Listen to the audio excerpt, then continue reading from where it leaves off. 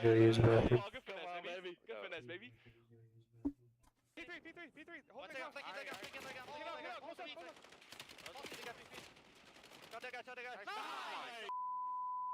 God. Oh my God. What these crazy exposures we're a part of. Will he go for the desperation? No one there.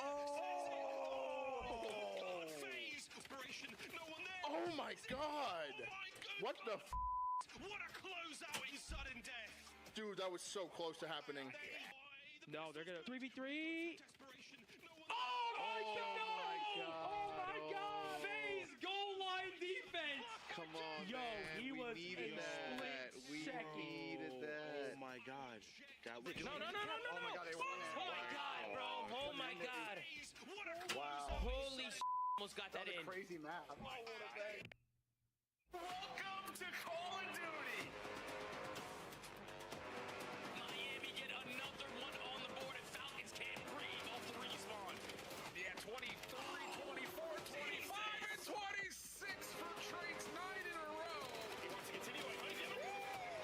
Ezra popping a 360. Lux is going for it. Lux. Oh my good gloves. Filth.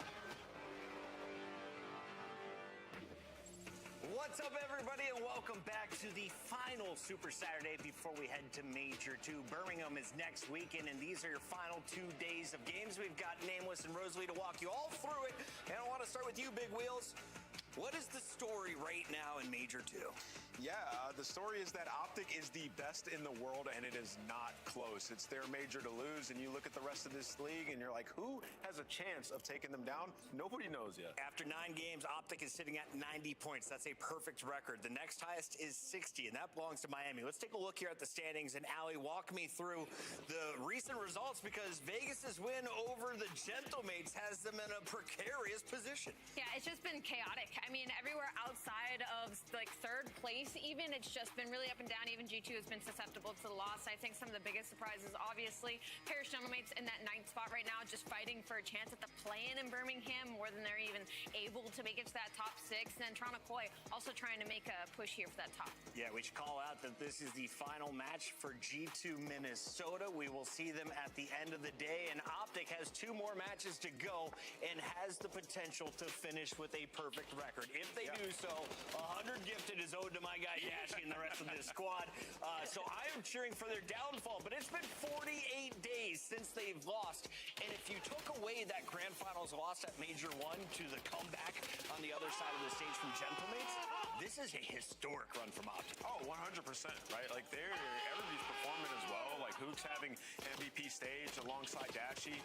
And this team, those were miracle losses that they had in the S&Ds in the Grand Finals. So for them, they've continuously improved. And, you know, there's a pretty big gap from Optic in the rest of the league right now across all 3 game modes. They're sitting at number 1 in stage 2. Do they have a weakness, Allie? What do you like about this squad? No, they really don't. And that's the interesting thing, right? Is you look back at the Major and you're like, I almost think it's a good thing that that happened, because it forced them to correct the tiniest of mistakes that happened during that Grand Final. Because now it doesn't look like anybody can come close. Nobody can touch Optic right now. And a big part of that is off the guy that just showed on your screen. Here's a look at some of the numbers. 9-0. The team is putting up a 1.09. They win all the slaying battles, and that leads to hardpoint dominance. Search and destroy and overload, though. 9-2 and 8-1. There is just not a weakness in any of the numbers. We'll get to see them in hardpoint to open up the day against the Falcons. And I know you got something for us. Yeah, so they're 10-4 in hardpoint. They're number 1, but they're tied with the Riyadh Falcons, another team that's been insane in HP. And what they do well on HP is they manage manage bad situations. Now, oftentimes when you see a team holding a hill on the very end, you're like, how do we want to deal with this? Do we want to fight the next hill from the front, or do we want to try to do both at once, rotate, secure the future, and try to contest? And that's what they do really well here on this den. So let's jump into the mini-map and let's talk about it. It's P4. They're holding this. They got a decent amount of time, still a 10-point game, but you don't want to just funnel in. So what do you hear here in the listening? You hear Pred go, hey, maybe we should just all pinch and one guy go top blue. So you got Kismet. He's spearheading the push here. He's going to try to get over towards mid-cut. Celium's getting the old time. He's going to pinch all the way around. And the goal here is to try to flip them out to spawn Dragon. That way we can secure the rotation over towards P2 when it comes to it. Simultaneously, while that's happening, you're going to have Exit go up top blue. And then since you have players on the left side of the map, they're going to be able to see if anybody's on the backside, right? So it forces them to fight Exit. He finds a ton of kills. So I'll talk you guys through this as we play this out. But right here, we got Kismet. That dragon's roar made my heart race. What's your plan to outsmart it? Brave adventurer. Exit finds the one in blue. That guy can't peek the backside of time due to the pressure from mid-cut. Ends up getting a two-piece for Exit. And now, essentially, we flip the map, and they're all spawning all the way back Dragon.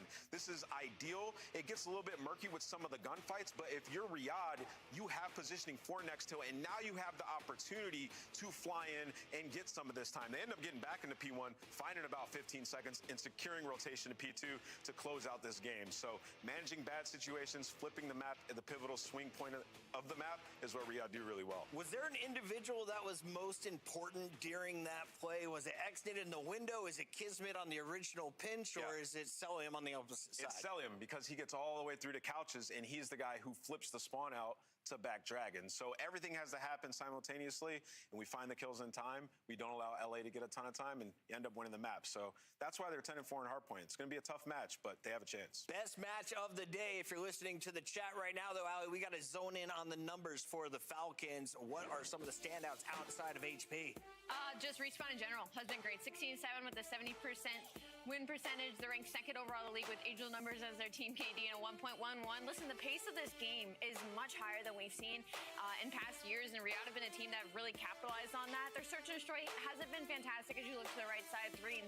That's worst overall in the league right now. But they're working on expanding their map pool, and also looking at the makeup of this roster, you're not that worried because it's a team that should be good at search and destroy, whether it takes some time or not. They just have no sniper. Like, somebody's got to figure it out. At the end of last major, people were saying Falcons need to make a team change. I think all of those haters have been silenced, but those haters have now jumped on the LA Thieves hate train. Let's talk about the Thieves, because they were on a 4-match win streak, Ali. They also had a 3-match lose streak. It has been highs and lows in LA. Where are they at right now after adding Neum to kick off this major? I said this about a team yesterday. It feels like there's some separation between the AR gameplay and the SMG gameplay, and it doesn't feel like the subs are really on the same page of how they want to play off of each other just yet for the LA Thieves team.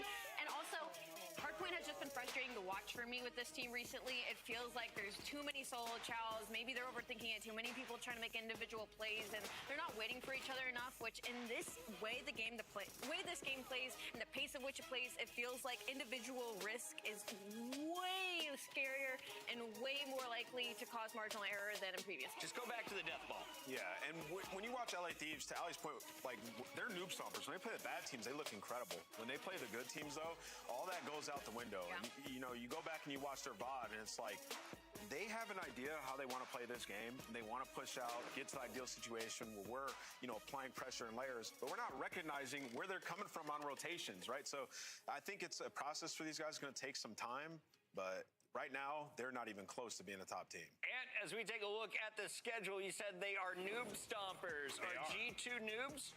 No. Uh-oh, that's bad news if you're a Thieves fan, because at 7:30, that is your matchup before it'll be Falcons Optic FaZe takes on Cloud9. But we open things up. It is a battle of the beaches. Miami versus Myrtle. Carolina Royal Ravens and Exceed with Lurks at the helm.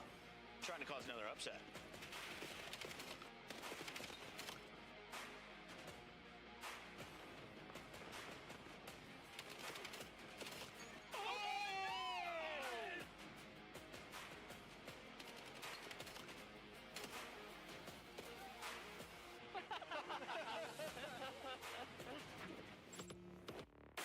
Champs tickets are on sale now. Come see the best teams lock in for this season's grand finale in fabulous Las Vegas. All 4-day passes come with early venue access. Head to phasevegas.com or scan the QR code to get your tickets now. Look like the pros to play like the pros. The CDL team skins are available now. Scan the QR code or check out the in-game store now. Scuff, official controller of the CDL.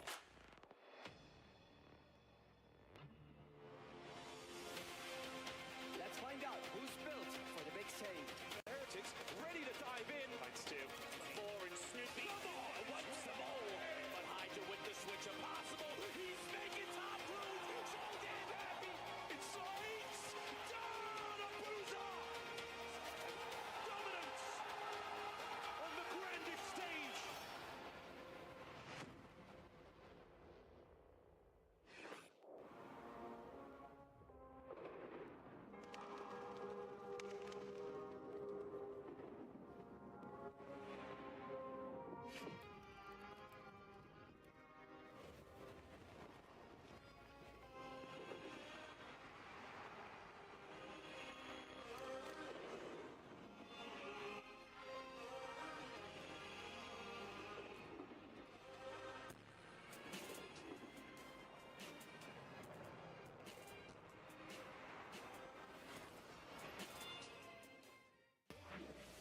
Welcome back, everybody. It is the final fight for the Royal Ravens as they take on the Miami Heretics. Miami's sitting at 6-3, already at our number 2 spot. We have squads like G2 right behind them. So a win here keeps you in that position, which means you're playing the bottom of the play-in squads. Let's start here, though, with Carolina because they had a big win yesterday, and Exceed popped off at short range with the sniper rifle. Today, you're taking on one of the greatest snipers in the game in Super. When I look at Carolina Royal Ravens, it's like they're on an upward trend, right? Like you finally are getting Lurks and the kind of Rook of the Year numbers out of him. Nero's finding some consistency, and then you're getting some more out of Exceed and Craze. But the problem with Carolina Royal Ravens in this matchup is, one, they are slightly below pace of play when it comes to Miami Heretics, and their only opportunities in this layout are going to be in both the hard points and the exposure and the black heart to try and steal away. Okay. But also their search and destroy, yes, Exceed's hitting some snipes, but it hasn't been great going up against Miami Heretics that has the best S&D stars in the league right now. Not only that, the best sniper in the league. It's going to be a big feat to climb if you're Carolina Royal Ravens. And you said that man right there, the boy from Grove City, Ohio, Nero, is going to have his hands full today. Formerly an SMG, an aggressive sub, taking over the AR role today, is playing against 2 Rookie of the Year candidates from last year. Rancor, of course, that Rookie of the Year winner. Yeah, Chris, it's a pretty big AR gap in this series. Super and Rancor going to have a field day.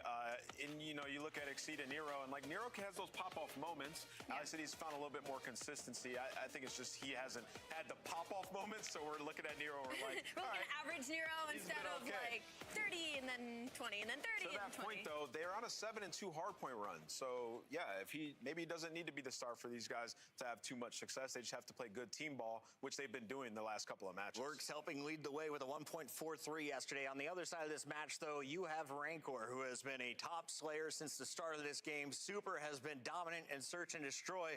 And all of the pressure we put on Shrakes, well, he kind of stumbled early in the season. He has found his form. Top 5 Slayer rating right now, Allie. Miami's just really not giving any of their teams room to breathe right now. Like, there's no player kind of falling short right now. Metals has been playing incredible for this team as of late and finding a lot of consistency in the engagement department. Shrakes, as you said, have been putting up crazy numbers. And then you talk about Super and Rancor. I mean, my God, Super has, I think it's like 48 First Bloods leading the rest of Search and Destroy right now. He has over 90 snipes overall in the league. He has a 1.4 in S&D. He is just simply that guy. And as we take a look at the numbers at the bottom, 7-2 in map 1s. Are they the new Paris Gentlemates? Winning early in a series gives you a huge heads up. Yeah, I mean, they're starting off series hot, right? You know, these guys, and you look at their numbers, and they have a 1.08 team KD in hardpoint. So they're outslaying the hell out of their opponent. I will also say they're 7-5 in HP, so it's like not a crazy record. But you look at Carolina, they also have a top 4 team KD, so you might not be able to straight up go in here and bully ball. You actually have to make good plays. So this is a compelling matchup if you look at it from that aspect. Looking at the layout, I think Carolina did a really good job in vetoes. They don't have to play that Den overload where Miami is incredibly comfortable. Kind of weird it wasn't picked in this situation, but Exposure and Blackheart are great for them. It's the only two maps that I think they could hang with the pace of play that Miami goes at. So heavy focus on Nero and Lurks. They got to close this out before 5. I was going to say, they have to close down 4. Yesterday, we had a 5-game series to open the day. Do we have another game 5? I think we do, and Miami win it in Miami 5. slam. Yeah. I mean, Super has an 83% win rate on raid alone. Search and destroy. Time for your Scuff Pick'ems. You said Nero in the AR role is going to struggle. I don't see a reason why that is not true. Rancor and Super have been on point. I got Miami Heretics today. Yeah, I got Miami. Give me Miami Heretics. They're going to win this series. It has one of my favorite duos. Of course, I had to go for Miami Heretics. Who's your favorite duo there? Remember Valentine's Medals? Day? You're right. And Super. All right. Just kidding. Medals is just my one favorite duo person. is this gorgeous couple brought back together after a day off. Oh, He's yeah. healed up and ready to go. Maven's in the studio, ladies and gentlemen. Thank you. I've been battling fever dreams for 4 straight days. I had the flu. It was not fun. But now, no, I feel great. Back in action. And we got a banger to kick us off. Now, I think for you and I, we've had a lot of talks about Miami this year. The question, I think, for everyone is simple. Like, can this Trakes roster match what they did last year with Riyadh?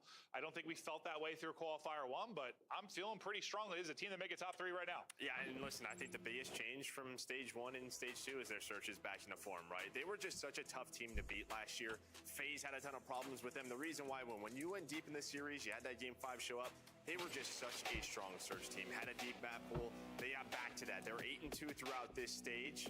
They haven't gone to a ton of game 5s, but I mean, that's because their respawns have been good enough. Closing out series, yeah. 100%. But yeah, I think that's the big thing for me. Okay, and this is a very important match. I mean, you're fine pretty much for most of your Heretics. You're in a good spot as far as qualifying for top 6. If you are Ravens, you're still in the hunt right now. You talk about with what? With Thieves, with Falcons, with Koi, with FaZe. The mix. All these teams battling to try and guarantee they're already into bracket play. A very important match for Ravens. They're really just crucial all around for these two squads. Let's get into our first match of 4 today on a beautiful Saturday afternoon. Lurks looking to get involved early, and he's been playing great. Honestly, this kid's fun to watch. Yesterday he was amazing. He's not fun to watch. We're gonna do a little restart real quick, and that's okay. But no, he was unbelievable yesterday. Just talking to him, just feels like head's in the right place. I'm gonna continue to kind of gas him because I think at some point, well, maybe next year, I think he's probably gonna get a chance on a top team if he keeps this up. Yeah, you've seen enough where you think he's gonna earn a spot because he plays arguably the most difficult role on a team, that fast sub. It's been really, really awesome to watch his development. I gotta imagine we haven't seen the ceiling of what he's capable of. I think from like a skill standpoint, yes, we've seen those maps where he takes over, but I gotta think with more time in the league and especially maybe a chance to play with some better players down the road, his game could be truly incredible. We'll see. No, and that's what they talked about yesterday in that post-game interview was just sort of we have to get more comfortable still. We're excited to get back on the land, but as you said, can they get into that bracket right away, get into the top 6? Yeah, I think that's what's tough. I don't think they could have done anything. There you go. They've gone 10-1, and I still would have been like, I don't care. Let's see how they do on land. Like, Babe, hi, what's going on? How you doing? That's going to be the question mark, and that's going to be the mental hurdle for this team, without question. Yeah, I think last stage they had bigger wins, but this stage it's right where we expect them to be. In fact, it was 5 straight, just ripped at the end. Like, they were the hot team going into the major. Yeah, they had some big upsets. Not a lot of big upsets outside of like the G2. Someone picks today. Yeah, it was like the first weekend. With the old roster. Yeah. So before Kips, so yeah, a lot going on there. But you have the 3 over G2. Someone picks today. The teams that you were expecting. Miami's gonna beat Carolina. Yeah, you saw the FaZe is gonna be Cloud9. Optic's gonna be the Falcons. And Thieves are gonna be G2. We're trying to see who's going to qualify Dead. for your top 6 and get right into bracket. Not fully sure on that one, but We're getting excited. We're heading to Birmingham in just a handful of days. Heading out Tuesday, Wednesday to get out there. So Someone that's been absolutely terrific has been super with that snipe. It's been, I mean, we've seen some incredible plays from a lot of the snipe players. Just about all of them, but he's been the most consistent. He's been unbelievable. Yeah, and I mean, he's opening up the map for them. Just feels like he moves around often, so you don't really know exactly where he's going to be. He does a great job of that, of just keeping their opponents on their toes. But yeah, we talked about sort of stage 1 to stage 2. He's another big part of that. Just individually, these guys are hitting next levels, but we didn't really see the super we saw last year throughout stage 1. We're starting to see that again. Yeah, and yes, they've been terrific. You can see there with the snipe. I mean, that's a bit of a gap. I mean, a Their massive gap there. Super has Our top 53. top 2 in kills going up That's against crazy. in this matchup. And I think though, for me, still the story, I think it's been Trakes. He's been a monster, and I say that because I think we know how good Rancor and Super are. Not that they're going to be incredible every series, but we know what they're capable of. And I think we kind of know what Metals is. If you get around even, 0.9 even from him, you got a good chance you're winning a respawn. He's going to be in the right spots. He's going to try to be a thorn to the side of the opposition. But Trakes, like, I feel like he needed to put up numbers sometimes, just in case you get we're off comparing it to last year, right? With Riyadh. Yes, like he's gonna need to have he was a superstar sub and kind of played around him. Step into that. I mean, they were a top 4 team for a majority of last year, so we expect him to get back to that, but a lot relies on him. Getting closer and closer to Major 2. So excited to get back there and get screamed at by all the lovely, very intoxicated fans. But I need some Nandos. Yeah, absolutely. Right back into the mix, though, as we'll kick things off on exposure. Nice opening break here from Ravens. They'll go 4 for 1, and they'll get set up nicely here. They get some P1 time as 3 players outside the hard point fan out and try to pick up kills.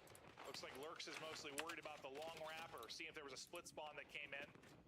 They got the info to know everyone's in front of them. Now they're locking it down. And that's 2 big follow-up kills because you get like the 4 dead, and then this is what we've seen throughout BO7. That first guy who's going in craze, if he catches it timing, it earns a lot of time, but instead he got caught and you're like, uh-oh, is this going to lead to a break? But you follow it up with a double, and now, I mean, you're going to earn 40 seconds at this P1, so you are giving up so much time. No nades connect, there's not trophies, so Miami is going all in at this P2. Yeah, it's an early rotate, but it's time for the Ravens players to take some routes, and now the first domino is going to fall. Can Super pop a double, trying to finesse, not able to finish with a pistol. Now the pressure is here for Ravens. Metals last one up, and he'll get picked, and after a great P1, it's a quick break on P2, and that's kind of the problem. Like when you rotate that early and give up that much space and time, like you had so much time to take routes for Ravens. Rarely do we see that, especially on the first P1. Yeah, just normally a nade connects, someone goes Like out 40 of routes. seconds? Yeah. I mean, it's such a quick rotate from P1 to P2. This could get ugly quickly, depending on the next 20 seconds go as we head to the P3. Depending if Ravens can flip this spawn. It's going 2 for 2. You're going to take the rest of this scrap time, and Trakes, he's going to make sure we are safe, because they're going to need this P3 to get back in the game. Well, the name of BO7 is team goes down 100, and then we have a 10-point hard point at the end. So we'll see if that'll be the case here. Saw it a couple times yesterday. We've seen it many times this year. As Heretics still trying to find their footing in the game, but you know, Gun's going to get hot at some point. For the Guns to get hot, you need to have some map position. You need to have early setups in the hard point. After losing a teammate, Rancor's going to pick up the slack. His double's going to shut down one side of this. Off a spawn, Metal's going to be in trouble early. He'll fall, but it'll set up Rancor again for the kill. So he's been kind of your cleanup batter in the back line. He's doing a great job.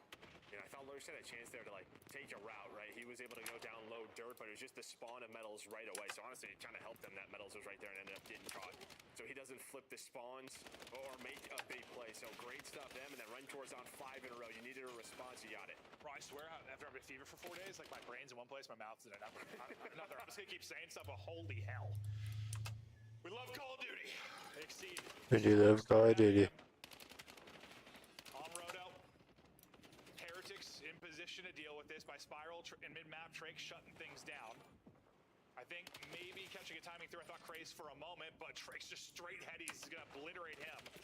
Great life out of Drake, though, to get info, slow down this push. But here comes the push down for Ravens. They're grouped up and ready for action. Yeah, and I think they knew that Super spawned out, so they just wanted to hit mid right away. They spawned him at old, so they wanted, the problem is that takes a little bit too long.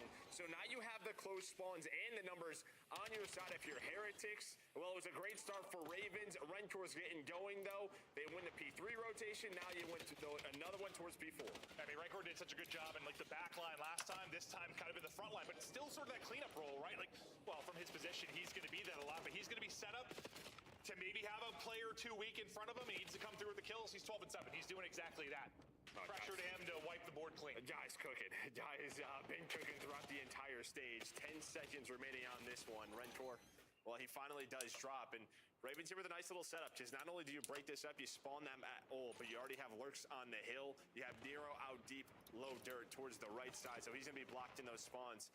Nobody's going to be going towards a route. And Craze just a chance to break up this first push completely, tucked away in a corner, and it pays dividends. He gets to that cheeky spot. He knows the other side of the map is clear, and he'll tuck away too. What do you see on the map, Well, Joe? going to make sure that Lurks turn around and pick that up. Yeah, just Metals spawned out kind of where he was blocking, so he does a great job. Craze on 5 in a row, not able to find that streak. But yeah, I was just worried that Metals was going to make the play with that spawn, but a great pick up there by Lurks. Yeah, I think on a hard play like this, kind of mid-map horizontally, you've got to have head on a swivel for those splits, and they're dealing with it so well so far. And yeah, after kind of getting beat up at 3 and 4, they needed an answer here, and they're getting that answer. Nice break from Heretics with what, like 15 seconds left, but it's still a win there for Ravens. They go up 30. We get ready for our second set. Now after the great hold from Ravens, you just want to make sure, well, you don't do well, basically, you did the first time through, allow Miami to get 40 on this. This Metals on a little bit of a streak here now. Yeah, they're going to have that early control. Just continue to control a window is Metals. So getting on that time is super. Right. Maybe you have a couple of trophies down. Maybe it's their turn. See if Metals can find a streak. But every time we bring that up, that player dies. So that is on us. But Alright, so Heretics are actually starting to get a little bit of footing. Coming back a little bit. You didn't even see in the kill feed, right? Like, everyone is right around the same amount of engagements. Might be that moment when a team can go back-to-back, similar to what Heretics were able to do at 3 and 4. They went into a hold early. Metals. Out of it. Metals was on a 4 spree and died. Now right back into action on 3. Metals. I swear, more often than not, that guy's around even. And a respawn there in a very, very good place. Yeah, no, 100%. Trakes. Timing, angle, not going to work out for him there. 3 through on the feed for Ravens, and they'll be set up on rotation to second. Did a better job. Did Miami really at first, but this is going to be different than what we saw the first time through. This is going to be Ravens trying to hold early. Heretics, when they had the chance the first time through, got broken nearly instantly. Same thing might happen to Ravens here as well, unless Nero can go massive. Nero's trying to hold. Craze is trying to push it out. The pressure is here. Let's go to the comms out with Ravens. Netting time. I'm going mid with you. Heard you. I didn't hit him time. I need it. You're long. On top of the box, Metals. Heard you, I'm trying outer. I got one. Box still there, Jay. Still box. One time. Yeah, I'm on top of the tank. I makes it. Outer super dead. I got nade. Nice, good shot. Could be enter on you. That's good time. Enter on me, Trey. I got naded. One's deep left. I'm naded. That's fine. I need deep left as well. Yep, bump. Go. I sent a deep left. That's horrible timing for him. I didn't see the deep Push though. Box front. You went front box. Heard you. I ran through him. He's gonna be front box 100%. I'm deep in the back. I got back in the back. Dead. One shot, you dead. Good. 100%. Wow. On time. Time, Metals. I'm smoking on the rest. Make sure you block. I spawned in the back, guys. One could have spawned left now. There's too long. Can you look at my last too long. Yeah, I'm trying to get your yellow. I don't see him yellow. Drake's box weak. I don't see any yellow. They're all boxes. Ace and D, and then they're gonna hit me. I'm fucked. I got one. I don't know what bottom. Nothing's playing. Top. Bottom dead. I kill him. One more shot. That's fine. I got yellow. Look long. I want shot. I can't. I have long. Long. Dead. One shot. Big C dies on 5 in a row, but an incredible sequence there for Ravens. Up 40 in a good position. I mean, their comms are good. Yeah, able to read these spawns. You spawn out towards top solar if you were Nero and exceed. So you give that call out so you know there's some splits on the map. But I mean, this has just been, such a disciplined map. Not a lot of breaks. We had one break as soon as we got to that P2 in that listen-in from Heretics, but they don't really take advantage of it. And then this has been a perfect P3 for Ravens. And here we go. Maybe a chance to chain these two together the way Miami did on the first set. There's a couple of players trying to play their life, but they're being hunted down. And Miami, who have been sensational in map 1s over this qualifier, at risk of going down this series early. This would be a big upset and a huge win for Ravens in the scheme of things and the standings. They clear out the back. Craze is on a spree. 25 off the win, and plenty of time at the hard point to get it done here. Pressure to Heretics to break. They got to do it soon. Yeah, while you were waiting on Metals to go, and while he's going to go, he's going to find 2 from ringside. He was waiting for his teammates. He ends up finding 3, breaking the spawn, so you're not dead yet. Huge there from Metals. Okay. Yeah, I mean, the fact is you had to break. And even if you didn't break, I mean, just disrupt that time. You couldn't let Ravens get 5 or 10 more. It just becomes nearly impossible to get it done. But now, with them needing 16, Yeah, now they gotta get bottom. still a chance to do this, but Gotta get rotations. ready for the P5. Yeah, this was not a There we go, Metals there. time, but last time it was Carolina early on a rotation. They had to setup they wanted. We've had some crazy comebacks on exposure at P5 and P1, maybe another one here, but you'd see all over the map is Ravens. Very spread, taking their time. 2 for 2 so far. Okay, they deal with Craze. Remember, he was the one that kind of made the play mid-map last time we were here. Albeit it was different. Oh, medals. Point, but beautiful shots there from Exceed. Trakes will be next up to get into the point. Takes a bit of damage. Connects with a stun, though. Oh my God. Just pops and drops him. Exceed, maybe with the dagger here to close out the game. 28 and 19. That might be game. Maybe shut it down. 8 seconds left. Final chance for Heretics to bust on through. I mean, that just starts with that. That's game. Medals, and he closes out with 2 more. There we go. Ravens behind the Exceed P5 break. Wow. Able to close out that first map. It's funny because I was kidding, but Ant asked me, he's like, bro, who's gonna, how the Ravens win this? I go, Exceed Masterclass? Just kind of trolling, but all right. Oh, there it is. Exceed puts up a banger in map 1.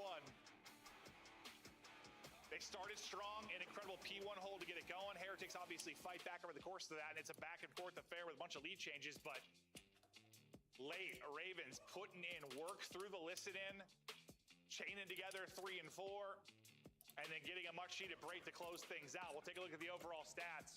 Exceed leads the lobby in damage, leads the lobby in kills, 24 non-traded. And I feel like a lot of the times we're talking about him, it's usually like his overload plays or the snipes he's hitting. That's a monster performance in hardpoint. They needed it. And Nero had 2 minutes and 45 seconds on the hill. I didn't even see that. My guy was chilling. Ton of objective time. Holy. But the Des talked about it, right? Like, where are you going to find your advantage in this series? Because it just feels like the duo so much stronger on the Miami side, but they get outplayed by Exceed. You told me Exceed was going to outplay Super. There you go, W. Yeah, probably would think that's how it's going to go. Super not able to get it going. He's been playing so well in the map. Ones have been so strong for Miami, but it's all Ravens here as we take a look at Rancor is doing good, but Super is having a hard game. Like so disciplined. The team's just getting, a solid 40-second chunk. Next team gets rotation, 40-second chunk over and over again. We'll see what the separation alright though. Well, yeah, I just think the P3 to the P4. And then you do. I think we can still get it. It was kind of this break right here, led by Craze. He's able to find those kills. You flip the spawns. You can already see it's up to the 230. You relied on this guy to make a big play, and he does. He kept them in it to re-break that hill. But it's just this. You cannot die there if you're medals. And then after that, like, you do have a chance to continue to flood, but he somehow plays his life. Guns 2 more on top of it. Ends with a 6 spree. You love to see it from Exceed. Yeah, and he might have had even one before. That might have been the second kill we started with. I mean, he went nuts. Pop it up, dropping them. Huge from Exceed. They come in and shock Heretics, and while things get incredibly interesting, if you get a Carolina win here, because things are so tight. I mean, we'll talk tiebreakers and stuff once we get a little bit closer to closing out the qualifier, but it's going to be a lot of talk about map win percentage, I think, because we have a lot of teams with a similar record, but you can see how back and forth it is in the middle of it, and then Carolina just kind of get a little separation late and run away with it. Yeah, I mean, just that second P3 puts them up 50. They're able to make that P4 messy, and you have your chance. That first domino, Metals gets taken down. That changes the setup, right? Opens up some spawns, freaks some things out, and that creates the timings, but Exceed also just guns some folks. Well, and it's also interesting, too. We touched on the AR matchup, and now we're going to give the advantage, obviously, I think you have to right out of Heretics, but then now it becomes a similar conversation with the sniper rifles. Like we were talking about Super and Exceed in that map 1. We're probably going to look at them a decent amount in this. Who's able to find those picks? Yeah, and that's going to be a very key map exposure hardpoint, I think, for Miami, right? Because I think stage 1, they really focused on it, but started to veto it versus them. They've only played it twice throughout this stage, well, now 3 times, so sitting at 1 and 2. So it was one where I think it was a comfort pick for them. Haven't played it in a while, or kind of got away from them. They were focused elsewhere. What's the one they never play? It's Colossus, right? That they played. That's a map where they need to be on their A game. Yeah, no, 100% need to be, and weren't there. I mean, they had their chances 100% to get it done, but it's going to be Ravens able to close it out. Now we get the search and destroy, and what are the 2 stats that we showed at the kickoff of this? How good this Heretics team was in map 1, and how good they've been in search and destroy. So maybe we just double curse them. And they're going to lose map 1 and lose the search. I mean, yeah, why not? And then we're going to add this on top of it. We're going to show an S&D Ravens stat. Yeah. With the reverse jinx. Yeah, so how bad it's been hasn't been great.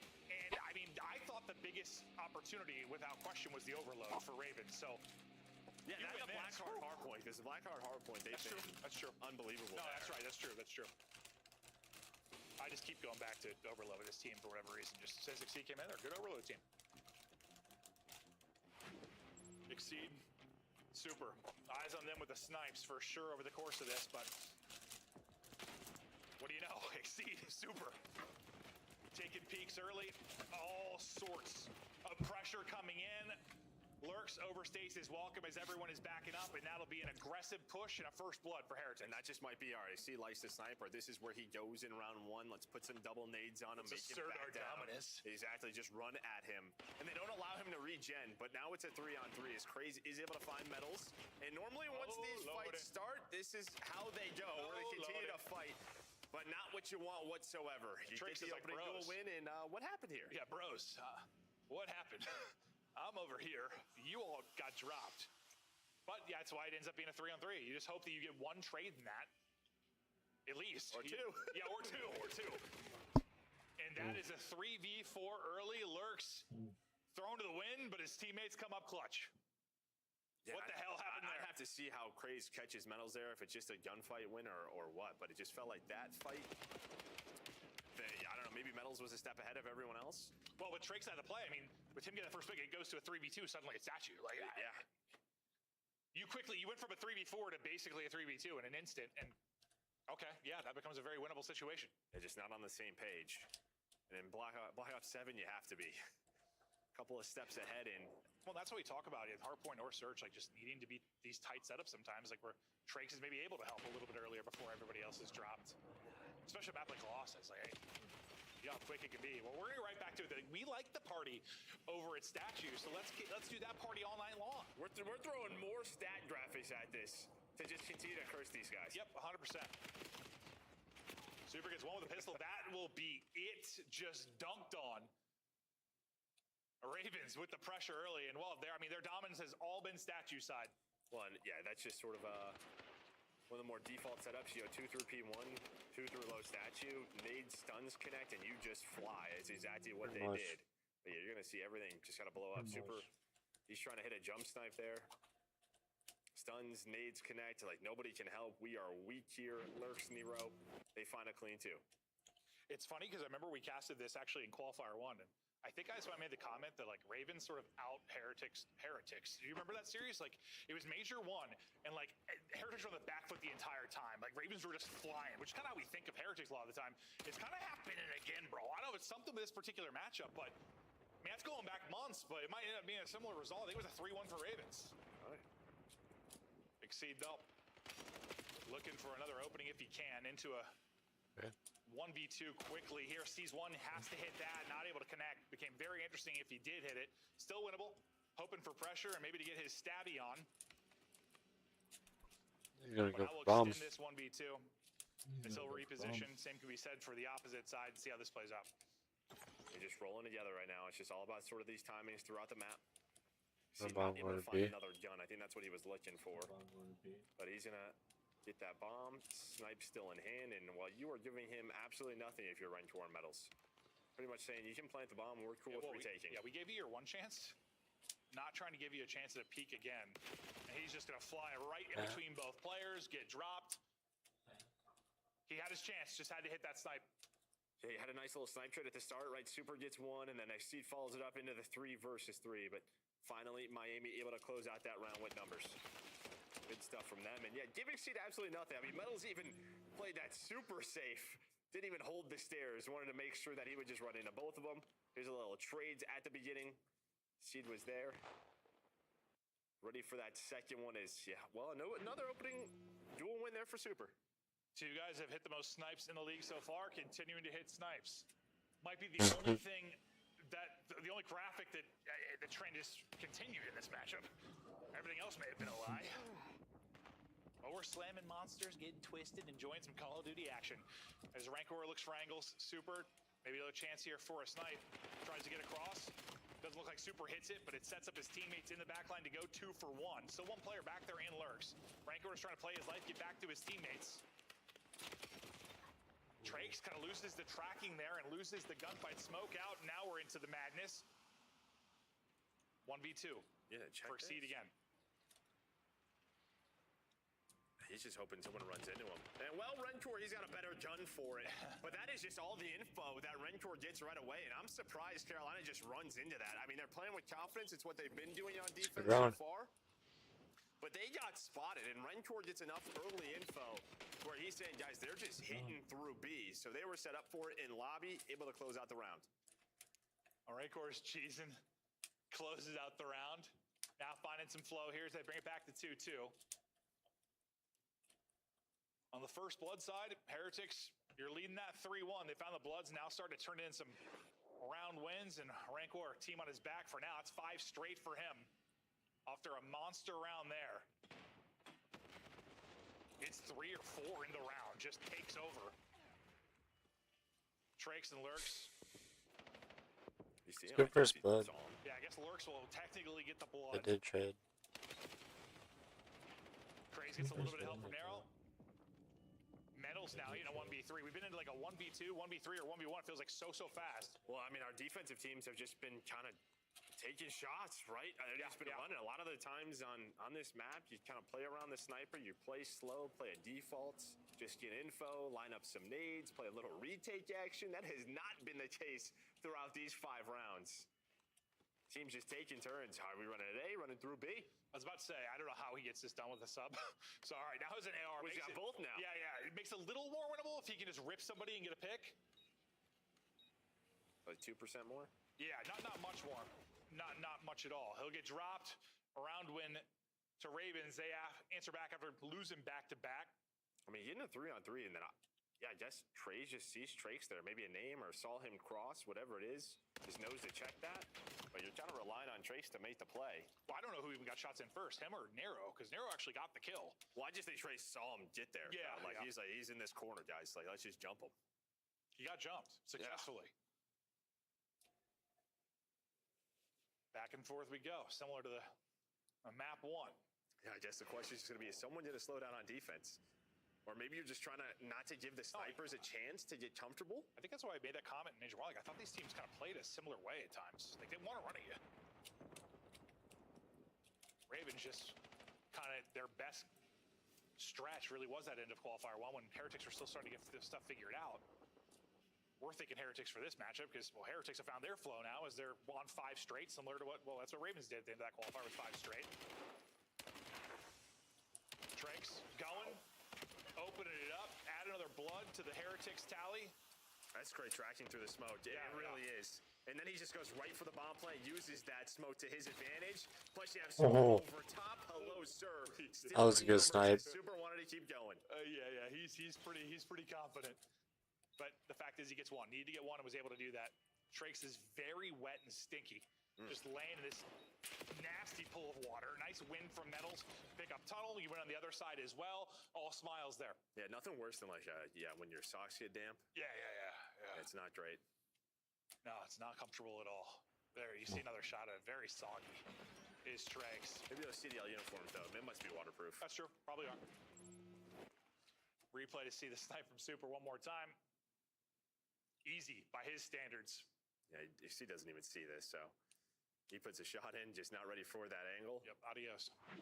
Maybe he's ready for it, but they're down a man. Have to retake. He's just hoping to pick somebody. 3-3 we go. Is it aggression out of Heretics? Yeah, it looks a lot like round 1. Where they're just pushing it out B side. First to pick that up is going to be number 6 in Lurks. He's got to Nero. He's got to either stay up, or get a kill, and he's going to get both. That is okay. That just won the round. In Miami, they're just playing off Rencor stun, right? Rencor stuns the A side, and then they just want to go through B, but not ready for Papa Nero. His bomb is planted, and now he's hunting for the ace. There's going to be number 3. Won't get the 4th, but he wins his team the round. Yeah, that is sensational. He will win his team the round, right? Yes, he will. Okay. Did he end up getting all of them? No, just 3. Because he died. Oh, yeah.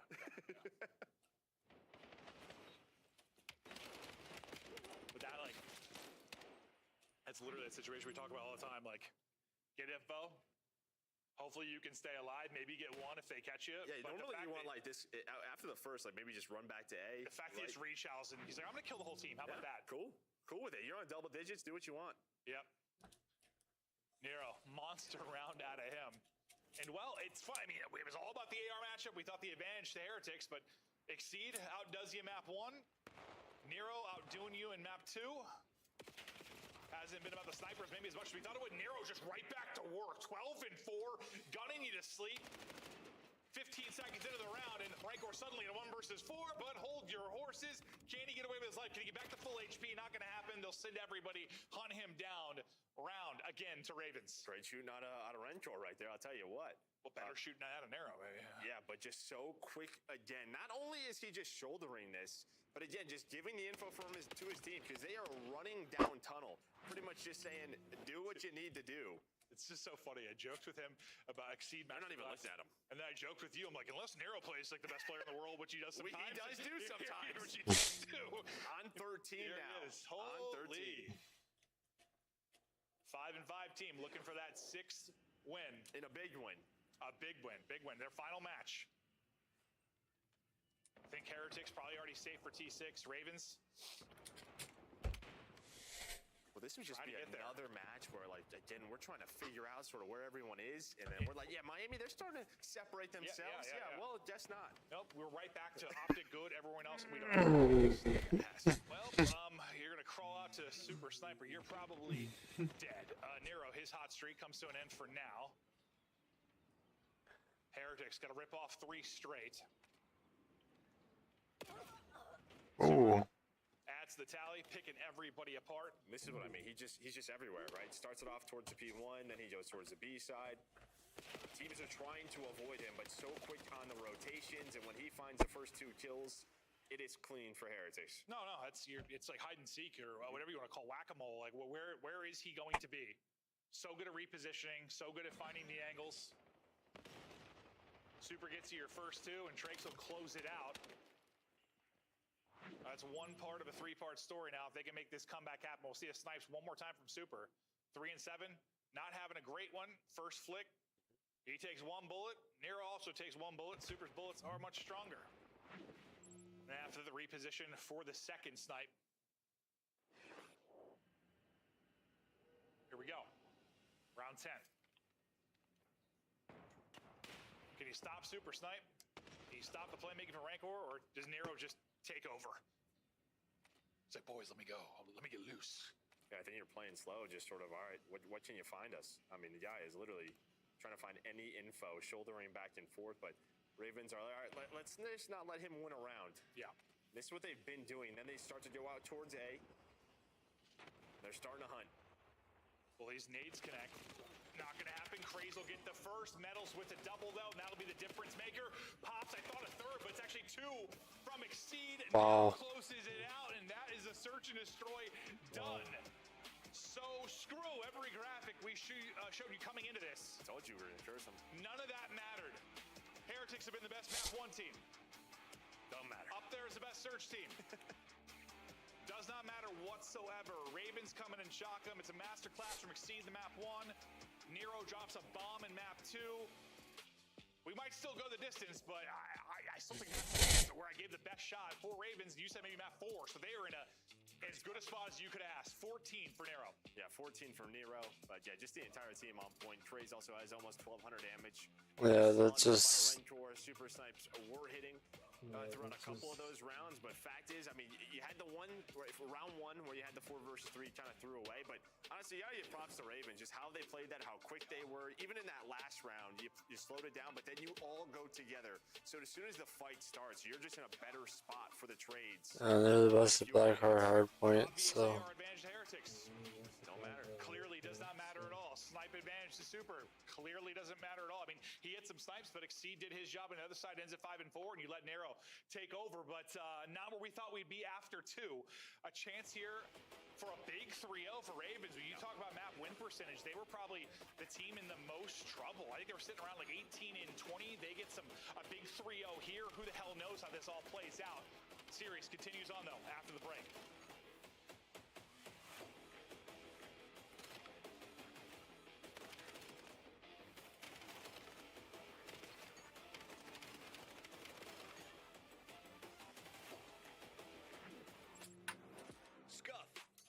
Controller of the CDL. Monster Energy, the official energy drink of the CDL. COD Champs tickets are on sale now. Come see the best teams lock in for this season's grand finale in fabulous Las Vegas. All 4-day passes come with early venue access.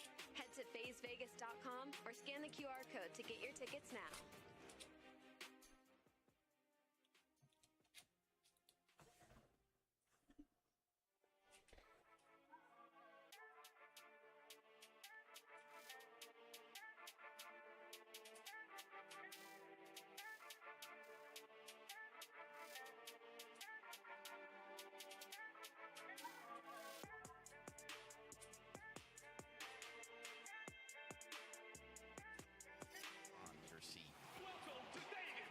Starter ranks, you gotta slide over to the iconic Vegas sign for a quick photo. Then drop into the playground made for adults. And then go swimming with sharks at the Shark Reef Aquarium. Now at the next level, full send the obstacles at Spy Ninjas Adventure Park. Then get active at Lake Las Vegas Water Sports. For the ultimate experience, take a helicopter tour of the Grand Canyon. Then jump off an 800-foot building at Sky Jump. And that's how you make your Champs weekend unforgettable.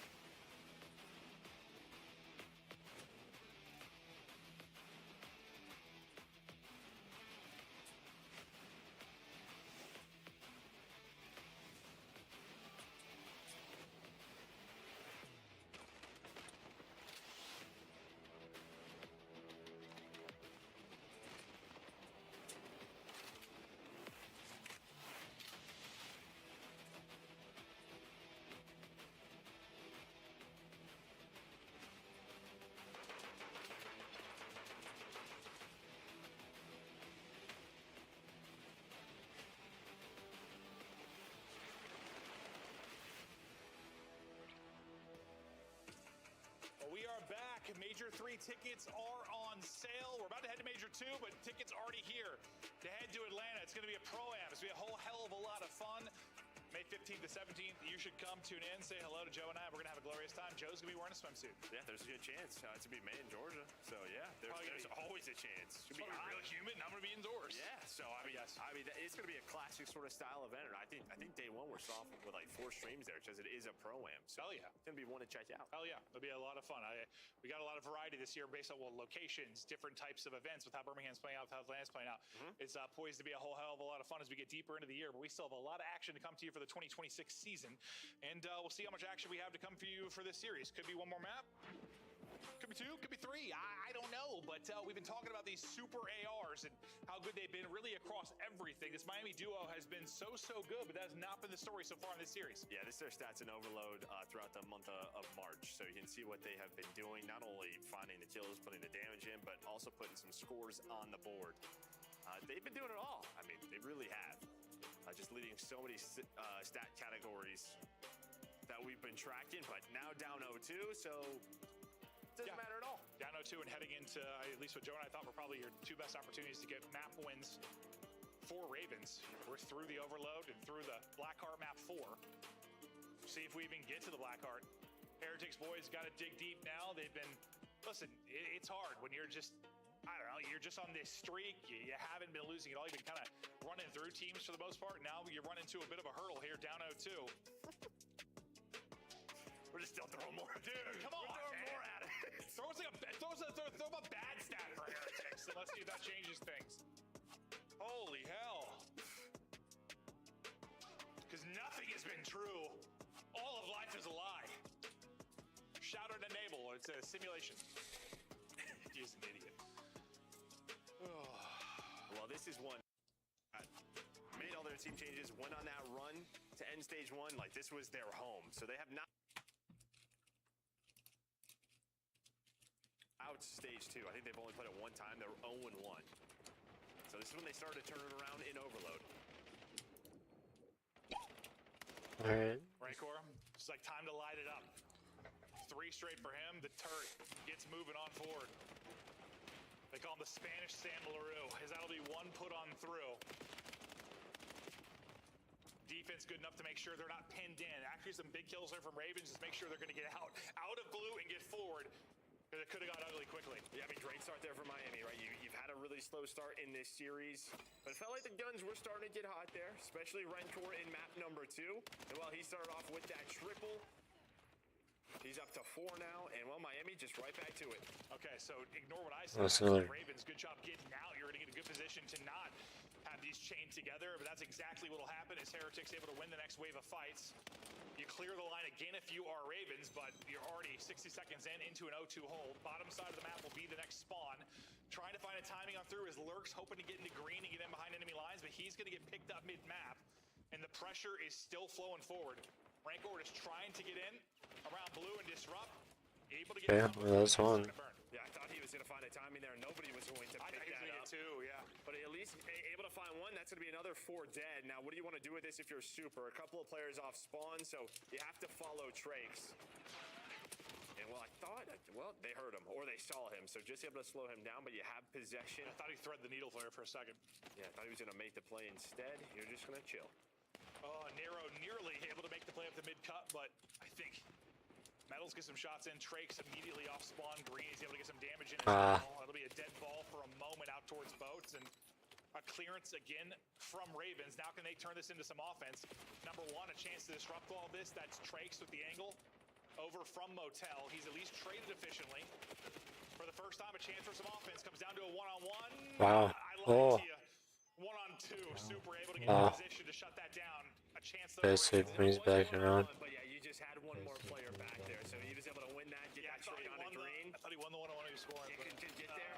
It was close. It was darn close. That last 5 feet feel like it's a mile. And now, I mean, it is. You blink, you get 6 kills in a row, and they were at the end point, and they score towards B. Yeah, they're just through Motel out of Miami. They are quick right now. Yeah, that's a counter. That is a counter. Happens so fast. Beautiful. They're from Heretics. 3-0, over 2 to play. EMP in hand again. This might be a 4-0 half with the swiftness, depending on what you get from Rancor and Super. That's just ripped from the window, ripped in the back line. Let's have that's 4-0. That's Monster finally hit, I think. Wow. Monster finally hit here for Heretics. They are so quick on the map. I mean, you get 2 scores within the first 60 seconds. Finally start to fight back a bit. Yeah, that's Ravens. You get a nice chance. You get Blake after that. That was a good game. And the third one is going into B. That was a good game. Yeah, it's just, dude, it felt. I mean, you've talked a lot about how this side's become so good. Like, you get pinned in blue, and it's a nightmare. For the most part, after the scores, like, Ravens found all the kills to at least get out to mid-map, like, get out. But then that next wave, they got it was stomped. like 3-4 dead. Yeah, over and over again. Like, I thought they did a pretty good job. I almost want to say I thought they did a good enough job to not get 4-0'd, but they still got 4-0'd. Yeah, it was just the skirmishes, I think, around their base. It was just never messy enough. A lot of the times it feels like nades, stuns, Maybe the nades weren't on point. Could be as simple as that, honestly. But you can see possession right there, 82% for Miami. And well, that is just in the score as well, 4-0. They were rolling. You got a chance if you are Ravens, though. Full 5 minutes, and you put up more than 4 on this side. Yeah, they flip it on its head. These some big gunfight wins out towards mid, but everyone going to be spawning. Plain side of the map, getting in behind enemy lines will be Exceed on your screen. He wants them to go. Unfortunately, nobody really home. He's only going to be able to pick up players off a spawn. They've only been able to get 1 kill. That was a nightmare. Not what you want at all. Exceed is able to get that 1 kill off a spawn. Rancor's just you could have just ran for it. Has his teammate with him. All right, you stop him before the goal goes through. Big shutdown there from Ravens. Otherwise, you're in trouble. Yeah, it's always tough as a player, right? Because if Exceed gets through and he's like, yo, boys, like, if you can get the EMP, like, we're good. Like, I'm here. I already have the cutoff.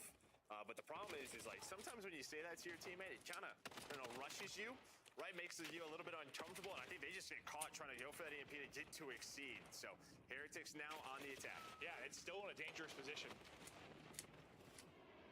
Super. They'll have a streak. Him and Rancor, maybe not to start you on the series, but they're starting to fire on all cylinders here in the map 3. Nero's scoreline on this one. Yeah, not quite as good. Which weirdly, this is the one where I thought maybe despite Heretics play, like Ravens have been a solid overload team. Thought maybe the opportunity, but I just might as well say I have no idea apparently what's going to go on in this series. So I'm fine with that. Makes it fun for me. Say that all year, really. Yeah, no, we have over and over again. Broken records at this point. Trakes, get EMP. Good luck with that. That would have been the kill in the top window. Well, he's just like, Super, where are you, buddy? I know you're top green. Can you shoot this guy for me? No? All right, well, I'm going to die. But the good thing is the Super is still alive, and he's just lurking. And this is all you really want to do. Obviously, keep it out of their hands, but just slow down the map, continue to find kills, force them to run at you. And while Super is still alive, now 4 in a row, 14 and 6. Can we make it 15? Exceeds kill on EMP, delayed it a bit, but didn't delay it enough. 5-0 now. His Super streak comes to an end. But really, the entire team lighted up around even or massively positive. Double positive right now, Rancor and Super. What you expected from this AR duo. Looking like they'll get a win here. Not done yet, but they do, and we got ourselves a series. And Exceed, who has been the surge for them, I guess, in Overload. He's not having one now. He had that incredible map 1, but he has 6 kills across 8 minutes of play. I mean, Scar's just a blender. It really no, he is in the super mega, large shake. What's mixed in there? Exceeds body parts. Oh, I was thinking like Oreos. Oh, okay. Well, they got 1 point. I was really hoping it was like Oreos. No, it's Exceed. Good. Yeah, he's in the blender, just getting cut to bits. Are you still going on this? Add some strawberries for flavor. Craze winning a fight, but you finally get a score now for Ravens. And that's 3 dead. So Heretics will be on the offense again. That'll be 4 dead. Everybody coming off a spawn. All the map control you go on. Nades have got to hit, and the nades will hit. Can you stop the score, and can you counter quickly? EMP still here, and that'll be another one. 6-1. And now they have the trap on this side. And this is the best part, right? You're up 5, you got 90 seconds left. You want those stats to look good. They can look even better.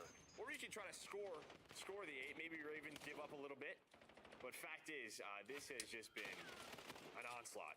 Absolutely. No, it's good work. Super has, he's 22 and 8. Doesn't he have double-digit deaths? No. This has been not close at all. Finally, one of the lovely graphics prepared by our production team made sense. Possession is balanced a little bit over this second half, but still dominant from Heretics. Chance to close it out.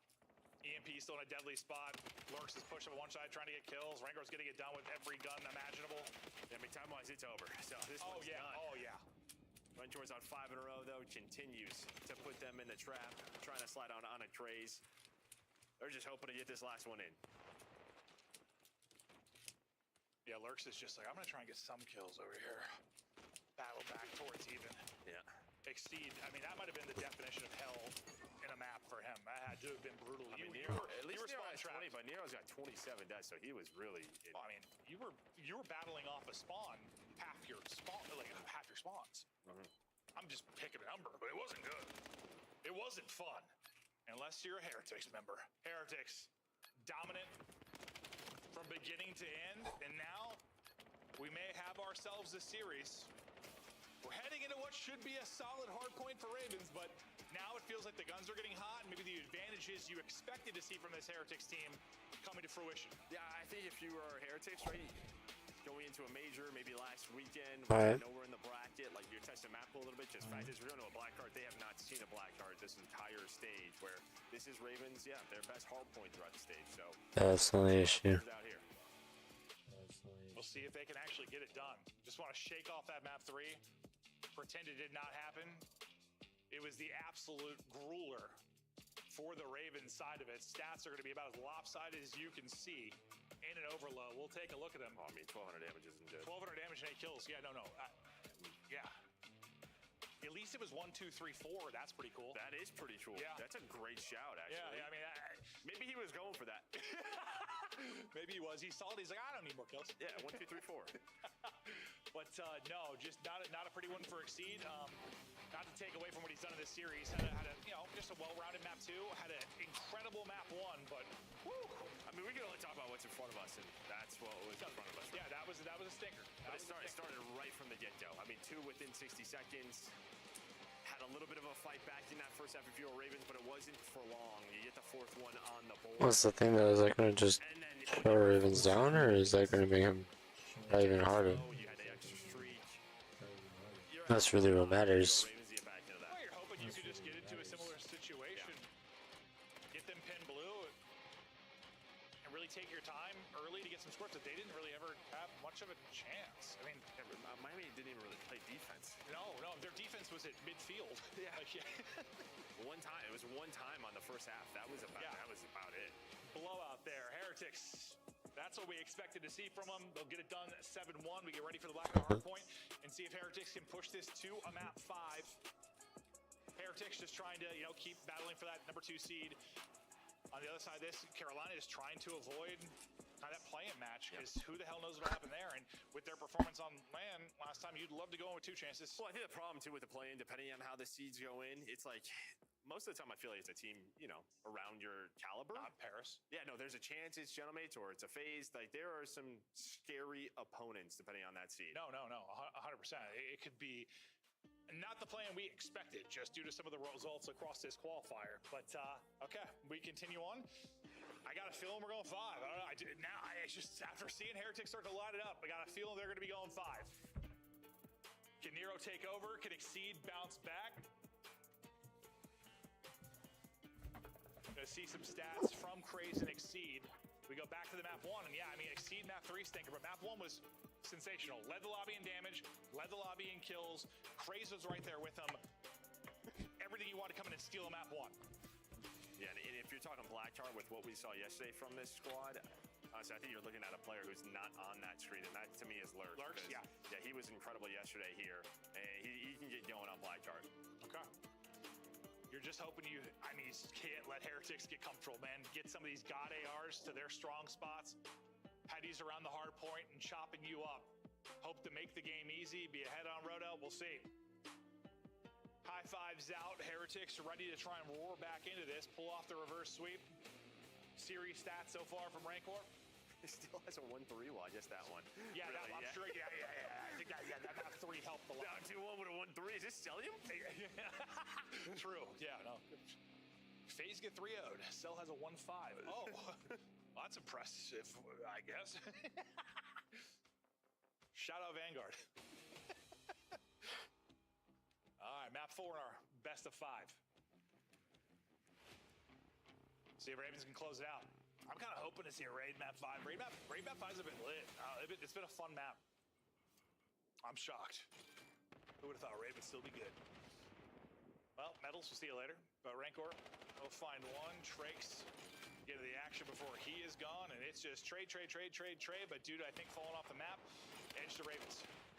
Yeah, never what you want in a P1, and while I see right back to it, he's like, hardpoint I can play. And while he is playing hardpoint right now, opens it up with a triple. Give them this early time. You're playing a little bit safe here, but some splits come in. So how do you want to play this if you are Trace? He wants to go, but now you flip the map if you're Ravens, still 25 seconds left. Similar to map 1, you were just getting blanked if you are Miami on the first hill. Yeah, P1s. First P1s. Real good for Ravens. This is Ravens' best hardpoint map. Trying to get out. He's going to be in a 1 versus 2, and he's going to drop, but you'll take all this time. It'll be potentially close to 40 seconds again. One more push of this, though. Heretics will go, and won't get quite that much time, but still 35-1. And well, you get a 4 dead. Spawns. Yeah, and a 4 dead right as new Spawns or dead. That's, oh my god. Yeah, I don't know how good of a cook he is, but probably not good. Wow, that's crazy for Ravens. Yeah, you're died. I love that. But has the Hellstorm earned in nothing but perfection? You see why they love this map. Just setting it up. You had Nero on the one side early, then Lurks, but again, finding that 4 dead before P2 popped. Woo! Carolina looking good here. You said something also is actually true. Lurks would be the guy, and well, Lurks has been the guy. Quadruple positive to kick us off, and the lead continues to grow. Similar to map 1, Ravens went up pretty strong through the first 2 hard points. That's when Heretics really started to find their footing, but I feel like their feet have been cut off at the opening of this point. Just not 1 point through 2 hard points. That is tough. You are in a violent mood when it comes to these words today. Yeah, I had the flu, I guess. Yeah, threw me into a violent man. Yeah, well, the problem is compared to map 1, you also have a little bit of extra reach on Lurk. So if you want to use this now and just kind of blow this team wide open, you would have. But they decide not to worry about that right now, so a chance to fight back. But Heretics, they're trying to get back. Okay, they're getting a little bit of time. P3, let's go to the comms for Miami. I heard the first push.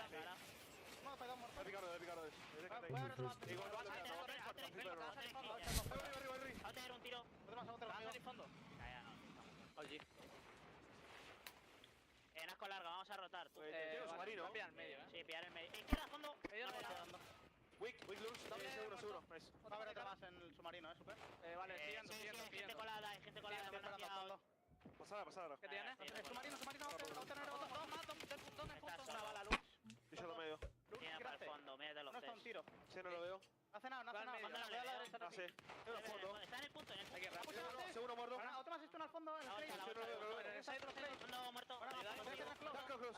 Hago chalio, super. Voy a pinchar medio, ¿vale? Izquierda, outer. Pinchando medio, Muerto. Te echó cara. Vale, de cara. Estoy esperando. Un trofeo. Doble muy tocado.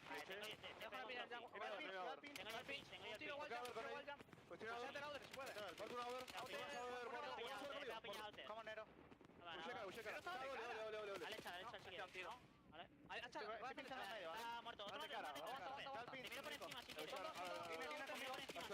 Una bala, uno, son dos dobles.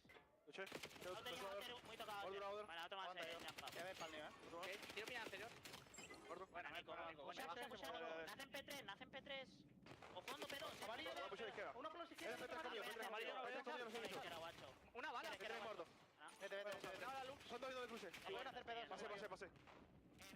Super struggles continue. Lurks continues to be absolutely twisted, but Trakes has made some plays on his side of things. Yeah, I think you take this, though, if you're Miami. You're not that far out of this. And when we got to the listen-in, we saw that Hellstrom called in, but it was with 25 seconds left. Yeah.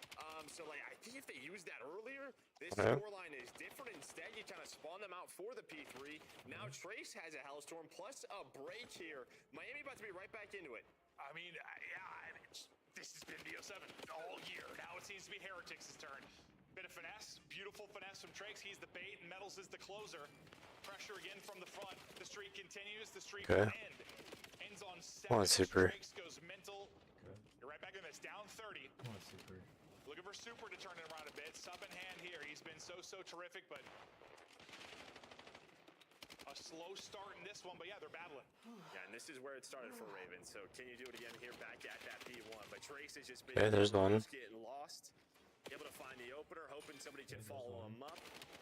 Well, just trying to buy as much time as you can onto the contest. And, well, that's going to be a double for Rencor. Takes it a little ride. On the merry-go-round, there is 3. There's a break. Let's go, Rencor. Now their turn to soak up some of this time. Rencor. Eventually push through on the flip. Rancor's trying to finesse for now. Oh, that's ends up taking a second gunfight. 3 will drop. Ravens will fight back in. Big break from them because the wheels were coming off. That was a big break.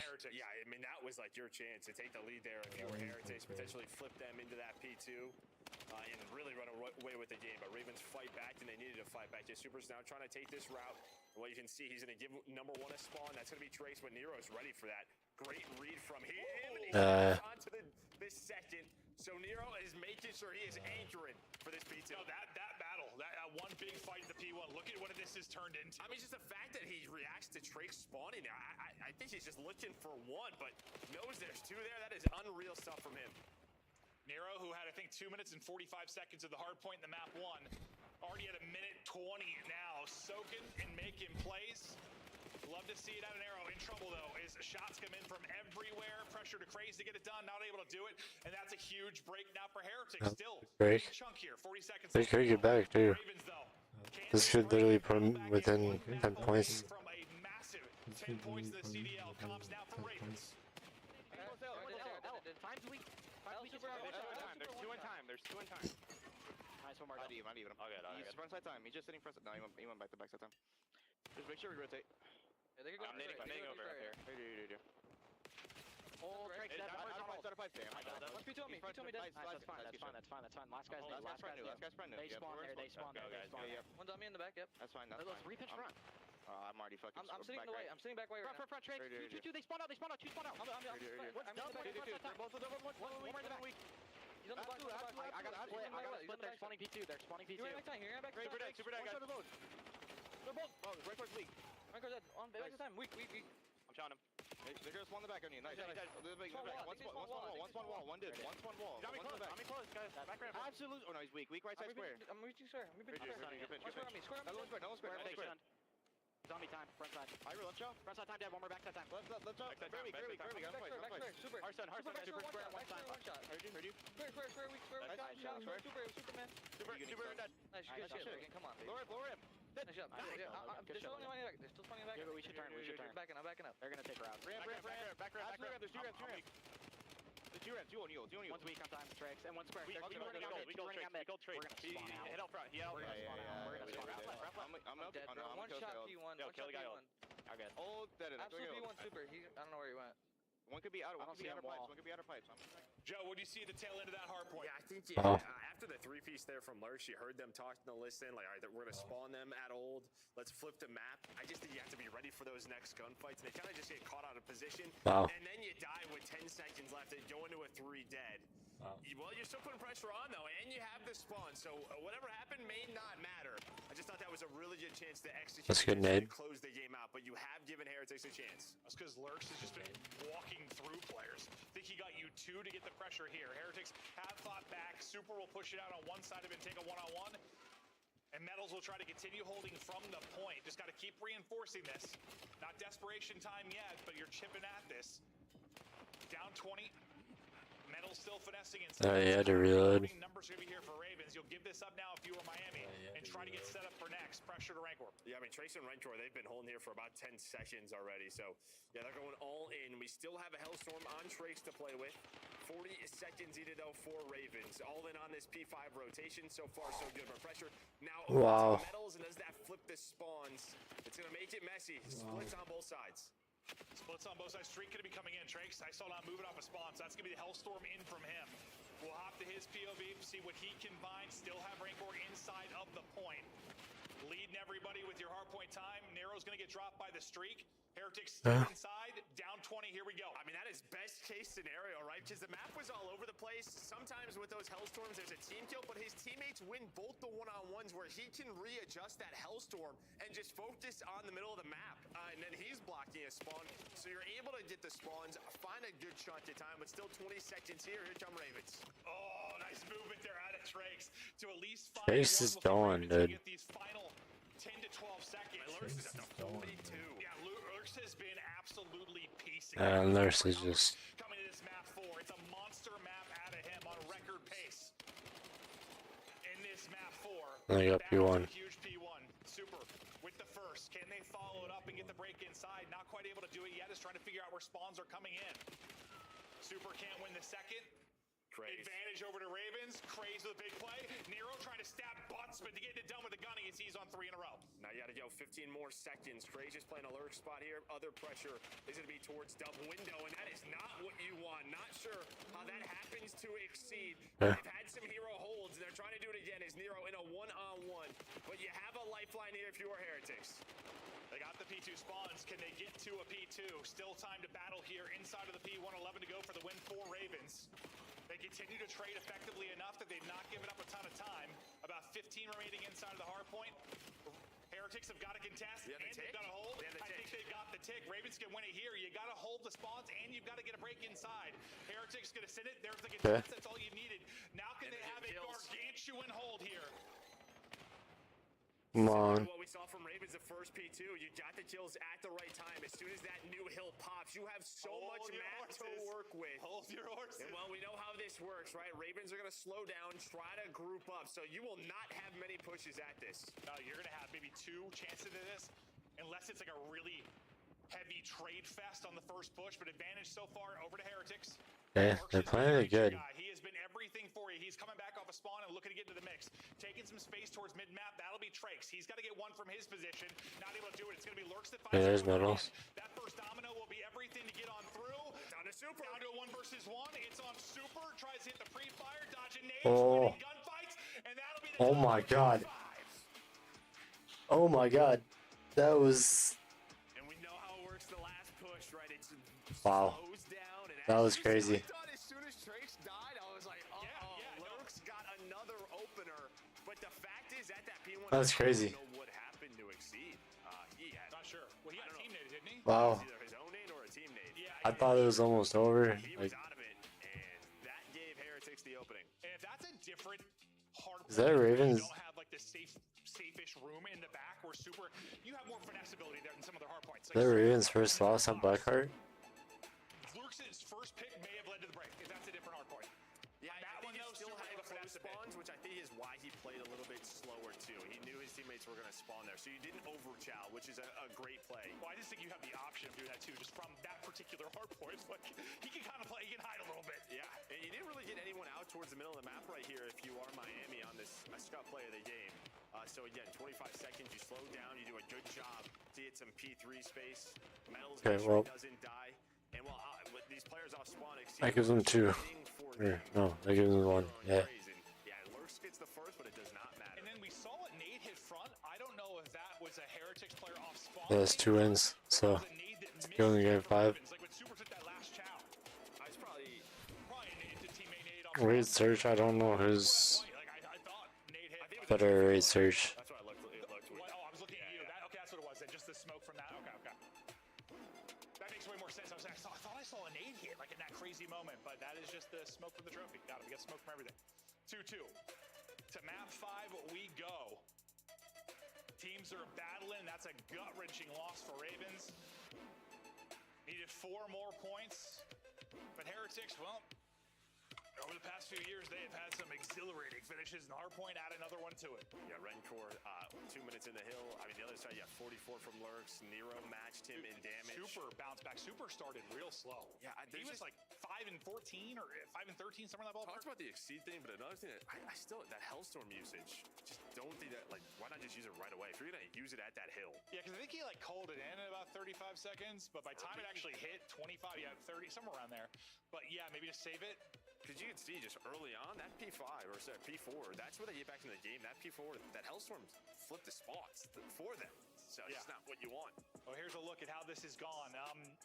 Not exactly how we expected it, but it has been a fun one and a very important one when you talk about the overall standings. Especially, I think, for Carolina. I mean, Heretics in a good spot. Carolina, this might be the difference between a play-in or into the top 6. Well, I think this, or just decided ramping up to the major. We haven't seen a ton of map 5s throughout this stage, so this is what we want. 100%.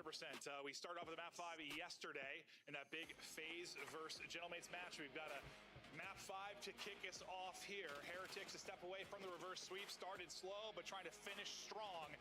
Stay with us. We'll be back after the break.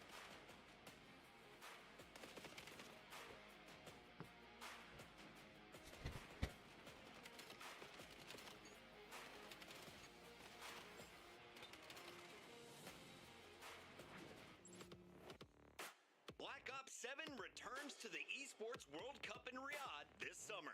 Scan the QR code to be notified when tickets go live later this month. You get the Vision faceplate and the Universal case probably. Grab yourself the CDL operator by scanning the QR code on screen or check it out in the Call of Duty store in-game now. Scuff, official controller of the CDL. Break was real quick. We're back at it. As soon as players are ready, we'll get into the map 5. Listen, we talked a lot about the search and destroy for Heretics and how good they've been over this qualifiers. The mode they need to get locked in. We're not locked in that map 2. A chance to get it done now in the map 5. We'll see if Super can have the snipes on point. I mean, Nero just took over map 2. He did. Yeah, 14. The Death talked about it. If it gets to a map 5, it is scary for Carolina because this has been Miami's playground, and Carolina have not played this much. Okay. Now, everything has been the opposite of kind of what we've talked about. Outside of a couple things, yeah. But the fact is, map 2 wasn't great, but it wasn't their map pick if you are Miami, so you did what you had to do, but you get to the game 5. We take a look at the standings, and you see what we're talking about, how important of a matchup this is. So many teams sitting between 6 and 5 wins. I mean, more than half of the damn league. And again, top 10 teams qualify, but the 7 through 10 will have a single best of 5 to play for the final 2 seeds. Yes, you're sweating. You want to be top 6. Yeah, you want to be top 6 to play in the double elim bracket. But it's going to be a very lit Friday in Birmingham. It certainly is. Some incredible action to come. And Optic hasn't lost yet. It's just been a different qualifier with everybody playing each other once, but it's been such a circus that, like, I feel like this major, I'm hoping it's going to be, like, Optic might walk through and win, it kind of feels that way based on how they've been playing, but I feel like a lot of the other matches could be lit based on how this has gone. Or at least I'm hoping so, right? Like, it feels like every other match, I'm going to be like, I don't know, whoever could win. Yeah, flip a coin. Yeah, yeah. We'll see how it actually plays out, because sometimes... Well, honestly, that's how a couple of the last Optic tournaments have been. It's like crazy matches everywhere, and then they just 3-0'd everyone. Yeah, it was just till that final. Yeah, no. Where things just switched up from Paris. Yeah, I didn't know if the comeback was going to happen, but everybody else it did. into the back seat. We're getting ready to go. Map 5 to raid. A good one for Heretics. One for Ravens where we haven't seen it a ton. Who are your players to watch from either side? If you don't say, I mean, it's got to be Super, okay. Yeah, well, that's kind of like the boring answer, right? Yeah. So I'm going to go, give me Trakes. Okay. Give me Trace. Yeah. Going with the subs. Oh, I like that. Because, I mean, the search we watched yesterday here between Paris and FaZe, like, the subs were just trying to take any and all timings, and there were some weird rounds. And Lurks is hot off a 45 or whatever the hell he is, ended up dropping. Monster map, unfortunately, for the loss. Map 5 now. A big map 5 in the scheme of things. Super, not able to connect, screen shaking, and snipe not hidden. Second one, though, it's going to connect. He's not going to miss very often. Metal's trying to get a position for the trade, and there's your guy. Crazy, the one you want to highlight. Gets it done with a sub, gets it done with a pistol. Super's going to get caught and dropped, and now it's all on Rancor. 1 versus 3. He's all in between enemy lines, and he will get dropped. Craze, the difference maker with the multi. I mean, that is all Craze, though. It's not only the multi, it's the fact he stays alive for so long, because you get the follow-up on the Lurks if you are Super. That was the guy with Craze, so who is your backup now? It's Exceed with a sniper. He tries to go top laundry, but while that's happening, everybody from Miami is flooding inside a ring. So you get the double, you waste a lot of time. Great plays from Craze. I mean, we saw, it's been like a crazy Neptune play there. Like, it just feels like once you're out the ring, like, almost it feels like you're in the open, like you're in the battle, but there's so much finesse there. Yeah, just so much finesse. Climbing up and down statue, I mean, sliding between the headies. Lots of bits of cover to get in behind. Craze takeover in the round 1. Rankle will be the low man on the B side of it. It's a fast hit up towards the site. First blood by Miami. Trakes with the blood. Trakes instantly traded. 3v3 now, and it's a quick transition through mid for Ravens. Rancor's mostly stayed. He transitioned off for a second, but got back in position. Is he going to get caught, or is he going to find a kill? Well, I thought potentially Ravens were just going to run at him as the solo guy, but instead they're just going to play this safe. Get this bomb down. Now, the question is, did Rancor see Lurks, right? Because if he's still inside of money, they might just clear this. I think that was when he cheated over towards A, and that's he got back. I mean, the fact he gets one is massive. Yep. 2v2 now. Right, 2v2. Exceed spotting. Now back it up. Beautiful stun. That'll connect. Slow down the push. Not going to matter. Going to slip through. 1v1. One now. 15 seconds to go. He's going to drop. Time to get back towards it, and Super should have it. He will have it. Around to Damn. Heretics. That was close. Wild one.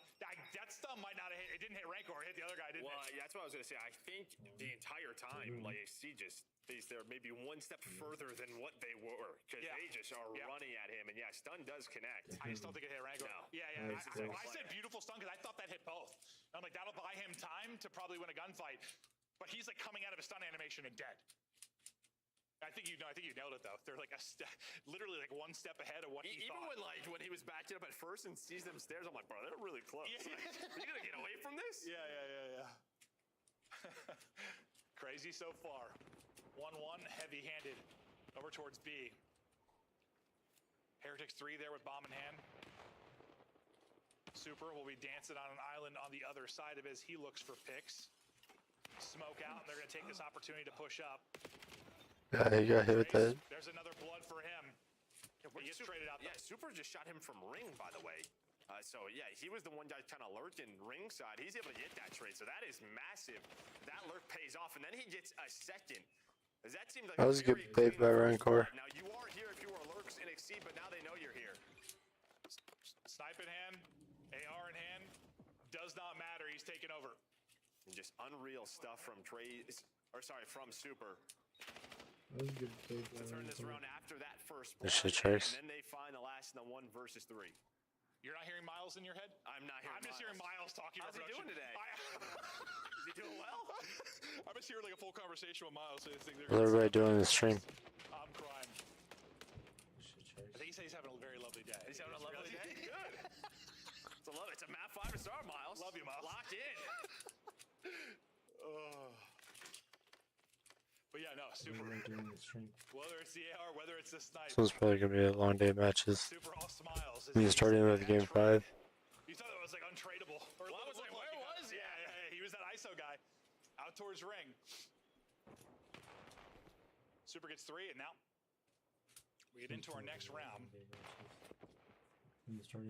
Similar setup to their last defense, except much more aggression through A. Right, where we playing deep in court, but they're just going to send it with zero hesitation up through mid. They're going to find the first. These teams like taking gambles on defense. You see it again through the smoke. Good luck with that. Honestly, nice movement and nice chow. And then Lurks, the water demon, able to pop up, trying to finish another one. He'll Wow, that's crazy. Around in the 3 versus 4. I don't know how Exceed ends up getting one. Lurks is just a dolphin. Yeah, this water's just, we got to drain this pool. Yeah, we might need to. The fact is, like, even the first kill, or the second kill started, we're on his POV, and he is staring at a guy. So he's lurking here the whole time. He's the first on a Rencor. I'm just surprised if they drain the pool. Is looking at him, but he just doesn't see him or can't. I don't know. But, I mean, water is something. Yeah, no, I thought he was getting traded after that first one, for sure. I thought Exceed on 17 Maybe HP Metals was dead, weak, right? so we didn't want to peek it. I'll say that. Honestly, Exceed getting one when he was 17 HP. Nice slide through from him as well, but Lurks, the ultimate playmaker. Metals right into kitchen, and Metals instantly going to be put down.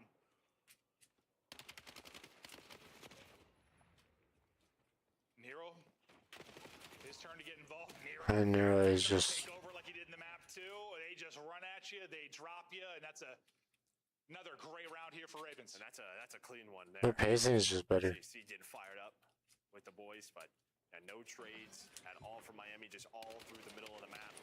Super You know, they get that open and they try to push. If they push right when they get the opening, prior, now 2 in a row. not having a problem. Yeah, they stole one, but now Nero maybe heating up. Dropped 14, I believe it was, in the map 2. I think on 6 currently. And what looked pretty good for Ravens, or sorry, for Heretics early, now slipping away. I mean, you're leading in Bloods. You're up 3-2. You've been 3v4'd. That was a painful one. Super now, he opens you up with another Blood. That'll be a snipe pick. Super having himself a map. And maybe Trakes is like, all right, well, if Lurks can do it. Trying to get freaky in the water as well. Metals tries to get saucy with the movement, but gets put down. And that's a frustrating one. Yeah, we've had a That's a frustrating one. There. Colossus, you were getting such clean Lurks is back in the water. Oh, there you go, Trace. Teammates, but it doesn't matter. Revenge in the water. There you go. 2 snipes. Let's go, Miami. Lurks to make any crazy plays this time, but yeah, I got a little stressed out. And nothing in the game frustrates me more than a good old clean first blood, and then suddenly you're into 3 versus 3. Yeah, I think it's just a big focal point. As we head into the major, is like, you just can't allow, I mean, we've had some insane comebacks from our top teams. So just like, if you have a round where you have an advantage, it just feels like you have to win it. Another 3-kill round there for Super. Snipe. Hit. The Kid is different. Super is just doing good with snipe. 3-3. 7-3. Yeah, I said kid, and I was like, that looks like he's my accountant. That guy's a CPA. Nero with the blood. He will be traded. Lurks, the difference maker. Lurks again from water step. Oh. It's a collab from Super. 5 straight. 1 versus 1. Super. Lurks. He has a read. Oh, that was the timing. Oh, man, that is just COD time. Like, he has the read. Collat connects. He's like, dude, I know he's going to peek it. I know he's going to peek it. Yeah, he should have just waited. Be worried, though, that Lurks just goes through apartment side. Yeah, he should have just waited. Oh, Lurks gets 2 from water steps, and then, well, you want to slide and shout together, just not quite like that. Not quite like that. Things get scary, but Lurks closes it out. I mean, you get a 3-kill round into that from Super, and this map might be done. Woo, 4-3, Ravens. So how many of these rounds have been someone gets 3 kills? I swear, like most of them. Exceed, getting a little magic. That's a good nade. nade. Blood to Ravens. Ravens. Well, and this has been that default from Miami. They're just playing very aggressive through A on defense. I mean, this is how the map sort of changed. A lot of teams early throughout these couple of stages have just given up the A bomb plan, played retakes, focused on the middle of the map. A lot of ring control, though, switching that up. But you lose a player from the nades, from the info. Now bomb is down, you have to retake. And Lurks is going to be as annoying as possible. Nero going to put in another. Yeah. Not able to find the angle for the snipe, and Lurks is going to get shots in. Another water route. Super is able to connect on one. 20 seconds to go. Lurks hunting for him. Oh no, this might slip away. It's Lurks, the water. Maybe going to get caught. Exceed able to put one through. It's all going to be on Rancor now.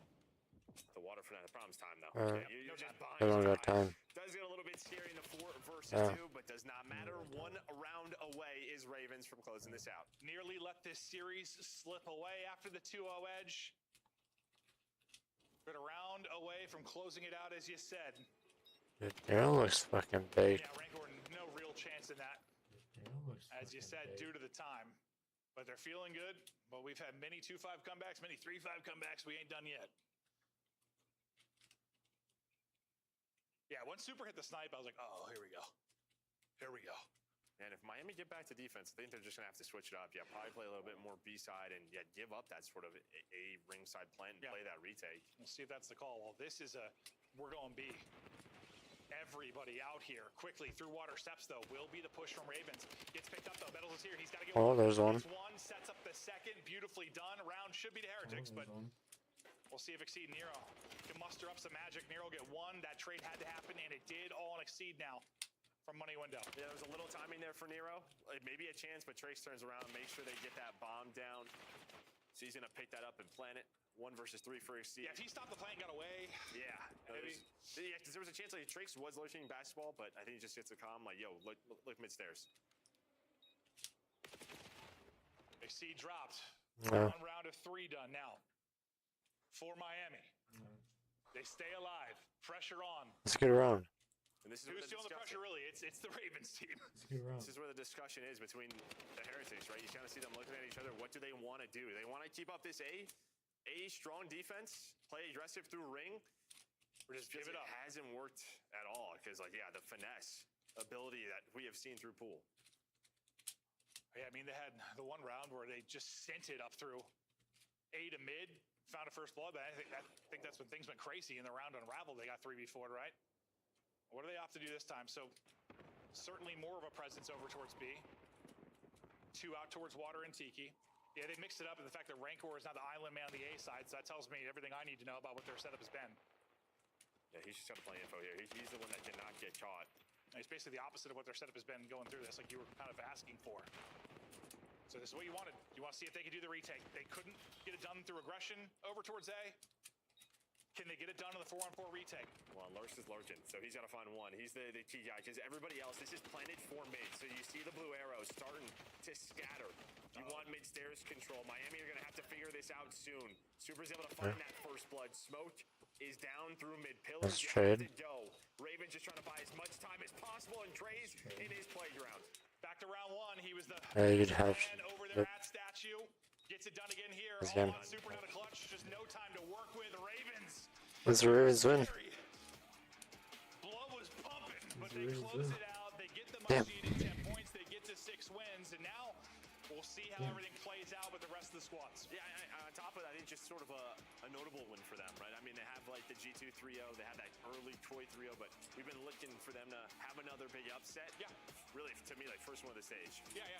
That's, I mean, honestly, the Rocker one was... Yeah, true. Second one of the stage. Rocker. G2, it definitely was based on them getting the top 4, but this is the biggest. I mean, based on how teams have looked, a huge one. They come out firing in the opening 2 maps.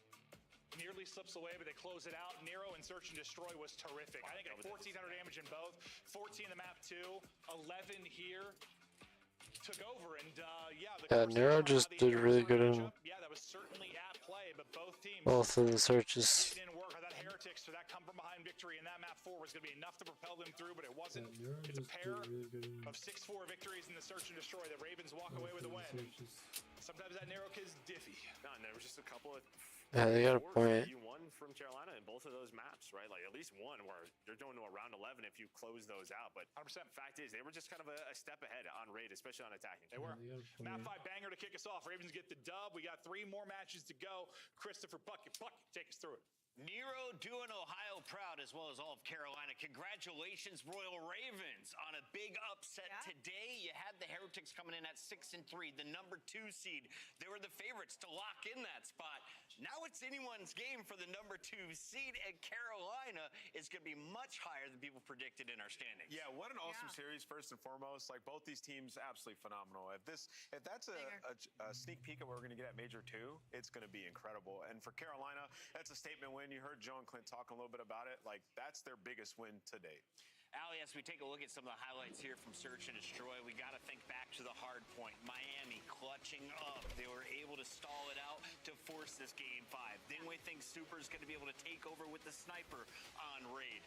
Carolina opens things up, and it's Miami on the back foot early. I mean, look at both of the searches in the series. You can kind of tell the amount of work Royal Ravens put into going up against Miami Heretics and the real threat that they understood that Super was, because it wasn't like that they were necessarily playing scared of him. If anything, they were allowing him to get his picks, but they were worried about everybody else. They're like, all right, that's fine. Let Super get his pick. We'll use that information to fly at his teammates, play some trades, and then put him in a box where he's in 1v2s, 1v3 situations. I think Carolina Royal Ravens played S&D head and shoulders above the rest of the league today. I was waiting for a team to show us like how to play against Miami and Search, Allie, and I think they just put it on, in 4K for everybody to see. It's like everybody throws some. Right. If Super's not in that lane, just take space. Yeah. And that's why you saw so many rounds where those players getting 2 to 3. Nero had it a couple of times. We saw Craze do it. If there's an opportunity, hey, go take it, and we'll figure out how to help you mid-round, and that was awesome. I mean, major props to Craze, king of the ring. On the other side, Lurks is the hottest pool boy in Carolina, but it's Nero, 1,400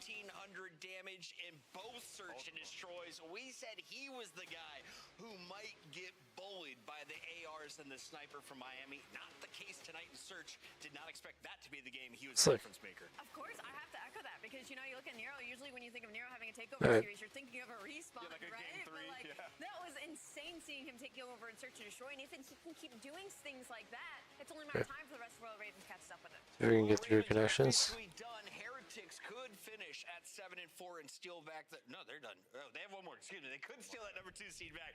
In the meantime, I'm told that Nero is ready to go. Let's go to our monster winner spotlight. Nero, congratulations on the win today. Lurks told us you guys could beat Miami tonight. You proved it. Oh yeah, absolutely. I mean, I feel like we can beat anyone. We've been putting in the work. And just gotta do it all in. 2.27 KD on S&D. Take over in the S&D, and I want to ask you a little bit about the approach to it. Obviously, you know, they've had a ton of success in Search throughout this split, mainly through Super Sniper. It looked like you guys, any opportunity you got to take space, everybody was doing it. Was that kind of the play today, or the plan going up against that? I would say, yeah, it was, because we watched like a bunch of VOD on like Miami, and we know we're super like sniping, so like we knew that like if he was somewhere, we could just take a slide like on the other side, and obviously we would have the advantage because we would be in a 4v3 situation basically every single time. So. And hopefully, because he's a really good sniper, and he has some insane shots. So yeah, you guys put that teach tape out for the rest of the league. Congrats, man. Yeah, thank you. That part, you know, big win. I want to ask you a little bit about practice, because I feel like when we talk to you guys, you know, that is a conversation that we open more often than not. What is it like when you need to focus on a specific mode for you guys? I'm gonna go with Search and Destroy in this one. How do you keep the other modes from falling? How do you split your time? What does that approach from Carolina look like for you guys?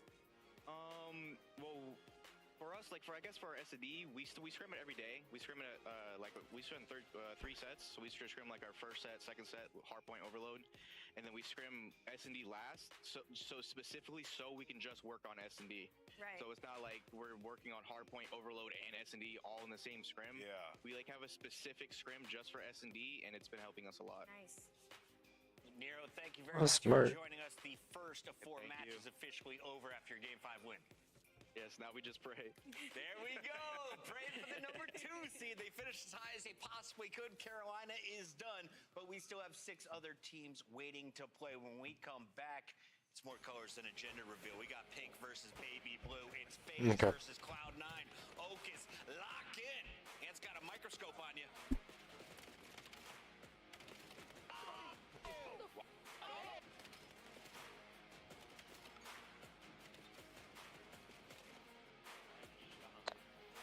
Okay. This one I'm never really good at.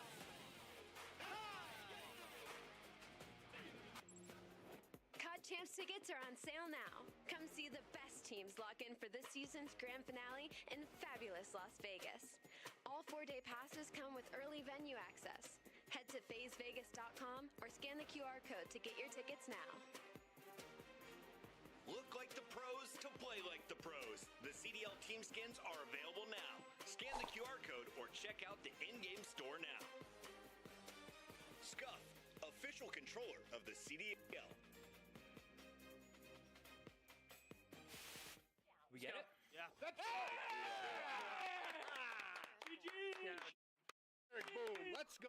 I want to say that I was not trying to curse us. I did not. I thought it was 250 kills. So when we were up 70 kills, I was like, "There's no way we can lose." Yeah. Now it makes.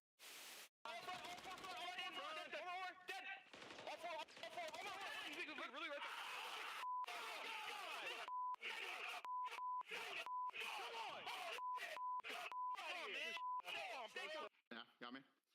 Don't even worry about it, guys. These guys on. So go next. Don't even worry about it. Yeah, Did you go next? Just go next. Just next. Yeah, we're good. Oh, we gotta laugh that one off, boys. Oh, Yeah, we got that one off. I'm bad. We gotta laugh that one off. God. Correct. We're done. So, yo, one break, nasty, great. Lost you, one more. I'm blocking. Oh, bad shit.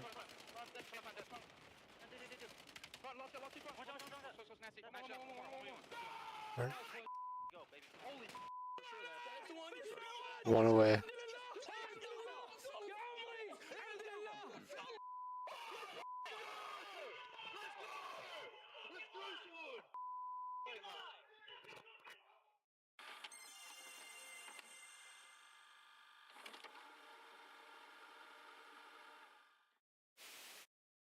Did you feel bad about eliminating Vegas Legion from Champs?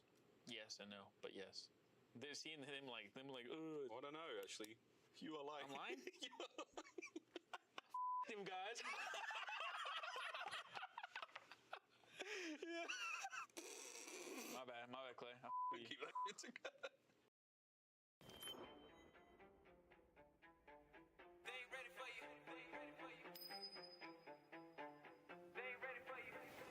Okay. We got intros.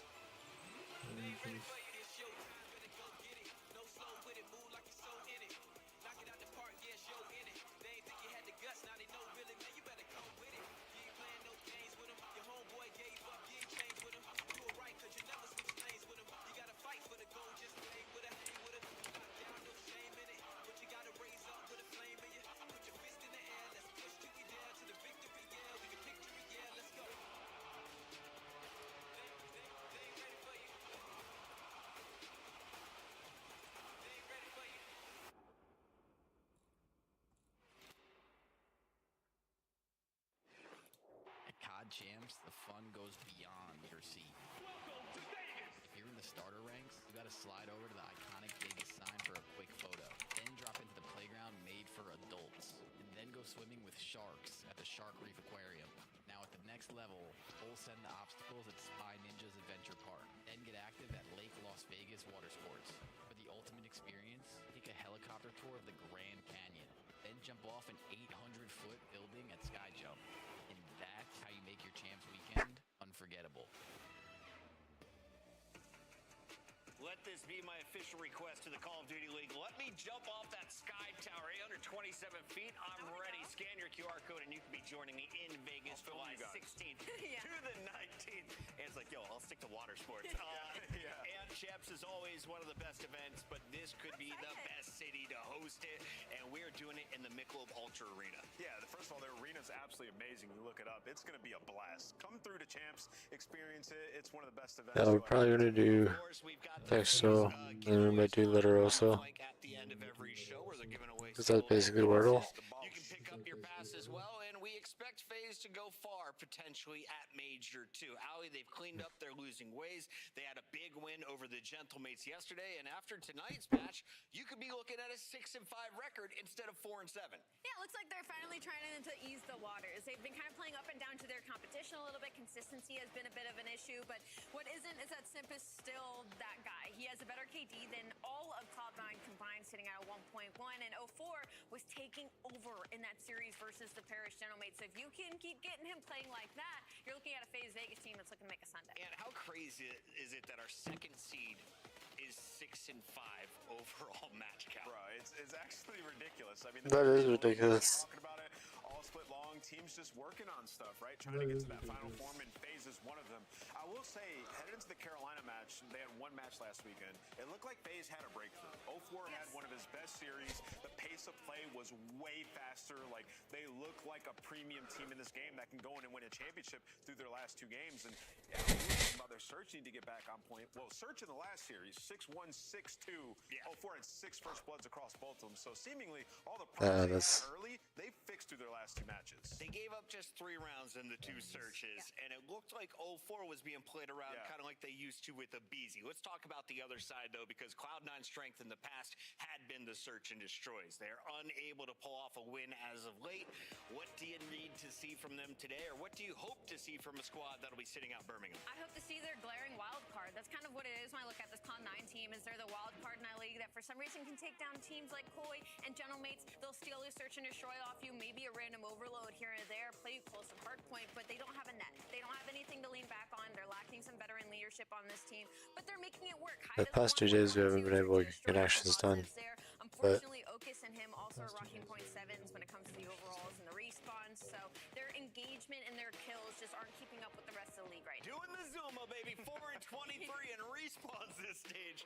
Doing my guy Tommy wrong. And real quick, though, Cloud9 not playing for a spot in Birmingham. They're kind of statistically not in the running for that. But they are looking to play spoiler for everyone else. If you can take FaZe down, they finish 5-6. Even if you take maps off, you help teams like Carolina potentially out. Yeah, and you know, you look at this match, if you're Cloud9, it's a fantastic opportunity because you know how hard FaZe is going to be going, right? So, like, you upset them, you could put FaZe in a position where they're in the play-in in a really tough spot. And, you know, you saw our Monster pregame, Chris. Like, their search has been good on a 4-map winning streak. You just got to find a way to steal a respawn. It's been so hard for them. Thieves are going to be playing tonight, looking for their 6th win. We've got Koi in action later as they will be playing in their 11th match. Ali, so many teams are going to finish 5-6, 6-5. Where is the bubble going to finish? The worst part is there's so many head-to-head scenarios too. Like, so many teams beating teams they shouldn't have beat, so that's going to make all the tiebreakers really weird. I don't even think about it. It's starting to give me a headache. there's been a lot of upsets. It goes to maps and modes if there's more than 2 teams tied. So let's talk maps and map counts. Can you get a 3-0 if you're FaZe? We've got Blackheart, Raid, and Den. That's what all FaZe fans are hoping for tonight. Look, you look at that Blackheart if you're Cloud9, and you're like, thank God, we got something in this series that maybe... Okay. It's better 23 in respawn. Listen, Colossus hardpoint is 1-8 if you're Cloud9, right? So you're like... 4-23 in respawn. Hardpoint that you're also terrible at 1-5 during this stage. So Blackheart technically is a good sign the for best of the bunch. Yeah, I mean, FaZe are only like the best Blackheart team right now. So taking your wins where you can get them. Yeah, I mean, that was a priority for FaZe. This split was like they wanted to get good at Blackheart and Colossus. Yeah, that gives they played a huge edge. Majority of those, so they just have a huge edge in this series. But yeah, I mean, for Cloud9, kind of playing with house money, you're not making it. You just want to play spoiler here and show the world what you got. And you know, for these guys, we've seen moments from Hyde, we've seen moments from Nedra, even encourage Okus. Few and far in between, a couple of snipes. We need to see him. Yeah, we need more respawn development. 100%, Chris. 100%. Before we get into the pick'ems, quick vibe check on Twin. 04 has been the takeover guy recently for FaZe. Twin. He didn't even look awake. I mean, does he need to? Does he need to? He's 04. It's time to get into our scuff pick'ems. We're all going pink. The fans are going pink, but let's make it official. Alley Cat, what is our map count today? 3-0. I think FaZe are looking to make a sweep here. Nameless? I agree. 3-0 FaZe. I, too, will cheer for a catch-up match, 3-0.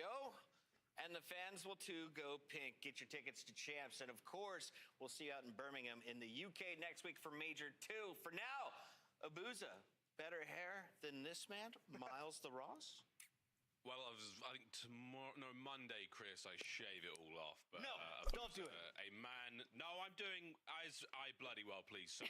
But a man gifted with strong follicles as well. Chance into what will be a very, very, I'll put on paper at least, a one-sided affair. Hey, crazy things have happened. And for FaZe, it really is a must-win. It's like, we're not playing games, we're not trolling, we're finding the dub. Yeah, I mean, a massive I mean, before this weekend, I was 22 out of 44. Fearful of even ending up in the play-in bracket, so gotta come out and take care of business. Of course, these guys 4? is Yeah, 24, I think. as ever. I mean, dialed in with the most intensity I've ever seen. Draza, assuredly, he's seen a moose before. I think he has. Again, for FaZe, coming into this one, this is a very, very important matchup for their standings to avoid any sort of play-in scenario. C9 have been denied entry to Birmingham. They will not be making it. Sitting basically a dead last at this point in time. But again, this one for FaZe, as much fun and as confidence they should have coming into this, without question, this is not a matchup they can take lightly. C9 love teams that are above them in the standings. They love to catch squads unaware. 55. It's a strong play from FaZe 56. in the pick and bans. No weaknesses. 24 out of 56. Holes for C9 to find a way through. We'll see what happens on Blackheart. But by all accounts, FaZe should be in the hot spot. FaZe should buy with this. Blackheart being the only hard point map point that C9 have. Good opportunity to steal one away. I've just seen the maps. Yeah, it's probably gonna be a 3-0. Might just be the best Blackheart team in the game, but just the way the map plays out. We even saw C9 just yesterday on this map. I mean, I can see them doing raid. Initial break, But getting streaked out straight away, getting that rotation over towards B2. So these guys are capable of creating the opportunities, and whatever the hell just happened, the man with the Batman chair opens up for 3. I've never seen Encourage and Bruce Wayne in the same room. That's all I'm saying. He's got 3. And 2 FaZe now to try to find themselves back into P1. And we were giving a lot of love to the performance we saw yesterday from C9. Then P1's looking strong, and right now, exactly the same thing. An early 16. And then the break. Encourage on the board with a big 3. Yeah, that's a good break. Lands a stick, and it is not even the explosion that kills 04. It was the impact. I mean, whatever gets the job done, he'll take it. Another kill swinging their way. Good tags on the players inside, and you're expecting. And that's another break. This time, do they read the fast route though? Draza very quick to hit through P4. The moment the spawns flip, well, C9 turns their head, but this is a top half, bottom half of the map sort of situation. Nonetheless, though, C9 an opportunity. He's gonna play by Booza. Run this score up. P2 is good for now. Oh dear, Encourage runs in a bit of trouble. Can Hyde find a couple here? Sure can. Oh wow, hard. Gets himself now over to P2. Once again, Okis is C9 is thick. Is shooting though. A great play off time as well from Okis. Jump off, clear out the final man, and doing little things right. P2 is where they screwed up on this map yesterday, and maybe they talked it over. Maybe they're figuring some things out much better this go around. Trades on point. Ezra, great cutoff kills as well. C9 opening, firing, very hot right now. Yeah, P1 good, P2 good. Still 20 odd seconds to go here. 3 through the wall hop. Okis with the damage in the first few, and it is another 3 dead. The last man up for FaZe on the time contest. Wow. He's dead as well. FaZe. Second wave unaffected. And now if you're C9, absolutely no rush. There's 10 seconds of this old time to go and try to flip these spawns. For the moment, only 2 men to beat, and they got 2 players going outer. Either one of them able to take down Draza, so FaZe going to be set up. They will get this initial new time. On the initial, and all bases covered towards the backside. So that'd be for FaZe ideal. The roaming man 04 gets one and done. Encourage takes down. Yeah, they're just not slayed. Possible Draza. There's another 3 dead as C9 have once again wiped FaZe off of Blackheart. Yeah, absolutely gorgeous. I mean, again, needed the break, able to deliver, get the back spawns. 2 players in and around time, got a player floating over towards mid, and FaZe making the right reads for the initial portion of this break, and Draza once again gives you 2. Not enough to block the back spawns, but enough to get inside the time, but it's Sim right now versus the world, or maybe his team will get the back spawns. Okis actually opens up with the route that he takes off spawn, so small mishap there, and FaZe trying to capitalize. They still get wiped. Because it's another 4-man wipe. C9, they're playing the game. You capitalize upon nothing. C9 wipe you off the board, they make a mistake, and then they wipe you down again. Absolutely clean work thus far from C9 New York. Rotation is on. They have that as well. A couple of players now through the front. Nezra, good for 2 normally. Only gets 1 there. Focus on the back. Yeah, they got look so. Zaza duo get theirs, but Encourage takes care of 1 half of that, and now Overlord's time once again. FaZe, they get in finally. 107 to 42. Let's see if it turns here. Well, what are C9 going to approach this? Well, Nedra falls before the play can kick off. A team nade or a self nade.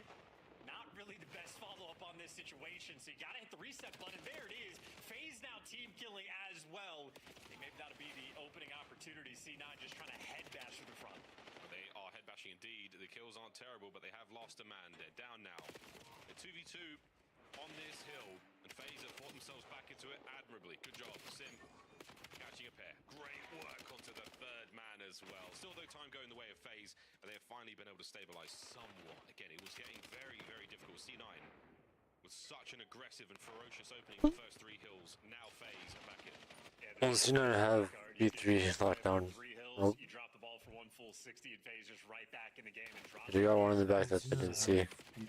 Now they got him. Or maybe they set up here for Sim to try to at least block these backs. At least know he's here. Doing what he can to tuck himself away, And they got the help. he buys his teammates though. Bruce is back there now though. His teammates doesn't look like they're going to give him too much. Abuza locking it down. Good. Yeah, Abuza, good shots. Great hair. Ball spree. Looking for another hit. Yeah. No need. His teammates are on it. FaZe looking to mount the comeback.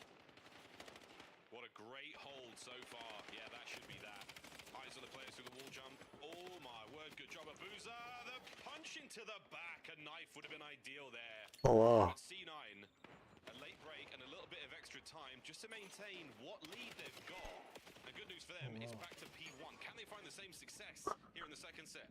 Well, not the start they're looking for. Simp is going to be able to take this over and already immediately working this pinch. So C9 are sending 2 players just to... Yeah, that's... Well, only one was actually paying attention, so that's a 2-piece. That's 4 down. That is a freer 2-piece. And C9 a moment where they should have picked their controllers up because, God, shooting back would have been nice. That's 4 down.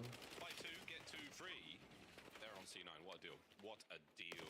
Lovely work here from FaZe. They are fighting their way forward. A big spree now from Simp. Well, 4's having a rough game, but I mean,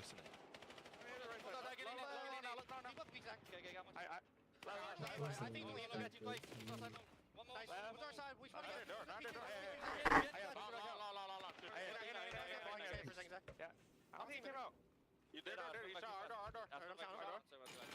Going down, okay, pardon. You're the Alright. Don't see him long. One left. Yeah. They've been dumb.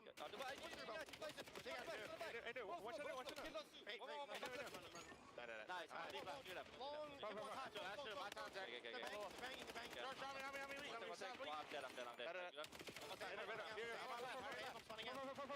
You're both on. One's gonna be on the back. I want that. I'm setting up. Pick up the back. Ivy short. I'm trying, bro. I read it. Nothing mid, guys. Nothing short. I'll get one more. Short. I push. Left deep. Left. Blue. Nice. You looking at it. I want that one. I need you one. Every front. Hold dead. Left. Nice. I was quick. I'm getting out. One shot. Two. Yeah, I'm going left now. What's gonna be the back? I help you. He's still back. I help.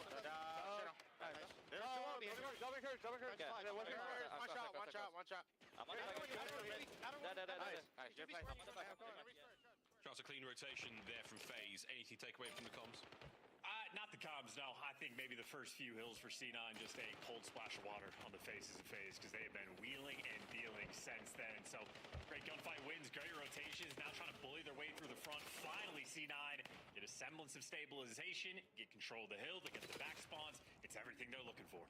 Absolutely, and Encourage, again, streaking. We saw him do this the other day. Andrasco on Hellstorm. It looks like Encourage, who does get brought down, he probably had one of his own as well. So a big old Hellstorm here to try to break this hard point. So far, successful. That's going to be the couple of kills there, but a massive 2-piece there from Hyde with an A. Keeps the boys in the back. Abuza now breaking down through the front. 20 seconds to go here. C9 New York, happy to see this. Oh, over the top, Hyde. Great shots in the draws. Once again, finds himself on his back, and now the scrap time being battled over. That's a big moment as well. That is a single frag grenade that gives you more value than a Hellstorm. So shout out to Hyde for that one.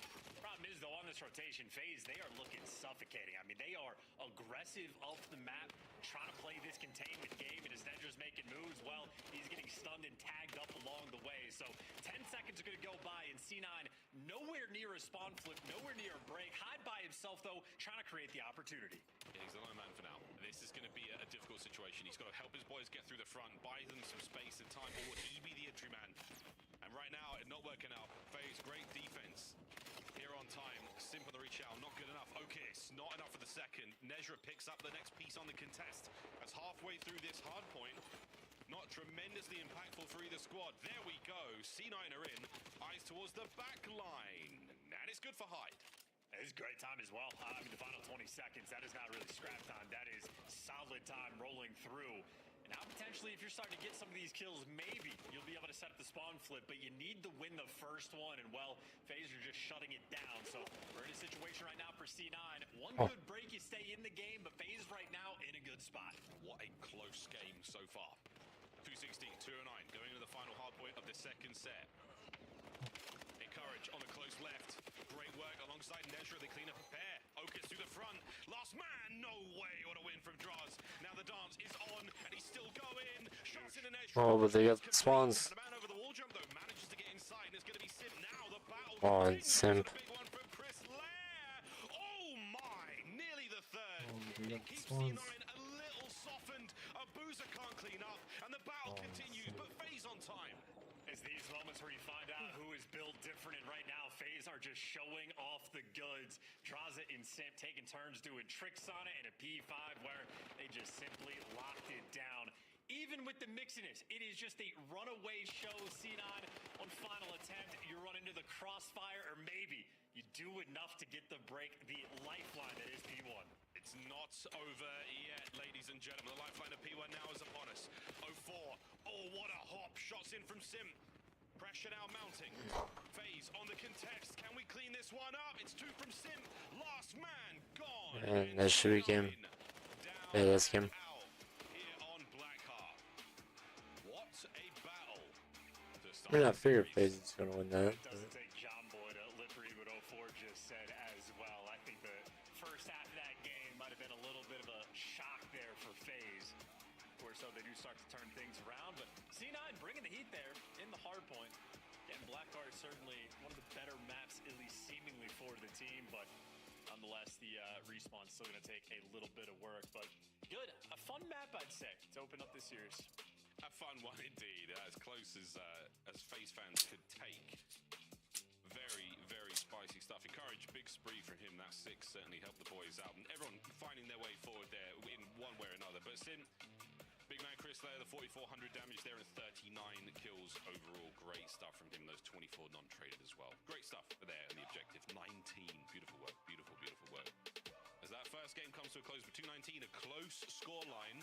And for C9, these are just reps going into what will be the next stage for them. That's all it is. Some high-pressure scrims for your viewing pleasure. For FaZe, this really is do or die. Exciting stuff. Well, mate, there we go. A little closer than I think all of us expected. Yeah, absolutely. And you're mentioning like the rep front of things. I imagine playing against guys like Simp is going to be fantastic work for you. Just going to be making smart plays the entire time. If anything, I feel like Simp almost had a quiet 39 kills throughout this game. Those 19 objectives. So he was a monster through and through. And draws a ton of clutch gunfights as well. I mean, genuinely, he had maybe 4 or 5 different sequences throughout the game that if it wasn't for him popping off, C9 almost certainly do win this map. So there's right now for FaZe having to step up and make sure you lock down these wins. And of course, the separation towards the end as well. This is when your comms are at the absolute most chaotic, where things become the most difficult to track. The ability to stay calm in these types of situations, well, it'll set teams like FaZe apart. It really was, and it was Draza and it was Simp. It was the world champions in there who, in those dying seconds, both pull off some pretty impressive plays. They buy just enough space to get the rest of the boys into position and get on that hard point. Avoid the very, very spicy C9 bounce back there. Well, either way, folks, a good start. And what a game flow indeed. C9, a commanding lead chance. Going into what, P3? After that, a little bit tough. But FaZe, all's well that ends well for them. 250, 219.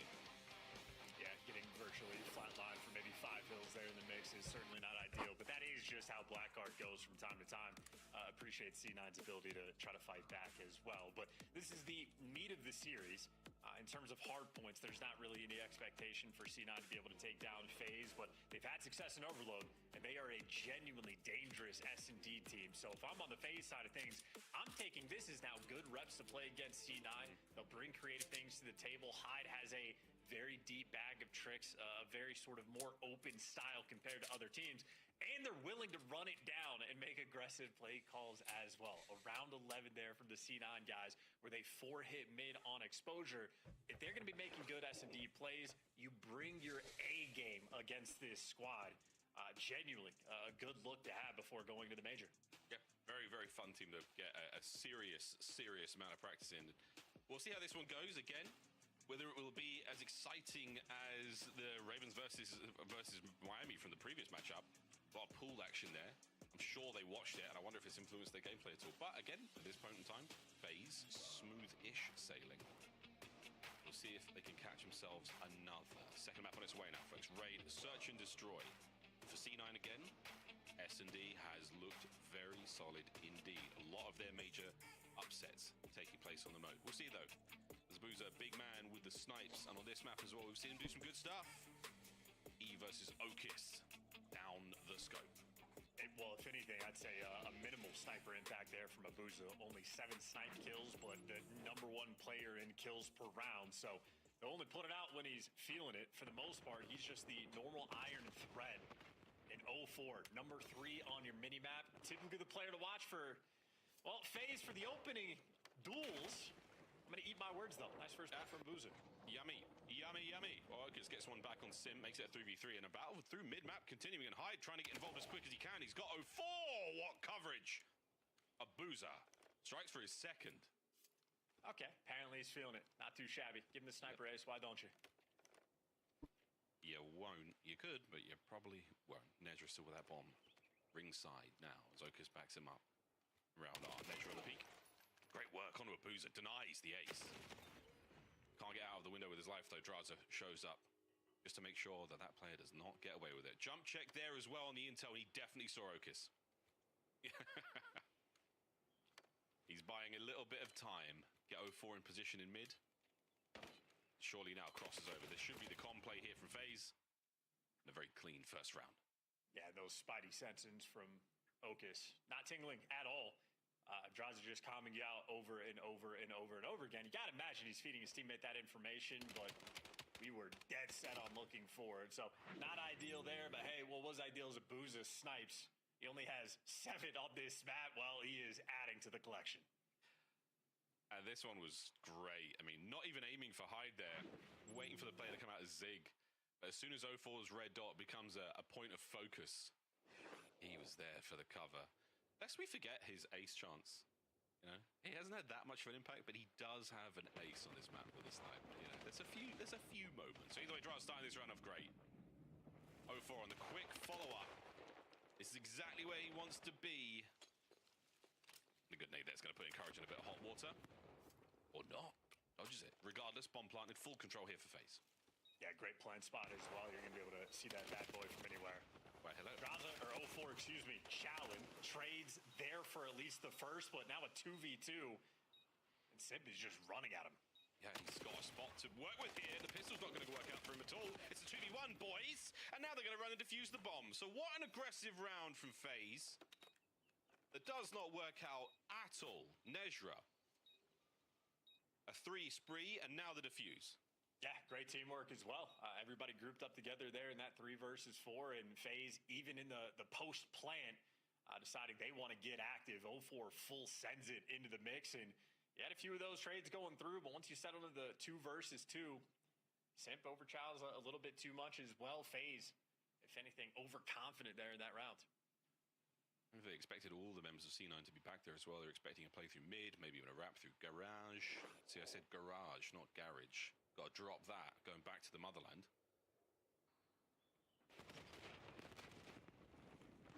Big bada boom by A. Hyde can't cross though. The smoke doesn't quite take care of Draza's line of sight there from top laundry, so that's going to be an early exit from the round. Now 0-4 back to his home in the middle of the map, and Courage spots him out. C9 not actively playing for him, but maybe hoping for a mistake. And this is the C9 strat now to run this, across towards A. Now you're worrying about conga liner players, and they line up, they trade effectively, exactly as they did in the defensive round last time. Beautiful work from Encourage there. Draza eliminated through the woodwork of top art. No bomb recovery yet in this 2v2. Uh-oh. That was certainly the mistake you were looking for, but nice shot from Abuza again. Problem is, are you really going to read this route from Nezra? This is the absolute world tour. Of course, though, by the time he crosses the entirety of the map phase, well, they've repositioned too. This Daft Punk has gone around the world, found himself a couple of weapons to play with, and great tags. Time not on his side. Positional advantage definitely to the FaZe boys. They've got eyes on bomb. Or do they? Buza. Intel's on. Clocks are ticking. 04 playing for the insurance. There's no way. Even if you get this kill, you're going to find 04. And that will be that. FaZe take the lead. That's a turn POV, though. That's some new gen versus old gen right there. Nezra doing literally everything on the map. He just earned Marathon Pro. Got some more XP as well. Jumping off of every wall. And the other team, throw 2 shoulders when they're out on time. No big couple of shoulders, yeah. Doesn't have to be terribly complicated, and it wasn't there for Abuza. It was simply encouraged. Unusual they didn't get a headshot. There must have been a neck to high chest. Great shot, though, regardless. After Encourage found himself he got himself a good kill on a Draz there and ring that round. The loot glimmers like treasure in a dream. How are you planning to tackle those lurking goblins? B-bomb site looking a little bit more attractive according to the minimap. You've still got Hyde there through money, able to get involved if needs be, but for now, yeah, I think we're doing it. I think we're going B. Watch the pull steps. Here we go. Eyes on the board. Sim up close and personal. Hyde gets his second node there for the trade. Oh my, Abuza over the top. Draz now makes it a 1v2. And Encourage and Okis. They know where he is. Question remains, do they let him walk away with any kills here? The answer is hell no. Great bounce back, C9. Yeah, snapping as well in that round. FaZe really trying to force it through. It seemed like it took him a few seconds to figure out what the play call was going to be.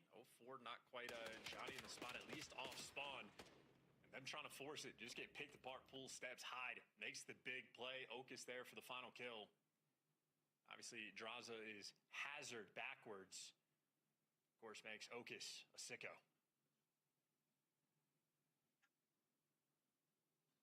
He's not wrong, folks. He's not wrong. 4-4. Oh, excuse me. 2-2. All squared up. Going into our 5th round. And Okis snipe. Haven't seen this in a minute. FaZe taking over mid-map exactly where they want it.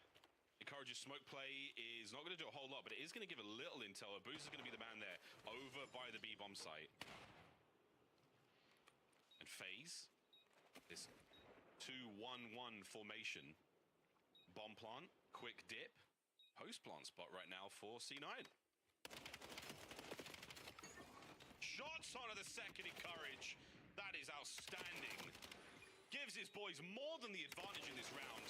And Abuza, last man alive on site. Here comes C9. The swarm upon him. A perfect round. I'll be picking him apart. He's playing a game of peekaboo with those players up towards mid, but you got really bad Call of Duty timing as the FaZe players working through Zig, but just simply wins the gunfights. Trying to face smash through the garage in the back, and not an easy thing to do. A lot of hiding spots for him, but again, they had those arrows dialed in on him. They spotted him in the back van. Not only does he get the 2-piece, but credit to Hyde as well for the assists. Great teamwork once again coming in from C9, and Encourage gets the credit as the cleanup head. He's had some great pieces, lovely sprees over the last few days of play. Figuring it out individually here at the pro level. Can they figure out as a team? Well, thus far with the lead, this is exactly what you want. A couple of high cal rounds snapped by. Enough to deter somewhat, but Okis, the only man over by the A-bomb site right now. Here come the reinforcements. The cavalry is on its way. As long as he can hold, there is a mean flank about to hit. And the damage is already dealt. Can Sim get in here and provide some support? He's already been suppressed. So a great hold here from C9. They've stopped the bomb plant.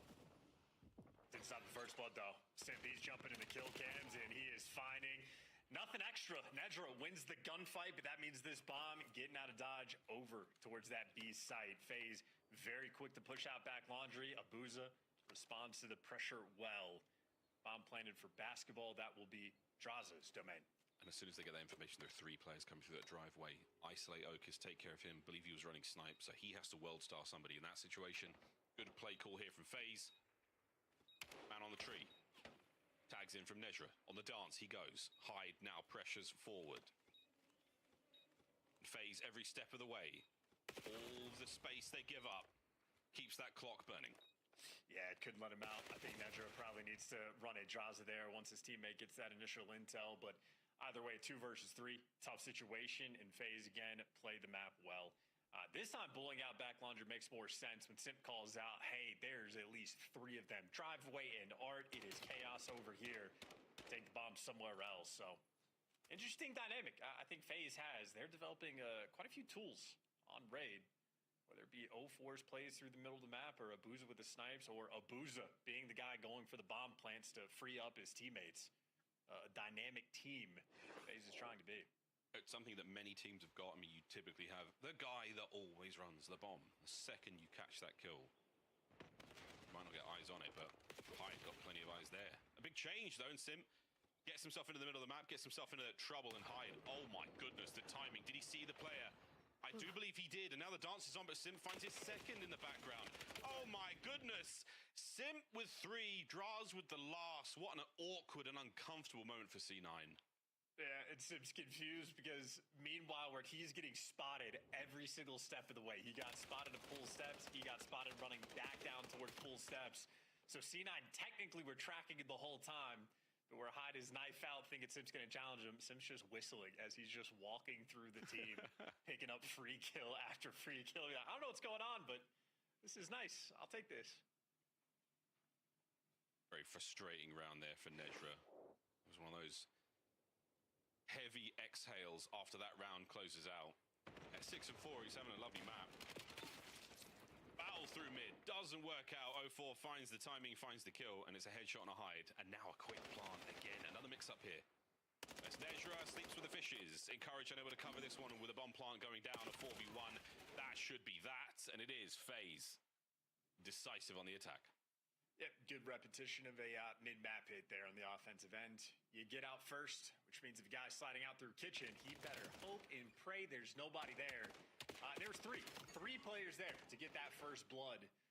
C9 in that round simply overwhelmed. And FaZe, honestly, I know we're about to go into round number 9, but this has felt like a very quick map.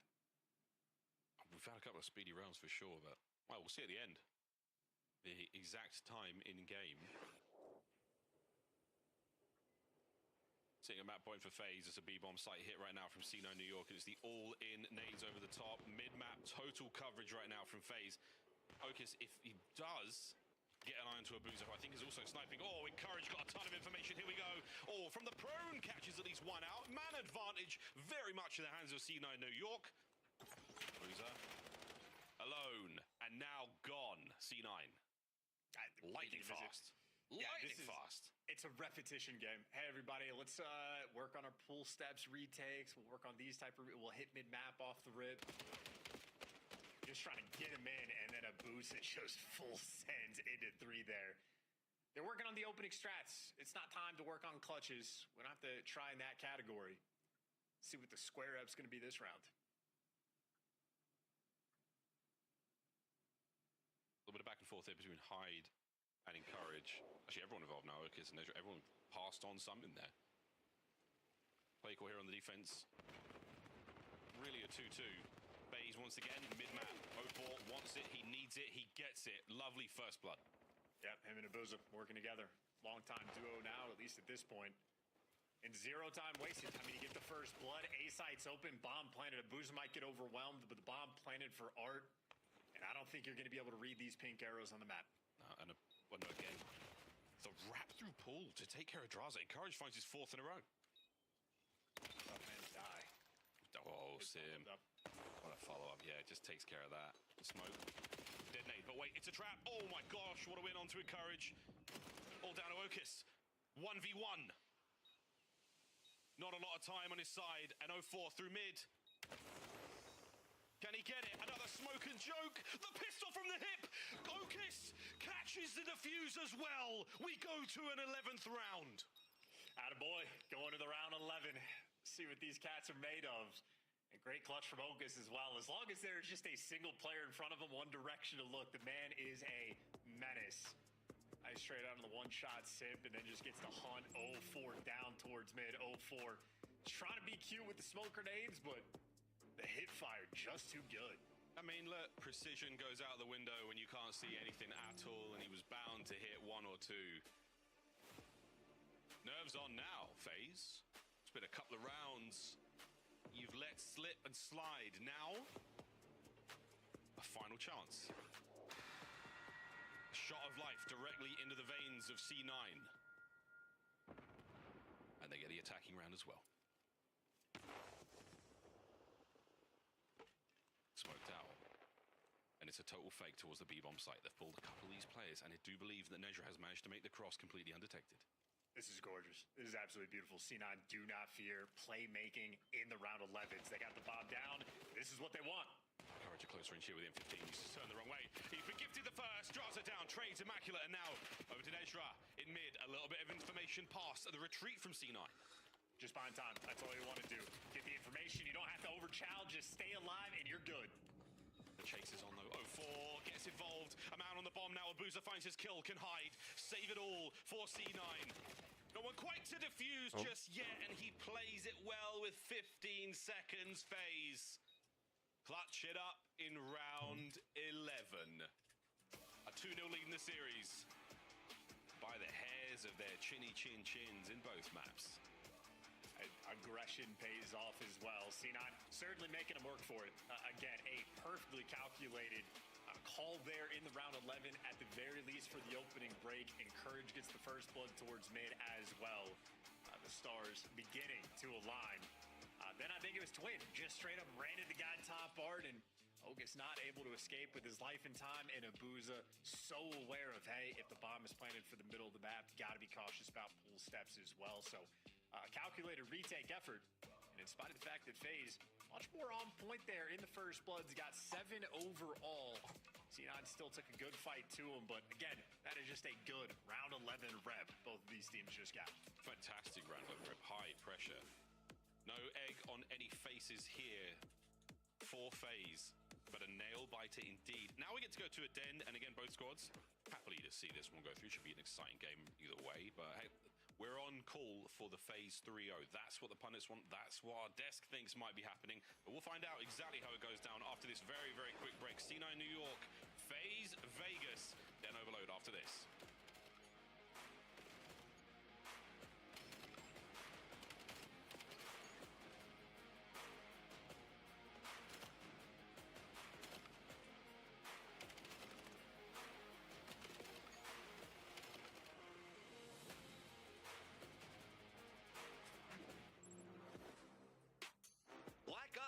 Returns to the Esports World Cup in Riyadh this summer. Scan the QR code to be notified when tickets go live later this month. Start the season strong with the 2026 Call of Duty League Pack. Grab yourself the CDL operator by scanning the QR code on screen or check it out in the Call of Duty store in-game now. Scuff, official controller of the CDL.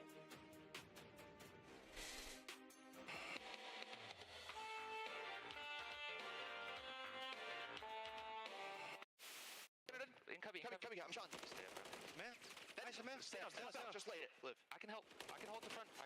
You're good. Stay down. Stay down now. Already front. Let's get in time. Bust up that. Absolute front. London. Nice. Boys, holy that P5 was so me neither. That P5 was no.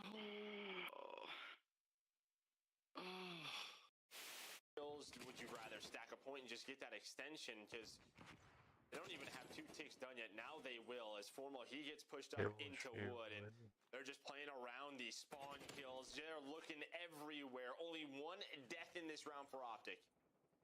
Oh, yeah, this has been a clinic, an absolute clinic. The record that you and Karma and crew at the top are feeling safe with 3 rings. Karma, Crim, 6, and Clay all with 3. H, JCap, Apathy, and Arsides, as well as Simpin Apizi with 2, and that list should stay the same. We're safe for now. Nobody's catching us this champs. I'm happy about that. We do have quite a few world champions up on that stage. We got 4 of them up there. I had to bust the rings out. I had to bring them out back to their natural habitat. They were forged in arenas like this at Call of Duty champs. I have it.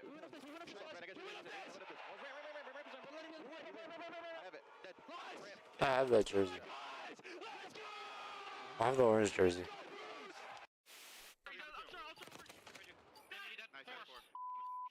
I mean, I'm wearing last year's jersey right now, right?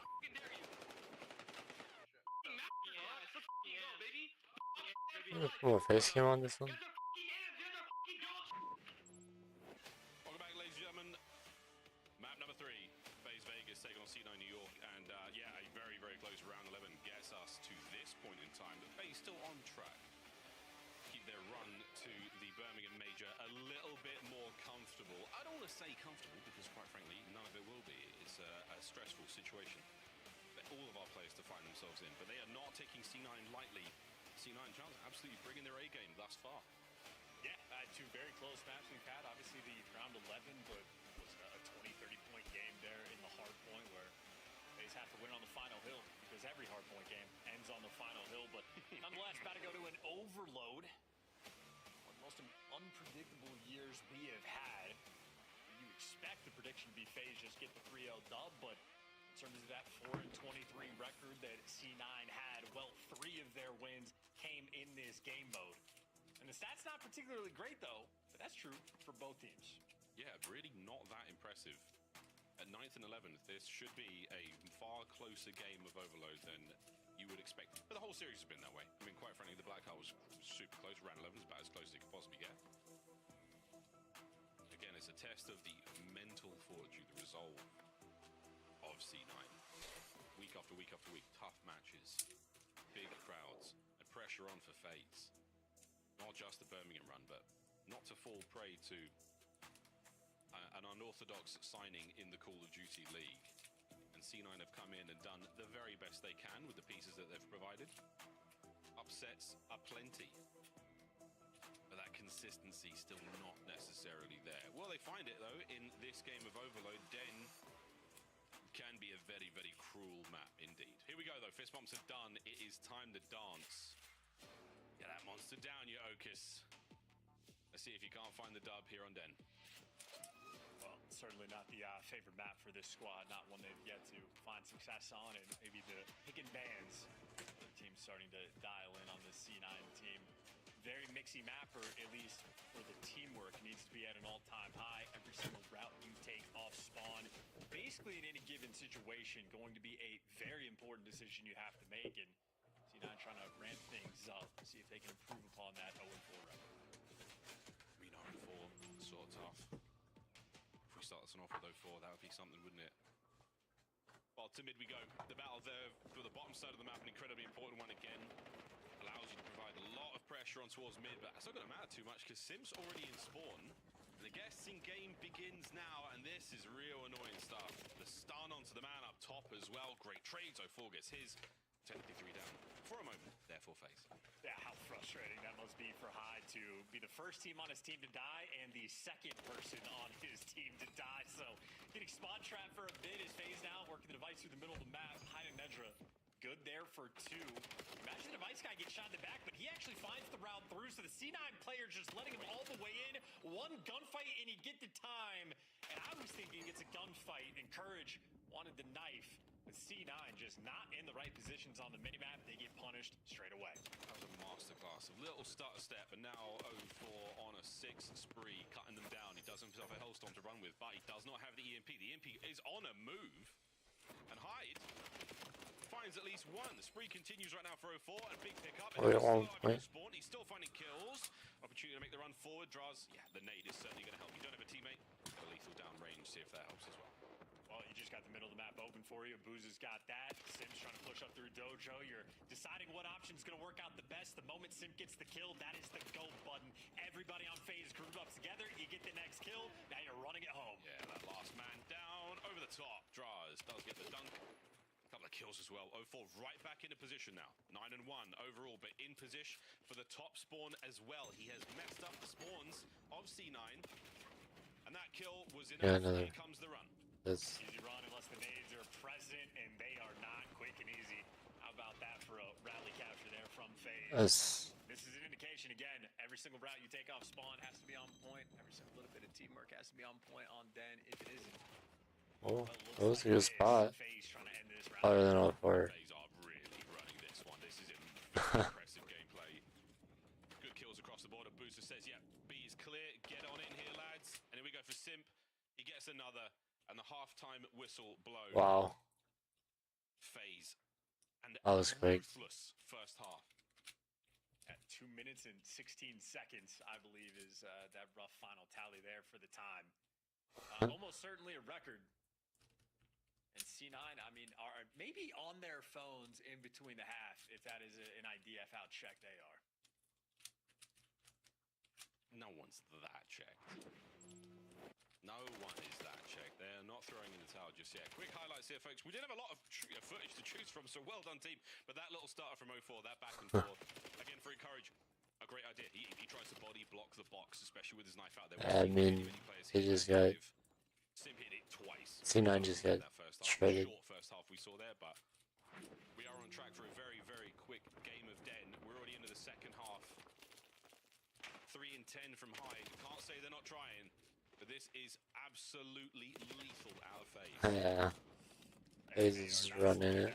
You got a guy already pushed up towards the outer lane. Hyde's going to get dropped, and no one is couches for the follow-up, so you're playing that firm defensive line. Draza going for the juke, sliding out, but the stun's on point. I think C9, that defensive resolve going to be there. Yeah, at least got a little bit of a stabilization here. 4 minutes to work with. Got to work very quick. Trying to get something done. It's big damage though from Abuza, the carrier there. So heavily hit, he had to slow things right down, and no force managed to find himself on the flank. I'm not sure this is going to matter too much. Defensively though, Simp in position. Trying to slow them down. The rest of FaZe are in spot now, and that is going to be a couple of big kills. And we are not out of this yet.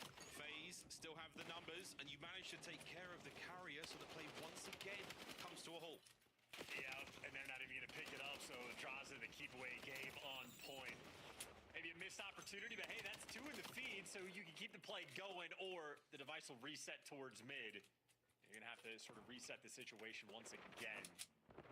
Netra has good time to actually go and work this pinch. And Encourage gives you 2 in the middle of the map. So now you got guys in a good position, and you jump up the window into the clutches. Nonetheless, device control, you could send this home. This is a cap. This should be a cap. Wait. Sim from spawn. Yeah, Okus takes the safe route. Coverage there still good from Encourage. Gets his set of kills. A little bit of a little team moment there, but regardless, they're to the bottom side of the map we go. Encourage on the spree once again. Fighting his way forward. Can he get a couple more players here? You have to worry though. FaZe have a man on the B portal. This could be a capture again. Oh. Encourage another second. And the run now for FaZe is on. Okus is in mid. FaZe could have just ran that right past him. Sorry, excuse me. FaZe is in fact running that right past him. They finally lost the overload player, and Simp gets stopped on the goal line. A nail biter finish there, but C9 doing just enough. 0-4. This is the final try. Yeah, he gets there. Just a little late. And he will be taken care of now. Big run though, got to get out. Simp trying to play a corner. If he can catch a player here, this would be unbelievable. And C9, the second half, you come alive. Big possession change. Simp now with a Hellstorm as well. Oh, and he damages the carrier. This is big. We've got an awkward opportunity here. Chris Lair not able to get the second man. No pickup either. And that device is still in very dangerous territory for C9. Very dangerous territory indeed. Abuza tries to get very squirrely with it, and that should be I guess they're there. On your bike, let's go. Much better defensively this second half. C9 always have that extra player. Problem is, so do FaZe, but you win the actual first gunfight. So Simp trusting his teammates, and well, trusting for good reason. Eventually, they get the cleanup kills. C9 taken off the map. I just break it right Again, back any across. downtime in this situation is just a beautiful thing for FaZe. That Hellstorm, at the very least, it's going to slow him down, so making a nice, steady impact. And impact no good. Pick up now from FaZe. Draws once again on the way forward. A looking a little clearer, but he's got to get the EMP through mid. Not going to happen just yet. What a juke. A lovely dance. Finds another. Now over to B. We lose him out on A, and it's going to be a single gunfight. 04 needs to win right now. Connects, and it's good. Can they get the EMP through? In position by Broken. Taking care of Draza. Just gets it across the line for the 5th. Good enough. More or less going to in this game. 3-0 victory from FaZe, taking care of business. And That's 3-0. some extra gunfights too. A little bit of flavor on top. Yeah, a couple of gunfights. A little bit of a stat action here, and wicked work from Draza. They line up for him, and that will be another capture for FaZe. 6-1, final minute. Here comes another Hellstorm. Min-map presence not there just yet. As Sim narrowly glides that one through. Final 50 seconds here for FaZe. The 3-0 is complete. Yeah, calling in the Hellstorm, just let the other team know that you got it. Squaring up and maybe have a little bit of a kill race on this team as well. Labuza currently leading the charge. Syntho, pistol or otherwise, hungry for a little bit more. Flying, absolutely flying. And again, impressive stuff. We've seen a few teams Draz does have moments in Overload. Streaks upon streaks upon streaks again. Captures net you a lot of points. Objective kills. All of the above. Fantastic stuff. Well, C9, a valiant effort in the first 2 maps. In the third, Den continues to be a very, very sore spot for them. Will we be able to get this one through for lucky number 7? Yes, indeed, we will. It's a hat-trick for Draza to close things out here in this 3-0. C9 New York brought down and FaZe a sigh of relief. Yeah, no Hellstorm there for Abuza though, so I have questions about FaZe's chemistry going into the major. No, the other 3 deliver, and out of focus is C9, and maybe lost the focus just a little bit there in that Overload. First 2 maps, nail-biters. Very close competition on the black card of round 11, where C9 make the better play call, I'd say, in the round 11 as well. FaZe, though, just a bit of a skill diff, a bit of a team diff there as well, at least in the end. Yeah, lovely stuff. 3-0 for FaZe. GG's to those guys. Great sprees again. We saw Encourage get things going in that second half, but when you have a half like that, it does remind me of the way the game played out as it initially came. You know, as soon as we got an Overload, making comebacks was so hard. If the first half was strong, no coming back. We did see a few comebacks at Major 1. FaZe, and of course, when we think of FaZe, we think of G2, massive turnarounds in the scorelines there. This was another example of a squad that just outclassed in the mode. Not a hope in hell. Then Overload, all yours, FaZe. Take it. End the 3-0. We was on the next matches here today, but Charles, takeaways there from C9 though. Really good looking on the black heart. The raid was awesome, to be honest. That was a really, really nice round 11 and a good win from FaZe either way. Didn't hate what I see. Didn't hate what I saw. Desk, how did you feel? Pick your jaws off the floor. You know, I was thinking, don't cut your hair. Don't shave it. Unshaven. Are you actually cutting it off, Miles? Headed back. I was going to give myself. I was going to shave Birmingham DreamHack Major 2 into the back of my head. Oh. Yo, I'll join you. That actually goes real hard. No, he's not going. We'll be rejoined by Miles and Chance a little bit later in the show. For now, we got to talk about the 3-0. That was almost a 3-1. Round 11 goes to FaZe in the search and destroy, and then Den was FaZe back to their Overload ways that got them to their position in Major 1. So, Allie, what was the most impressive part of their win tonight? I think just like the situationals, like getting put in kind of weird, uncomfortable spots just because of the way that Cloud9 plays compared to the rest of the league being in the spot that they are. But other than that, I mean, and it was just kind of simple. Chris Slayer taking over. Chris Slayer. He's had an incredible split too. We saw some good things out of 04 as well. He was in absolute takeover mode in the first half of that Overload. I mean, Den Overload, dude, you just can't play FaZe on it. They're too good. Yeah, I think, you know, the first 2 maps of the series pretty close. The Blackheart, you know, we saw get all the way down to the wire. Simp ended up ending with like 37 kills, started to pop off a little bit. But in this series, once we get to this Den, like Ali said, it was pretty much wraps. If that round 11 goes the other way, maybe we go the distance. We saw, you know, Nedger started off great on that Blackheart. Maybe could have had some success on the Colossus. But coming into this one, it was all about FaZe just taking care of business, getting this 3-0, and locking themselves in a top 6 position. It's exactly what they did. A couple of close maps in the end, 3-0. This final game, they definitely outslayed Cloud9, but I was starting to think, who's got the best routes on FaZe? You were mentioning last time, Ant, that they've picked up the ball, they've made a few runs, not nearly as successful as they want to be. Yeah, you know, when I was looking at some of the like deeper analytics for FaZe and what happened in their Overload, it's like, okay, they don't have a ton of possession time, but they were top 3 in runs. So like getting the ball instantly going to score, and you know, that's fine if you're finding all the kills like you are versus the C9. But for them, it was about manipulating the defense, and that's what we've seen over the course of the last couple series. I think it's a good sign if you're a FaZe fan that they are in championship form. FaZe is evolving, and we are joined by the pimp himself in the Monster Winner Spotlight. Welcome in, Simp. Chris Lair, always a pleasure to watch you. Tonight, you looked in final form. How's the team feeling going into the last matches of the qualifier? We're feeling good. I mean, that series honestly was a little trolly some situations, but I feel like we've been doing a good job just getting from the start of this split. And I mean, with that 3-0, I feel like we got good momentum heading into this event. And you guys were able to take care of business against the Paris Gentlemates. I feel like that is a huge statement before Birmingham. What was the celebration like? I mean, we hopped on the couch and we watched the match back. That was about it, to be honest. Love that. Celebratory Mickey D's, but you never really know. But I mean, that game 5 was crazy. I can't lie. I mean, not the game 5, but like that series was just insane in general. A 2-0 finish puts you into a top 5 position, at least for now. Congrats. Yeah, Simp, you know, you guys, thank you. Back in your search and destroy ways, you know, I think it was 3 rounds you gave up versus the Gentlemates, and now this team you just played, they were on a 4-win streak in S&Ds. They've been good there, and you guys win that round 11. So talk to me about the development there throughout this split and getting back to being dominant in S&D. What'd you guys do? Honestly, I think we were just overthinking a little bit earlier in the split. I think now we're playing a little more loose, a little more free, and just making plays, telling each other what we want to do. And I mean, I think we've been really decisive, especially in overload as well. I feel like that's the biggest change overall. It's just being more decisive. Maybe being a little bit more comfortable with each other. You know, and talking about comfortability, you guys in that new jerseys. I'm going to hit a different angle here because, I mean, you 3-0 Cloud9 is only so much to ask about. I want to see the new drip. Do you mind backing up a little bit, showing the jerseys, the collars? Yeah, no, I mean, we're kind of nice with these new jerseys. I can't lie. I hope you saw the look at the pants, too. But, oh, yeah, nah, these pants are on. No, what size is it?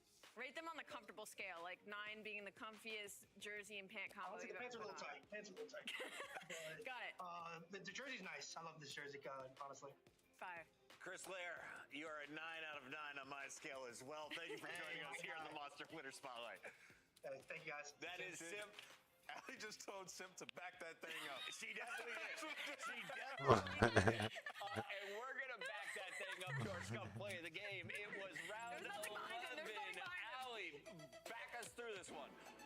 This is one of the rounds in Search and Destroy. They allowed to get bottom K times. This is a really good retake out of FaZe. Beautiful. Like, they overtake this midsection. They're like, all right, we're going to push the mid, play through the pinch, and allow our teammate in Abuza to kind of sit back and wait for an opportunity, and they just execute it perfectly. Yeah, it was planted for mid. You saw there was a lot of B push. And if they're wearing the black jerseys, I'm going to wear this one. If they're in the greens, then I'm going to put my green on. They planted for mid, and they wrap all the way around 2 players. They could earn championship place. More they're going to be going right. So the guy that was holding your side gets taken down, and now you're just kind of at this There were to get the kills. Pillars. It sounds easier than it's actually done in game, so they end up losing. I love that Why reaction wonder the from card 0-4, one? much I don't harder know. than they expected coming into their match against Cloud9. Cloud9 still going back to work as they prepare for Major 3. They will be one of the 2 teams on the sidelines. We got to get ready for the next matchup, though, and this is the biggest one of the day. Allie, why should everyone lock in for Optic up next against Riyadh? Because Optic's undefeated, and Riyadh is one of the only teams left in the league that might be able to take them down, especially the way they've been looking this split.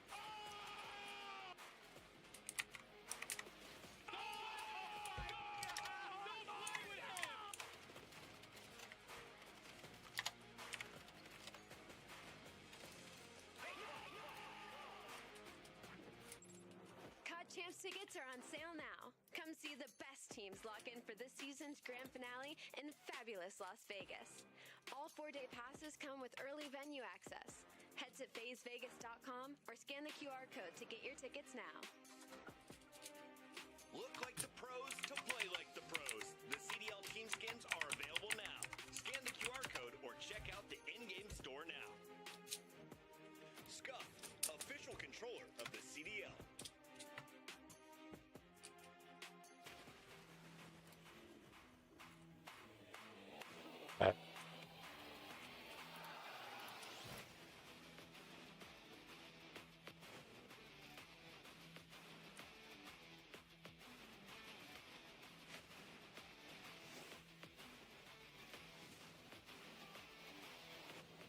Hey.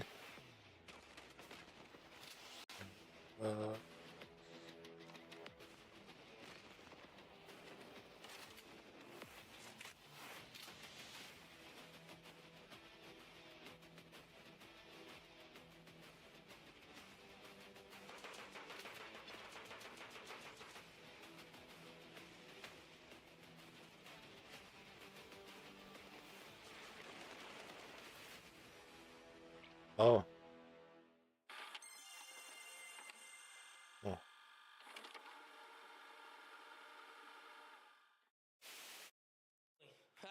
what we have here. I'm the only one in this call with 0 rings. We're not going to talk about it. Two of them. They're all there. I'm pushing you. Behind you. Oh, no. Yeah, I knew you were so screwed. I thought I had that, guys. Whichever bomb site they choose to go to, 30 seconds on the clock, and well, if Easy's been seen, he will drop off the map.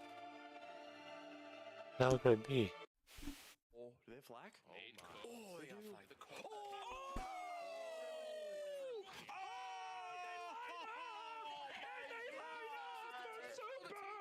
Oh no, I would have did the same thing. He's giving them some extra love in them, no. A few moments later. Able to connect down to one and Investigate this man right now. Investigate him. No. And Vancouver going to try to take mid away. Make sure they try to protect the EMP. Do not let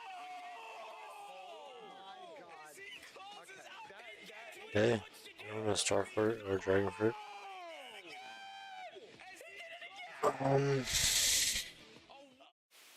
Billy, lie. But what the hell? What the hell is that? Wait, that guy's bowling. Wait, he's watching bowling. Look. You see, he's watching bowling. Yeah, what the fuck? I gotta throw, bro. Wait, is he trolling? He has to be trolling. He's gotta be trolling, right? Wait, he's gotta be trolling, right? That's not right. That's an Easter egg from the CDL. Our bridge shield. What's left? I'm cutting in. I'm not sure if I'm getting old, but I swear to God, Joe, sometimes when Celium talks, all I hear is.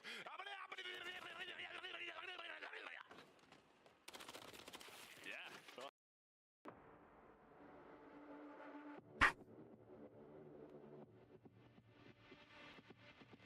I don't know. Got it. There's a pig. I don't even know what a pig looks like. 9 teams have tried it, 9 teams have fallen. Optic now taking on the Riyadh Falcons. And if you've been around the CDL, looks like a pomegranate. know the history between this duo. Pred taking Kinda. Hook spot, Hook's taking Pred spot, Pred taking Hook spot again, and then Hook finally replacing Pred on Optic. Now, if you're comparing their numbers, Ali, as we look purely at this split, Hook might be the best player in the game. Optic might have locked up the right guy. Hook has been unbelievable this split. He has turned something on, turnover some key. His comms have been incredible. His playmaking has been great. And just his presence on the map, the numbers he's been able to put up has made everything so much easier for Optic Texas to the point where we're not even seeing Mercury's having to drop 1.4s anymore. Yeah, awesome players we have up here also because both these guys, the in-game leader, when you listen to I do want to see the SND though.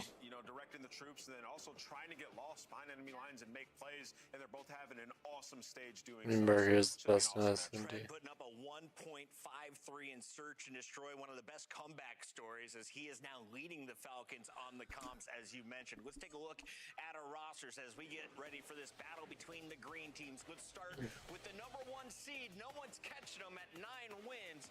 Mercury's, Dashy, Hook, and Shotzi have been playing perfect since losing the grand finals. It's been clinical for this Optic Texas team. I mean, they have been dominant in every single game mode. They're the best hardpoint team in the game, and that's going to be the only kind of Right, number 1 in all 3. has also been And 1 to 9 SNDs. They're 9-2 in search and destroy. Best defense team. Or 9-7 to start the season. Has been unbelievable, and their map pool is kind of what they've just been working on and expanding throughout the entirety of the second half of this stage. So for Optic Texas, they're just trying to widen the gap that is already ginormous. Yeah, and you know, for them, you saw they're number 1 in all the modes. NHP is the one where you could find like some opportunity against them just because of the maps. You know, you look at what do they play? Colossus and Scar for all 10 of their hardpoint wins this entire stage. We're gonna get a couple of different ones in this series, so it could be interesting. Both teams with 2 matches left for the Falcons. You're currently in 6th place. Ali, you could finish as high as 2nd now with Miami's loss today. What do you need to see from this quad to get the upset win over Optic? You need to see a couple of things.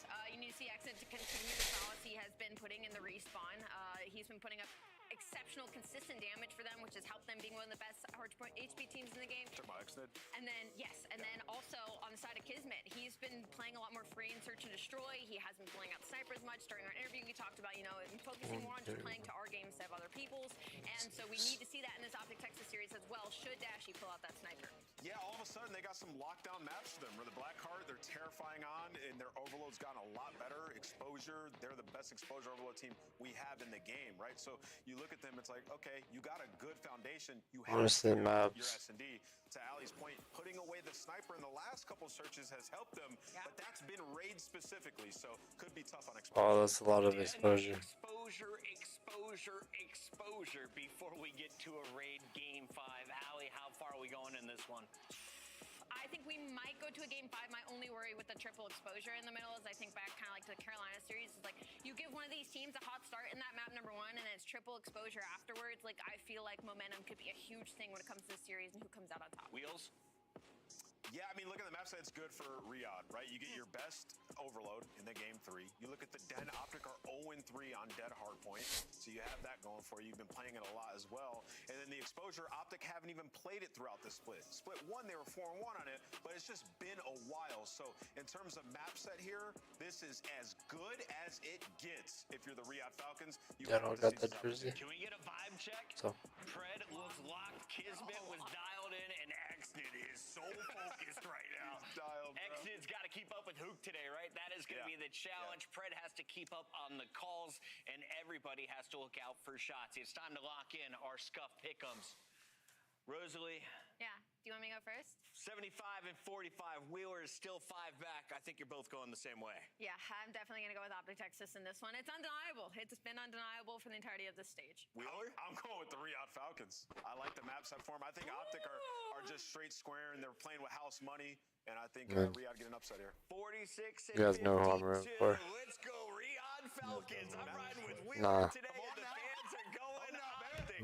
It's Optic. I'm trying to save myself from 100 gifted. Let's have Merc and Maven to kick this baby off. What was the Boscom Rider? I think Rider? Yeah. What you doing over there, buddy? I think the maps are good. Optic are squaring. Okay, They really are. It's not crazy. We'll see. But listen, Optic are like approaching their final form. They're right there. Listen, they're perfect, but I think the big thing is you've talked about me, and then we've talked to the green room. Like if they one more hard point. They get even scarier. No, I mean this is the Tom from JP from the team. They know we're not really trying to play black card, so focus is on Den.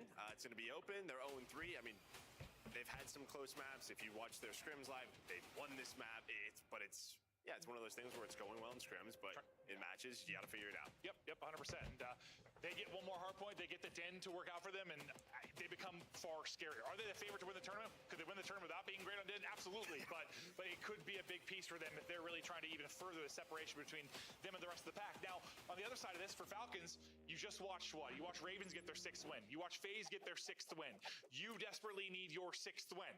Does it need to come here? No, because you play Surge in your last match. But if you get it done here, you're feeling great. No, you're feeling great, and obviously you're handing Optic their first loss. Right? But real good. I mean, listen, joking around with ABCZ is not wrong. You have a lot of strong maps here for Falcons. Optic obviously are just squaring up with everybody right now, testing this map pool, getting it prepared for next weekend.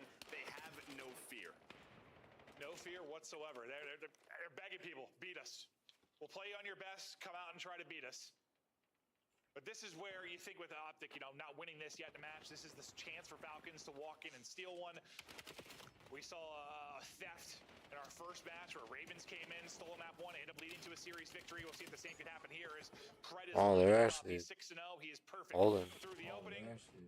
That streak will come to an end. What are you seeing? I mean, you got everything that you wanted if you were Falcons. Xnid was able to pick up the They got first flip. push. The problem Let's get flip. is you get off the hill if you're Pred, and that opened up the back spawns there for Optic. So you just kind of flip the map, right? And when we talk about, again, just taking advantage of your opportunities against this team, you can't allow that to happen. But those sort of hut spawns do come in there. All 3 spawn up, and now you have to deal with this. A simple mistake there for Falcons, and it's going to lead to a lot of time Gotta potentially. deal with the Shotzi. I mean, you've got, look how far pushed up you have Shotzi. I mean, he is in your spawn. He only gets 1, but Yeah, that's that's what you true. really need. Still going to be 5 to 10 seconds before the push can develop for Falcons. Sure. Picking up the spawn in the back perfectly. That is Shotzi. Well done. And that's it, right? Like, that's the difference. These guys know this game to a T, and that is the difference. Some teams, I just think, allow that to happen. They get a kill. Boom, there's a mess. No, Did not fall from up there. We're not psychics. I don't know how it would have gone if the Falcons held on to spawns, but we're thinking probably somewhere in the ballpark of a 50 to 100 point swing. Because that's a full 60. Yeah, normally P2 is pretty messy, but you would think they would have a lead. And instead, they do not. Well, and just they the lose rotation. Now they're getting smoked. Could have been 30 to 60 to Falcons. It was a full 60 to Texas. Like, this is ugly as it can be. Now Optic are set up beautifully inside of a P3, rocking, rolling, ripping, showing you what perfection looks like to the cops from Optic. Outer pushing it. In it. I need a shot. Keep their heading. On that out of me. Right here. I got one. That. To the outer, guys. Yeah, still out on you. Yo, one pin. 10 a bullet. Still 10. All go now. I got time. They're nading. Go on, con. Con got me at. Nice. Nice. Get this time. Con away. What's this? Con, you guys con. Yo, what's your last two? Come partner with me. Go. Alright, I'm gonna go outer fast. They could be red. I'm gonna cut low red, baby. Oh no. Lord, dead. Back new. Dead. No one here. Not weak. Green, top blue kiss. 2 seconds. It's on the back. Yeah, just play like that. I have our pinch. I'm back there. I have red. I still one back there. Nothing. In red. I'm pitching mid. Fast. Safe. One back there in the right corner. Back there. Red guy. Yeah, two back there. Yeah. What's going close right corner? Red. 2 on top. Red got me, and I don't know if they went in the back. Yo, red. So red. He found small. Still there. Dead. Outer dead. One back there. Back door weak. Nice. There's one back there. I got him. There's a trophy back there. I need it. What's your smoker? He's hard stun. I'm trying this. Dead. Right there. There's both in the back. Yeah, both there. It was a nice opening hold from Falcons, but it's a close roof side spawn for Optic. Next push, they battle in, lead, start to grow again. Yeah, I mean, we were on board with Hook, right? He was the last one in the tom saying, hey, guys, wait for me. He doesn't, so then he takes his time, and somehow Shotzi just, got in between a couple of Falcons players, which leads to that break. But we saw Dashy, the pistol hit, and of course it is. Also a Hellstorm in the pocket, and Optic lead. Into our second set of rotations now. Optic trying to do a better job at the P1. Falcons trying to maybe avoid a late P1 blunder and get a better opportunity at P2 because it was a full 60 seconds to Optic Texas. Last time through. Dashy, a couple in front. I think Amos gets dragged and he gets put down, but his shots. Nice. He's 18-9.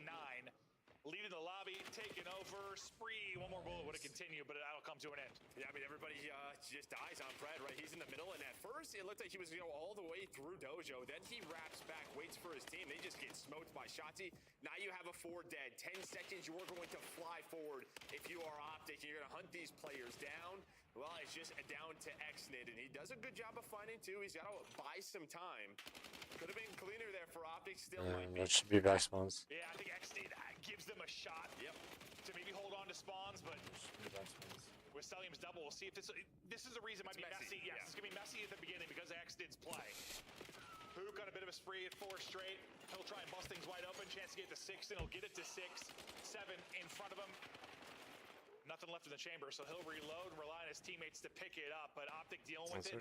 So far, P2 has been their playground. Yeah, Mercules was turned around. We're so alive. He's playing for the streak. Did not expect that one player to be in the back. He knew it was an option, but Kismet able to win that fight. That's okay. So another streak added to the arsenal. The crazy thing is you had 30 Oh, did they get the streak? after the first P1.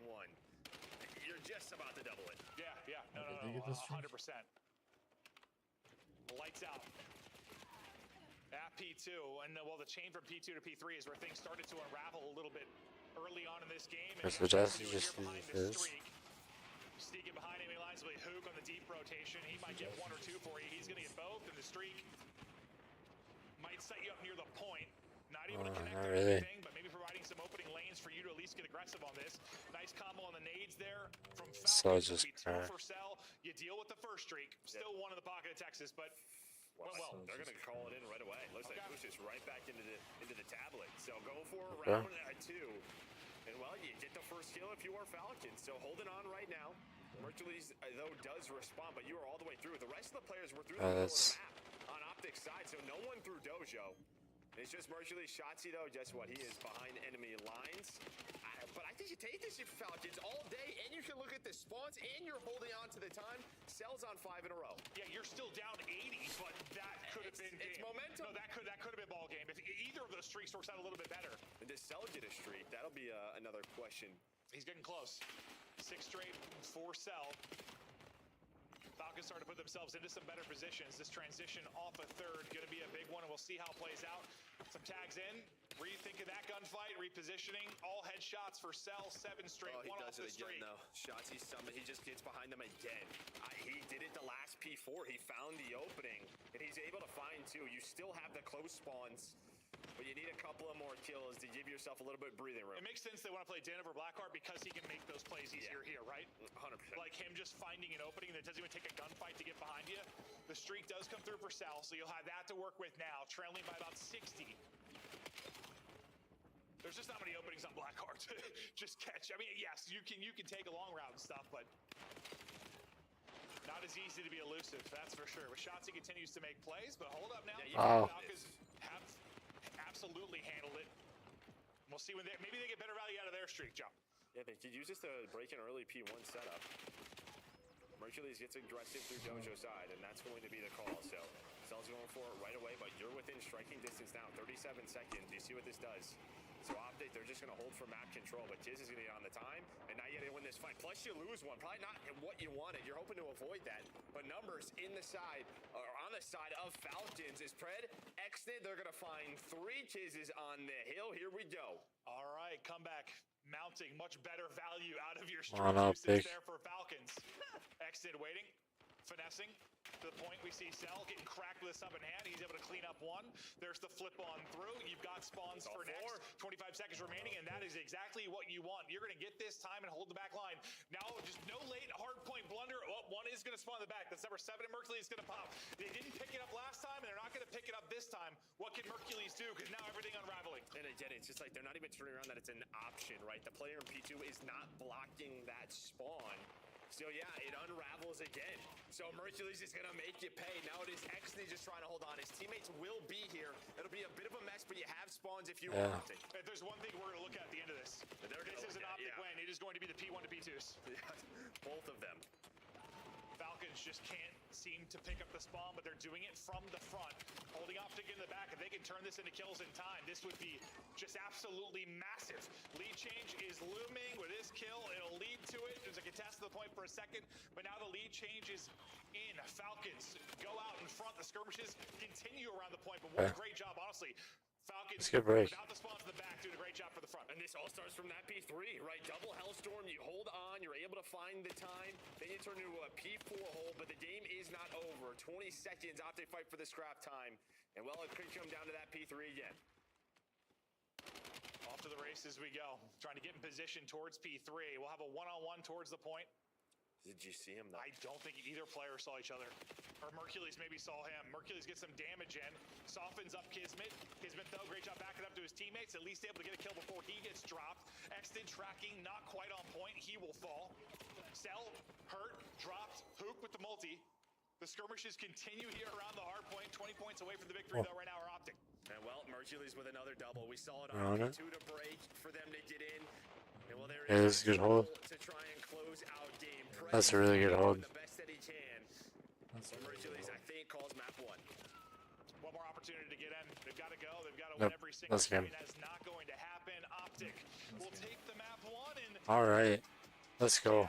The P1 to P2s. Let's go. Just play. That's a really good map 1. I mean, it was close, but. They're just not even aware the spawn can come in. We saw a couple of those split spawns. Like, you just know how goofy they can get before P2, and you saw players pick it up on the side of Optic. It just does. The same reads weren't there for Falcons. Yeah, there's that back HUD spawn, and I just don't think you obviously don't block that from P2. And that's their furthest player back, right? You have to be in couches or lobby right outside on those stairs. Instead, they're trying to play in through sort of the other side of the map on P1 and P2, and it just, you see that split spawn will happen. It happened 2 times, but stats-wise, massive game out of Pred. A bunch of multi-kills. Mercules, though, he's in a match that with Shotzzy. And if there was one other thing you might highlight on the Optic side led to the win, just a couple of times that, well, who the guy that slips through. Shotzi able to get in behind enemy lines and make some plays around the objective. We'll check out some of the highlights as Mercules puts up over 4K damage and Optic get their first win on Den. As you said, they've been getting it done in scrims, just trying to get it done in matches. Yeah, it's going to make Optic fans very happy, and it could have been a lot cleaner. Could have been a lot cleaner for Against a good hardpoint team. Yeah, probably don't want to use both Hellstorms at that P3. Maybe, yeah, the best value out of that. That could have gone better, yeah. Could have gone better for them. That's probably the one thing that they will look at. Because that was a hell of a fight out of Falcons. And this was that chance. I thought Shotzi broke P4 again, but you see his teammates were just kind of so far away. And you get the next kills out of Xnid. So this is the P4 that almost ties the game up out of Falcons. You got that Hellstorm from Stellium to flip. And yeah, that's when this spawn flip will happen. And even with that, he did a pretty good job at that last P2. No, he did. Falcons fought it from the front and almost able to pin off to get it back the entire time. So you'd have an advantage maybe on rotation, but it's hard to do throughout the entire. I mean, that would have been you can't expect to hold it from the front P2 for a full 60. It's just not going to happen. Not going to happen, especially when Mercules is on the other side, because he had a multi-kill there and then a multi-kill at the P3 to close the game out. The boys are locked in, and now they're going to get to a search and destroy. Yeah, so Optic may be adding another tool to their toolkit. Fantastic map one as they'll get the win. And you can still see they're making some improvements there, so trying to figure things out. Definitely some moments they could have done a little bit better, but the fact is they walked away with the win. And now we get ready for the search and destroy, where Optic have been good, and on the other side, Falcons have not been great. Yeah, and then we're going to an exposure search, which both teams throughout stage 2, I don't even know if Falcons played it, but this to me kind of goes back to Major 1, right? Because this was that winners round 1 matchup. And this is where we saw some early mistakes from players like Xnid. Yeah, no, there was just some, I remember specifically the one through mid where he needed to trade a kill and didn't. Seemed like comms were a little bit off, or he was playing a little, didn't want to scam, didn't want to play safe, not make a mistake, and it ends up kind of costing them in times. But we'll see if he's got more comfortable, if they can put up something in search and destroy. Because if this Falcons team finds some subtle improvements in search, they are a real threat, to make a run into a championship Sunday, make a run into a final. Yeah, with how good their hard points been, you think if it just gets to 50-50, they have a shot here. No, 100%. But I think it's just sort of map pull that they have to figure out. I think really relied on Colossus early, but that got worse. Now you're starting to look to raid, which you have raid if you get to that map 5. Yeah, we'll see if we can get all the way to the map 5, though. Optic, after taking that map 1, making things a little bit more difficult. Optic trying to, I think there's something to be said where it's first time playing everybody, having 11 matches. I would love to end it perfectly and say we had the best qualifier of all time. But at the same time, what's the important thing? The important thing is the major. You want to work on some maps that maybe haven't been your bread and butter, so they'll be playing some things and squaring up quite a bit, but they've been able to get away with that and also get series victories. Next test will be the search and destroy. What do you want to see more of from Falcons? What has been the issue? What do you think has been the big issue in search? Is there anything that stands out? I know we've talked about Xnid struggles at times, but... Yeah, I think just sort of being on the same page mid-round. I think their openings are fine. They're getting some of these first bloods, but it's kind of step 2 to me. All right, I don't know. When do we want to go for these plans? Post-plant setups? I'm saying give Xnid the sniper, let him get cracked with it, and then maybe you don't have to worry about those plays he makes. Yeah, you do have kids on your team, so yeah, maybe you let him rock it. I don't know. If he slide to that role. I feel like there's no way Xnid can't be twisted with the sniper. The way that guy moves, maybe he's horrible with it, though. I don't know. No, I'd like to see it. I honestly would. Then he's not probably in those positions where he's overthinking things. Just let him fly around trying to hit snipes. There's a reason I'm not coaching. Maybe they've tried it, though. Because I'd rather do this. Maybe they've tried it. Maybe they have. You're right. Exposure, though. Into the mix. For the map, too. Next in. Gonna have a whole heap of Optic players in front of him. Damage into 1 or 2. Able to walk away with 1, and he's just flying at you. The problem is he's flying, but his teammates are dying. But Pred's still shooting after that map number 1. But Xnid was so quick through Zig. Did you see that shimmering waterfall? Amazing. How do you plan to use it to outsmart those bandits? He turns it around, allows Xnid to get here. And no hesitation, just aggression on through. Hook trying to get the spot, now trying to get the clutch. Nice damage. But still work to do. 1v2, plenty of time. Yeah, well, this is going to take so long on this wrap, and then he's just going to have no idea where these guys are. And they just take low dirt back, right? So they have the bomb check. Nice nade. Looked here He for had the a read moment. for a second. Oh. Pick it back up. Beautifully done. Great map. God damn it right there. Solid round one there from Exnid. I thought he was in trouble early. Like everybody's flying out mid on. The teammates had him there with the help, and then no hesitation. He gets forward. Ends up with 3 in the round. Well, yeah, I mean, he gets a kill there. Like, Babe, hype, what's going on? He just runs, and I just don't know if Optic. Sorry, I didn't see you in the chat earlier. No, probably not at all. You're sort of thinking like, he's around mid box. Where did he go? Oh, he's behind us. You shot the back 3 seconds later. It's like, how fast is this guy? Well, he is moving. Solid round out of Exnid. Falcons strike first. Now we'll see Optics look on the offensive end of things.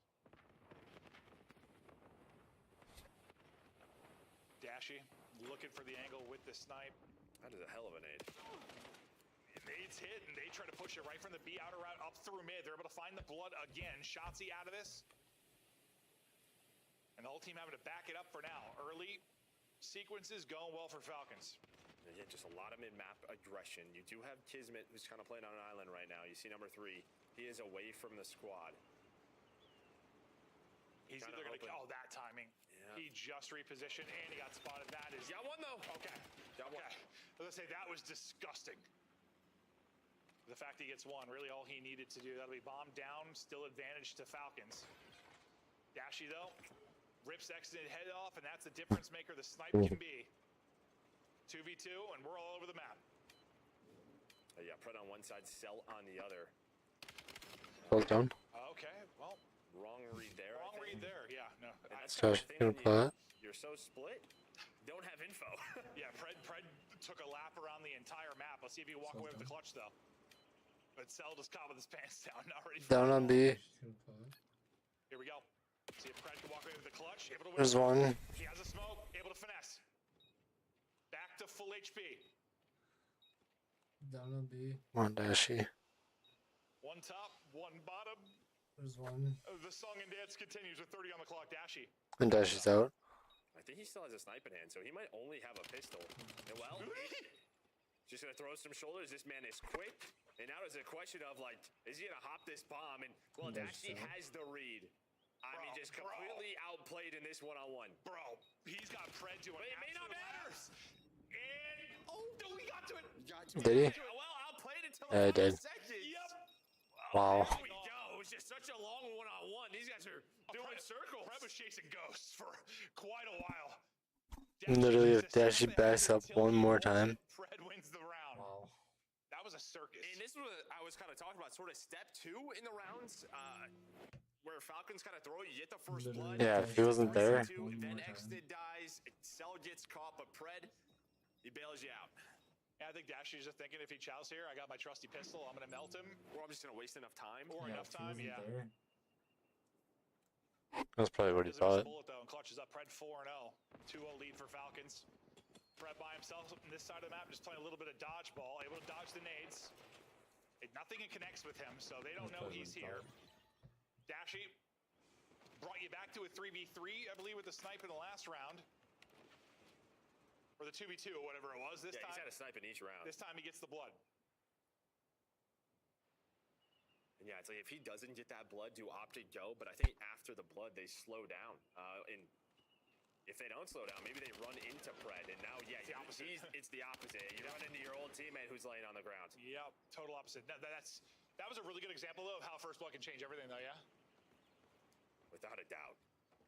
Yeah, I think Optic are going there. And Pred might get traded, but he's getting one. Exit stomping. 1 versus 4. And behind a couple. Damage into a couple, but not able to close anything out until Hook re-peeks and Hook gets dropped. He's just saying hi. Goes for the world. Hey, there was a snipe. Yeah, there was a snipe, dude. Hey, it looked all right. Didn't hit the shot, but I like what I saw. You ready for the snipe? Give it to him. But yeah, that first blood from Dashy changes the plans. They're able to put the brakes on and catch him.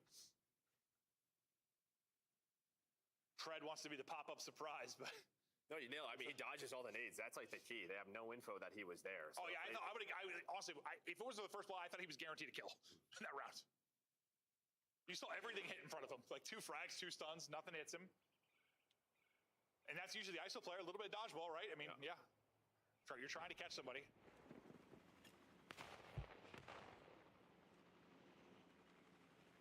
Dashy nearly gives you another one, and he... Oh, well, Sal, of course. Guy. Sal likes to chow snipers. Always has. He's on 0. Doesn't matter. He's still going to be chowing snipers. Gets first bullet in. The flinch will be enough. Shotzzy, though, he'll have a, well, one-on-one the other side as he pushes on forward. Kismet will be dropped and isolated. Sel will get put down by the wall bang from Mercules. And waiting this entire time for his lunch is who? Pred is gone. And it's exited by himself again quickly. He's a bullet. And that'll seal it. And well, that's the first time we don't really see aggression defensively from Falcons, and does not look great because, yeah, you just gave up so much of the map. You allowed him, honestly, it was just kids playing for info, was worried about the snipe, and then, like, yeah, he's just solo chowing, low dirt by himself when he has 3 teammates window. Fact is, they just cannot let that bomb go down that cleanly. Sel, struggling through 4 rounds, 0-4. He's only done 100 damage. Not great. Cannot get involved. They're going to need him to turn it around. But the fact is, you're 2-2. So, not the end of the world. If you looked at the kills, And Sel's 0-4. That's not going to be the case. Back to round 1. Exited straight out. Looking to chow. Nobody there from Optic, but looks like it'll be a quick plan in. We'll see if Trophy is there for coverage or the nades are going to connect. Looks like plan is in. But Dashy, he has 1 per round. Another snipe. Yeah, he's got 1 per round right now. This is exactly what you want. It's another first blood. Well, it's 5 rounds, 4 snipes, but it's close. This round. Okay. Just put down. Yeah, you got 1 around. Oh, we did. And that's round. No, it's funny. I was looking at the data feed, which it doesn't have it on there yet. No, sorry. It was delayed. I was like, dude, I'm pretty sure it's 1 per. Let's go. I stared at the data feed for the first blood. It still showed 4. I was Let's see, as long as we can take Pred out, we're good. That's delayed. I'm so sorry, Joe. I should have trusted you. And well, that just leads to a perfect. I'm not looking at that thing ever again. The 3 times I've referenced it, it's delayed. I've said something wrong. It doesn't make sense. Why is it delayed, Joe? We have the technology to have it be live. Yeah, it's just another first death for kids, and of course, I mean, you got to shoulder that, right? But your teammate's planting, you have to look over him. I wish you guys saw Joe's face when I said that. He looked at me like, "What, man? What was I? I'm pretty sure it's 5." I'm never looking at that thing again. Just makes me an idiot. 4 straight for Shotzzy, 4 straight for Mercules, 3 straight rounds. With Dashy with the eagle eye coverage. They'll get pushed up. Not connecting on that one. The help is there. Him and Dashy both taking some damage. Dashy not able to thread the needle to hit that shot.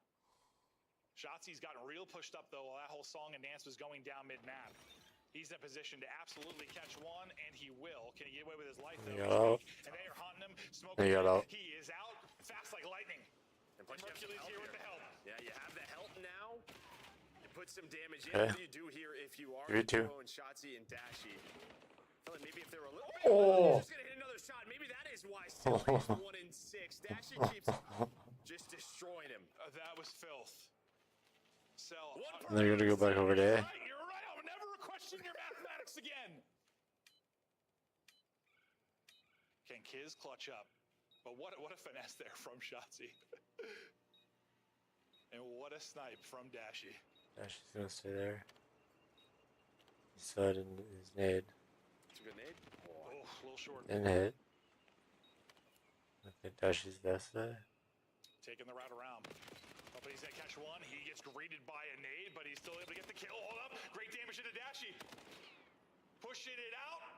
Ring around the Rosie again. I guess that's the clutch routes for Dashy. Not able to win it. He'll drop. And there's enough time to get back to it. 2 crazy clutches from Falcons has them still in the Damn. I mean, they had all of the info. There was a dead. That is a crazy clutch. They knew he was there. Did it hit him or was it just short? No, it hit him. I thought it did. I think Shotzzy dies, and then Shotzzy dies. I think he's telling Dashy just to pistol him, but it never comes out. Yeah.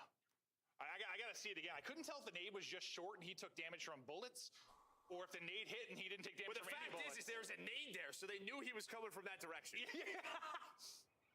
Good old Shotzzy dead nade. Okay, well, there's been some weird ones, Joe, but it's a weird year. Listen, any other team, and we're like, what in the world? But it's all good. We'll allow allow them to make some mistakes. Just not mistakes you want to see next weekend. True. Get them out now. Just like me being sick this week. Get it out now. I don't have it next week. Wow. Fast one there for Falcons. That's when they've had their success. That's what we saw Kismet the last. bulldozer. Yeah, we saw last defense a little bit. They just know. It feels like the map gets stagnant. Optic run over him. Dashy gets picked, and you're not really sniping back with Kiz on it. So yeah, if you give Dashy freedom, he's gonna hit one. Tell me the truth. The Kismet's standing, bro. He's got a good balance, good foundation to stand. So you run into him at full speed. Could you knock him over? Knocked him over. I think I knocked him over. You might. I don't know, man. That guy's a wall. I believe in you too. Just go for his knees. Go low. I'm taking out his ACL, MCL. He'd still play job. It's true. Doesn't need him. True. Oh, what is wrong with me? Dashy's been so good with the opening snipes. Just unfortunately hasn't been able to walk away with either of the 1v1s. When the hell did this guy get this, by the way? Great question. Okay. Pick for Exton. Give him 2. Exton's feasted. 7 and 5. Hellstorm's maybe on the optic sheet of maybe a little practice there. Gotta figure those out. Not worked in the hard point, dude. Not work here. Dude, you got steamrolled in the last round, and it's looking that way in this one. Mercules throwing an insane clutch, catches a great timing onto Kismet, but lots of work to do if he can pull off the 1 versus 4. Had the read onto Fred. Not on the Exton. Exton takes over in that round. If he's your playmaker in search and he's putting up numbers like this, they're gonna be tough to beat. Well, Just in search. Because he's just running up dirt to find 2 kills. So he must have done someone and then maybe killed Shotzi in the Hellstorm? Because he got a 2-piece. I believe that was the play. Let's see. Oh, no, they just run into him. Okay. I knew he got a second, but I wasn't sure of the second one. That was the most awkward gunfight of 2026. Oh, he had mute field, so that's what it was. They didn't see him on the Hellstorm. They didn't see him That's on the why. Hellstorm. The mute field play. I love that. Good shout. Because that's something we're not going to really notice until we see a replay. Well, like I'm like, how is he there for free? Yeah, Does Shotzi not see him? But that is how. There you go. Good old mute field play. Incredible there out of Exton. Because he's on 4 straight. And it's been dominant rounds back to back.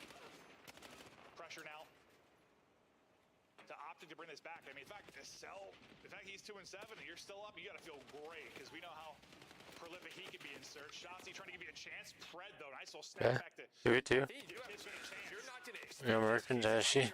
Okay, there we go. On the Dashy to turn into a 1-on-1.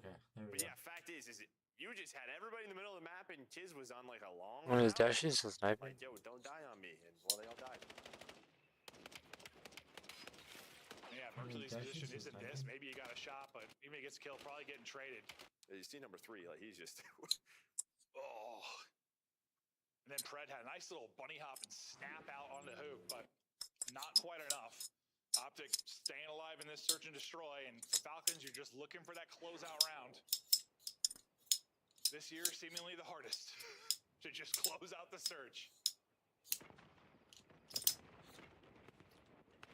Will be Dashy with the opening pick of the snipe. Well, he's going to catch an 8. Maybe a little bit of trouble, but no follow-up for now. Who's gotten to a good spot out mid-map? And the timing of that is perfection, right? Because you see Cell starting to work into the top window. If Dashy like over-peaks that, I think the nade lands. Good help from Pred. And then Cell's able to find that kill. But yeah, Pred just making sure no funny business. I have the read on YouTube. Yeah, he's like, Cell was the bait, and Pred was the finisher. They are fired up. They know search and destroy is where the improvements needed to come. It's a big search and destroy win, and they are pumped. Exited some incredible plays. I mean, honestly, Dashy closed out a couple of those 1v1s, or one of those 1v1s. This is going the distance, but as good as they are, still some misplays on the Optic side at times. Yeah, I mean, I'm going to give Fred props, dude, because he was fine in map 1. He's been doing it here now in map 2, improving big time in the search and destroy. The Des talked about it. He's got like a 1-3. Look at that 1-2 punch from him and Exit, though. Yeah, those two playing with confidence, playing together, and it is paying off. Yeah, I mean, Cell, not a great map. Who cares? I mean, like, boys, all right. Fired up to see Fred Exit putting in that type of work in search to destroy. Terrific map. Mercules, I mean, that guy's a lock to put up a good map in search to destroy. He has a solid one, but it's not quite enough. Goes 10 rounds. And Falcons will tie us up at 1-1. And now you get to their exposure overload, where they're 3-0. Nameless thinks they're the best exposure overload team in the game. They have shown that. But Optic is also undefeated on this one. So yeah, quite good at Overload. Yeah, should be They've good. had their first loss last weekend. So we know they can be incredible, but this series continues to deliver. We'll see how deep we will go. It's Falcons that really could use 10 points. Again, they still have kind of a cushion when you think about the fact they're playing Surge later this weekend to get their 10 to get 6 wins. Here, I mean, you're basically guaranteed T6, you'd think, for this Falcons roster. We'll see if they're able to do it. The battle continues, though, with the MAP 3 exposure after this quick break.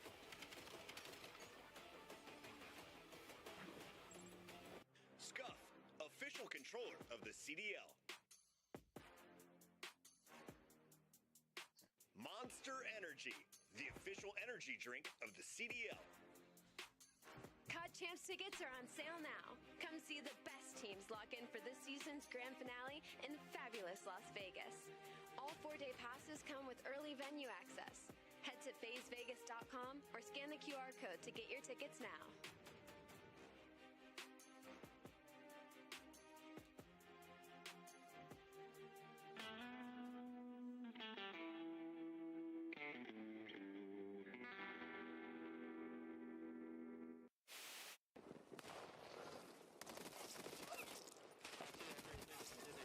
Got me. We have the overload device.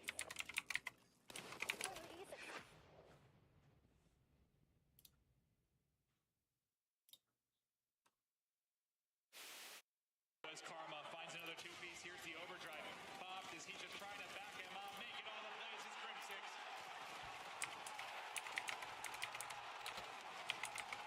The curse has been broken. The dynasty has been cemented. They are the greatest roster in Call of Duty history.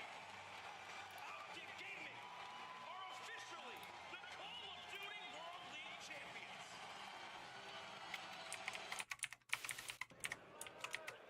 4-3 in game 5. Oh no! 4v2. This guy don't play for the win. What? This is criminal. What was that? Play for the win. Why is he laying down though? Because he don't play for the win. I get. Hey Ken, you know what you thought from? This guy's not real. What do we call that out? Because I knew he was there the whole time. Let's call it fair. Stay on his fires. Play 2 months. Play your life, dude. He's in. He's just running away. Just run. Fuck it. Go, baby. Come on. Come on now. Come on now. Come on now. Yo, this guy was fucking so much.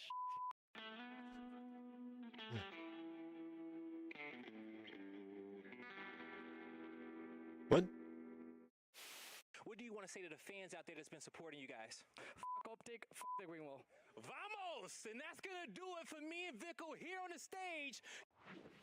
Dude, I kind of miss Vic. He was your guy. That was my guy. Now he's like. Okay, this is gonna be an action that I do. Model, rich. Yeah, good for him. He's life Maybe. out for him. But let's keep the series going. Talk to me about this map 3. Again, strong squads, but if you're talking exposure overload, I think Falcons. Yeah, this has been their best. 3-0 throughout stage 2. As you said, Optic though, best overload team in the game. Finally lose one after their crazy double-digit streak. Yeah. And well, Huki has been a monster when it comes to overload. He's a monster just about. Race. Oops. It's early. Yeah. We've had one event, but that one up. he's looking like a contender for that. We'll see as the year goes on, but he has been absolutely insane. King Kyler. And he's had some of these online stages in the past, so I think we're just all. Can he do this next week? Can he do it all year? Yeah. Especially at the LAM. We'll see. It's gonna be we're traveling all the way over to Birmingham. It's gonna be a fun one. I'm pumped. And for everything except the flight. With this team, he doesn't have to have a 1-3. No. It's cherry on top. Well, that's one of those things though. It's like sometimes it's just not realistic to put up those numbers once you get to LAN. Like if he's not. How does the dynamic change, and are they fine? I mean, I still think they're going to be fine, but just with how this team is. I think if he's putting up a 1-3, if they're winning the event, I think without a doubt, yes. I would put money on that. If Hook has a 1-3, they win the event. All right, well, we get ready for the overload. Falcons try to ride off the momentum of this map 2. Map 1 was very winnable for them, barring a couple of mistakes or missed reads on spawns. They had a chance to do that. I think you're feeling pretty good if you're them. Like we're in this series. Not many teams have tested. That was also Optic. Only on a game 5 twice over this entire stretch. Can they close it out and beat them? Yeah, and I think this is a Optic's done was their worst match on hardpoint, so went on land at the last major. You win this, it's just sort of a mental battle if there is a matchup. Like we can do it. Like we can do this. 100%. And maybe it seemed like Exnid, I don't know, maybe felt some nerves at that first major with this team. You hope maybe he's a little bit more comfortable at the next. And yeah, maybe for him, just a mental hurdle beating this team. And he had a great search and destroy there. But we'll take a look at some stats before we get locked and loaded into this map 3. Just a mess. It is just a mess. Like I said, Falcons are looking for that 6th win. They have a second match to play this weekend. That'll be against Surge, I believe it was. Optic's final match is against Koi. We have Thieves next versus G2? Yes. Thieves 2 matches are tough. They play G2 and then they play Gentlemates. I mean, G2 could go up to 7 and have the 2nd seed. Yeah. No. Yeah. I don't know. I don't know. Like, you think you know, like, kind of Gentlemates in down how it is? yes, this prediction is like 20 hours. 20 hours. They're already locked. Yeah, because do I think Koi's going to beat Optic in the final match Land. weekend? No, but I don't know. I mean, Optic might play them on 3 dens, so. Yeah, exactly. If anyone would play them on 3 dens, they legitimately might just play them on 3 dens. The den team, all right. Yeah, we'll play you on 3 dens before the major, sure. Get slammed. I mean, no one. I don't think Koi have seen a den in their last 3-4 matches, but they may in that one. They might. Yeah, no, 100%. So there might be an upset. We'll see. It might boil down to how much Optic care about being 11-0, and how much they just care about continuing to work on the maps they need to work on. Or just how much they want to square up people in their maps and just let them know they're better. Yeah, that's a mental battle in itself. Team KD 1.6. Let's see. 8-1. Okay. You do what Ace used to do, and you just let people fry you and think they're better than you, and then go out and fry them on land. Is that what he always said? Like, yeah. He would throw in scrims. That's a Pat story for sure. Yeah, of course. Yeah, I mean, that's true. Just flip a coin with the Pat story. It could be true, it could be a lie. Could be some truth mixed with a lie. Yeah. What is it, the best lies are mixed with truth? Mm-hmm. Guy had a cold for 1 scrim. Exposure.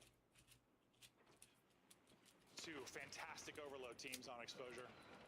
You know, important these opening sequences can be. Exit right up the gut, looking for it, and while his teammates are really finding the kills, teammates finding all the kills. Cell's gotten 2 to start you off. Exit just thinking spawn kills, runs right by 1, unfortunately. Yeah, the big reason why they are so good at this map is, you know, a lot of the times we kind of talk about the sub sort of pressure from Hooch and Shotzi, how good they are getting lost flanking you. It is the same thing on Exposure Overload for Pred and Exnid. As soon as they get to like a window room inside of your P4, good luck dealing with them. And that's his score.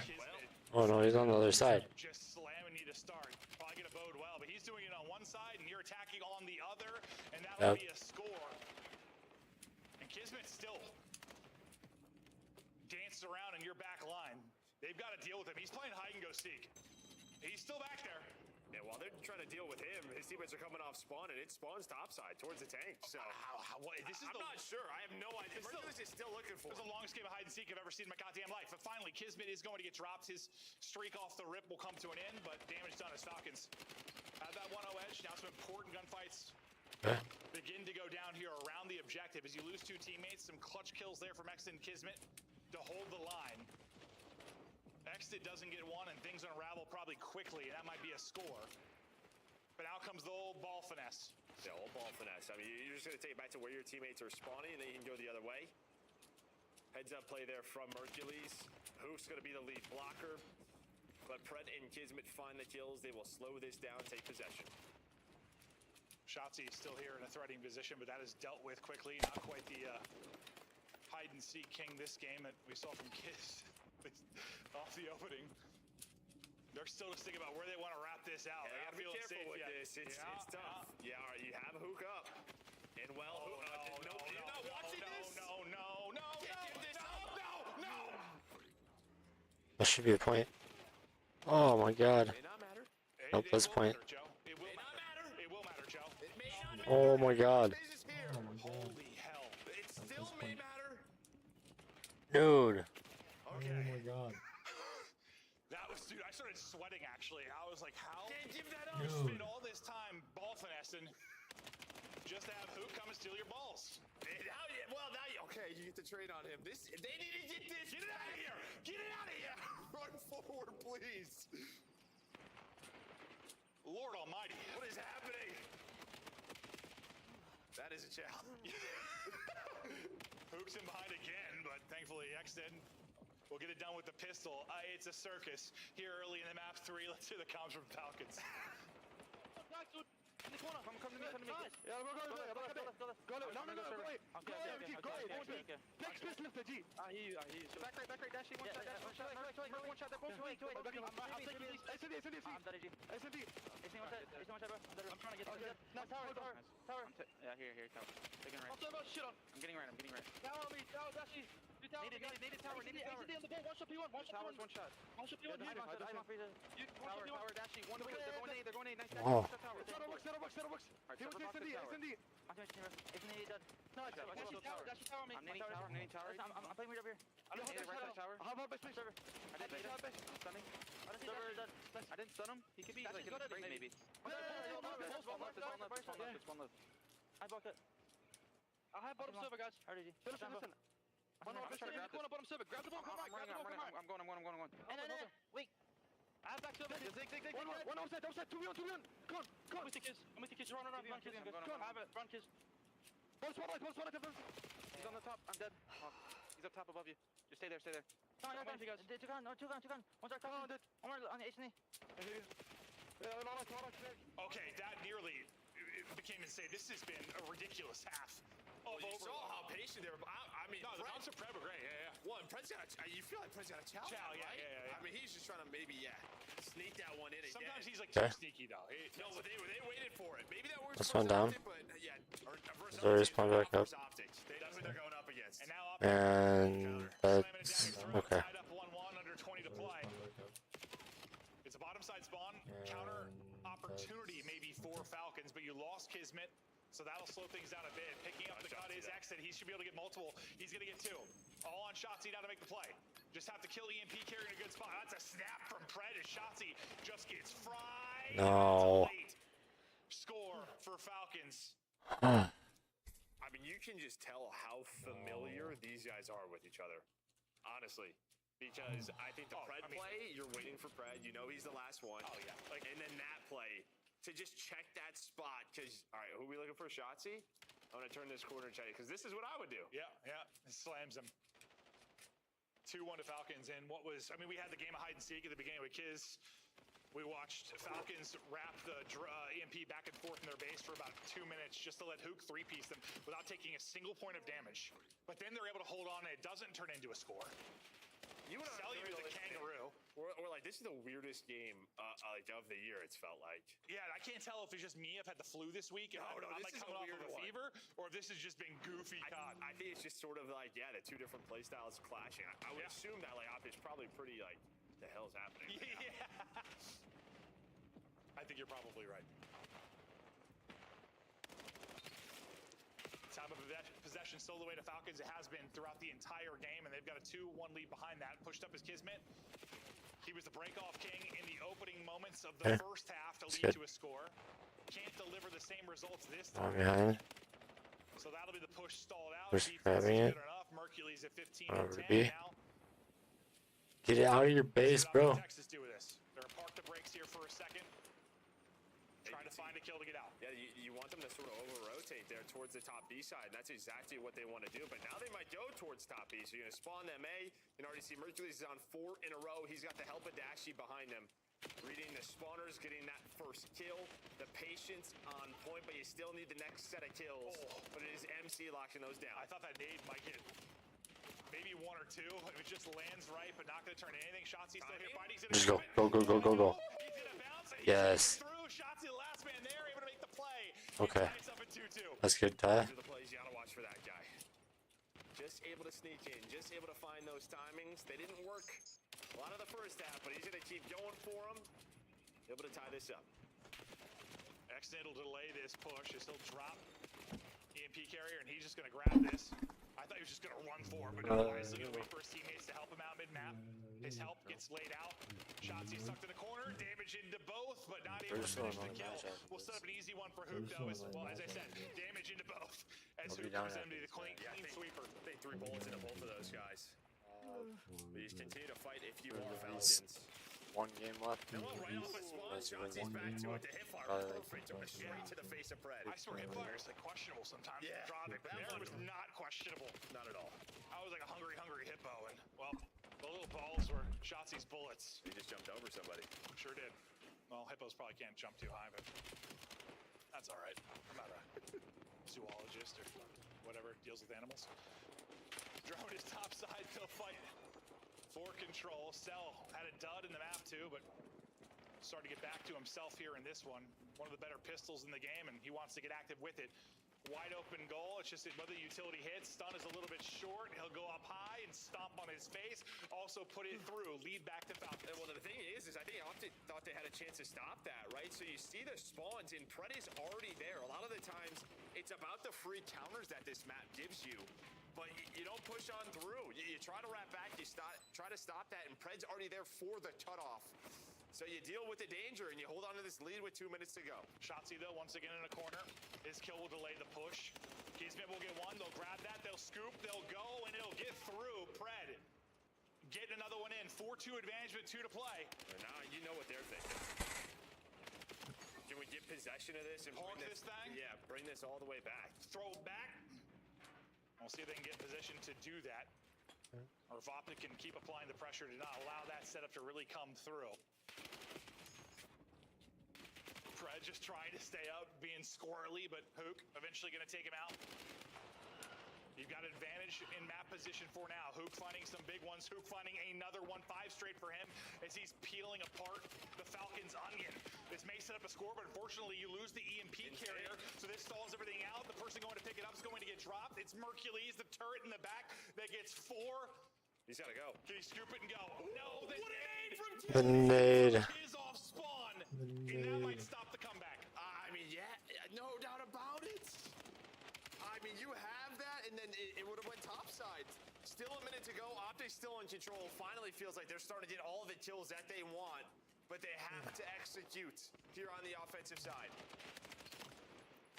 Square. Trying to get it through. Still not Dude. MC does it this time. The clutch kills have been there, and now Yeah, they're just gonna hold it. a big old bust. We're gonna be hanging out here for 30 seconds. Could be worse. I'm glad it's not a couple minutes, Joe. I at love least this. it's 30 seconds. I mean, this 30 seconds would be less time they took to find Kismet when he was back here. Honest, I would love to hear the comps from Mercules. I don't know where this guy is. I can't find him. Hold up now. Maybe. No, never mind. This is the time to reset. Not enough time to do it. I tried to hype myself up. He's like pieces everybody, but no, just not enough time to do it. So, Ant said he thought the Falcons were the best exposure overload team in the game. They get it done in the map 3. 2 of the Titans of the mode square up. It's a big win from Falcons, now up 2-1, and well, this will be the 3rd time that this Optic roster has been tested over this qualifier. The other 2, they're able to come away with a Game 5 victory. They're gonna have to do it again. It's very unorthodox style. Is he just walking? It's 2-1. You should see it walked in, like arms across his chest. Just the biggest smile on his face. This guy's cheesing. You know what happened last time Ali started dancing about the Paris advantage, bro? Well, I'm not excited. I just want to check y'all out. Yeah, all right. We're having a good time, though. Dude, that was some of the moments on that map were like a clown show. I was like, what is happening? No, the Kismet nade was nuts. Holy, we'll take a look through the stats and how that one played out.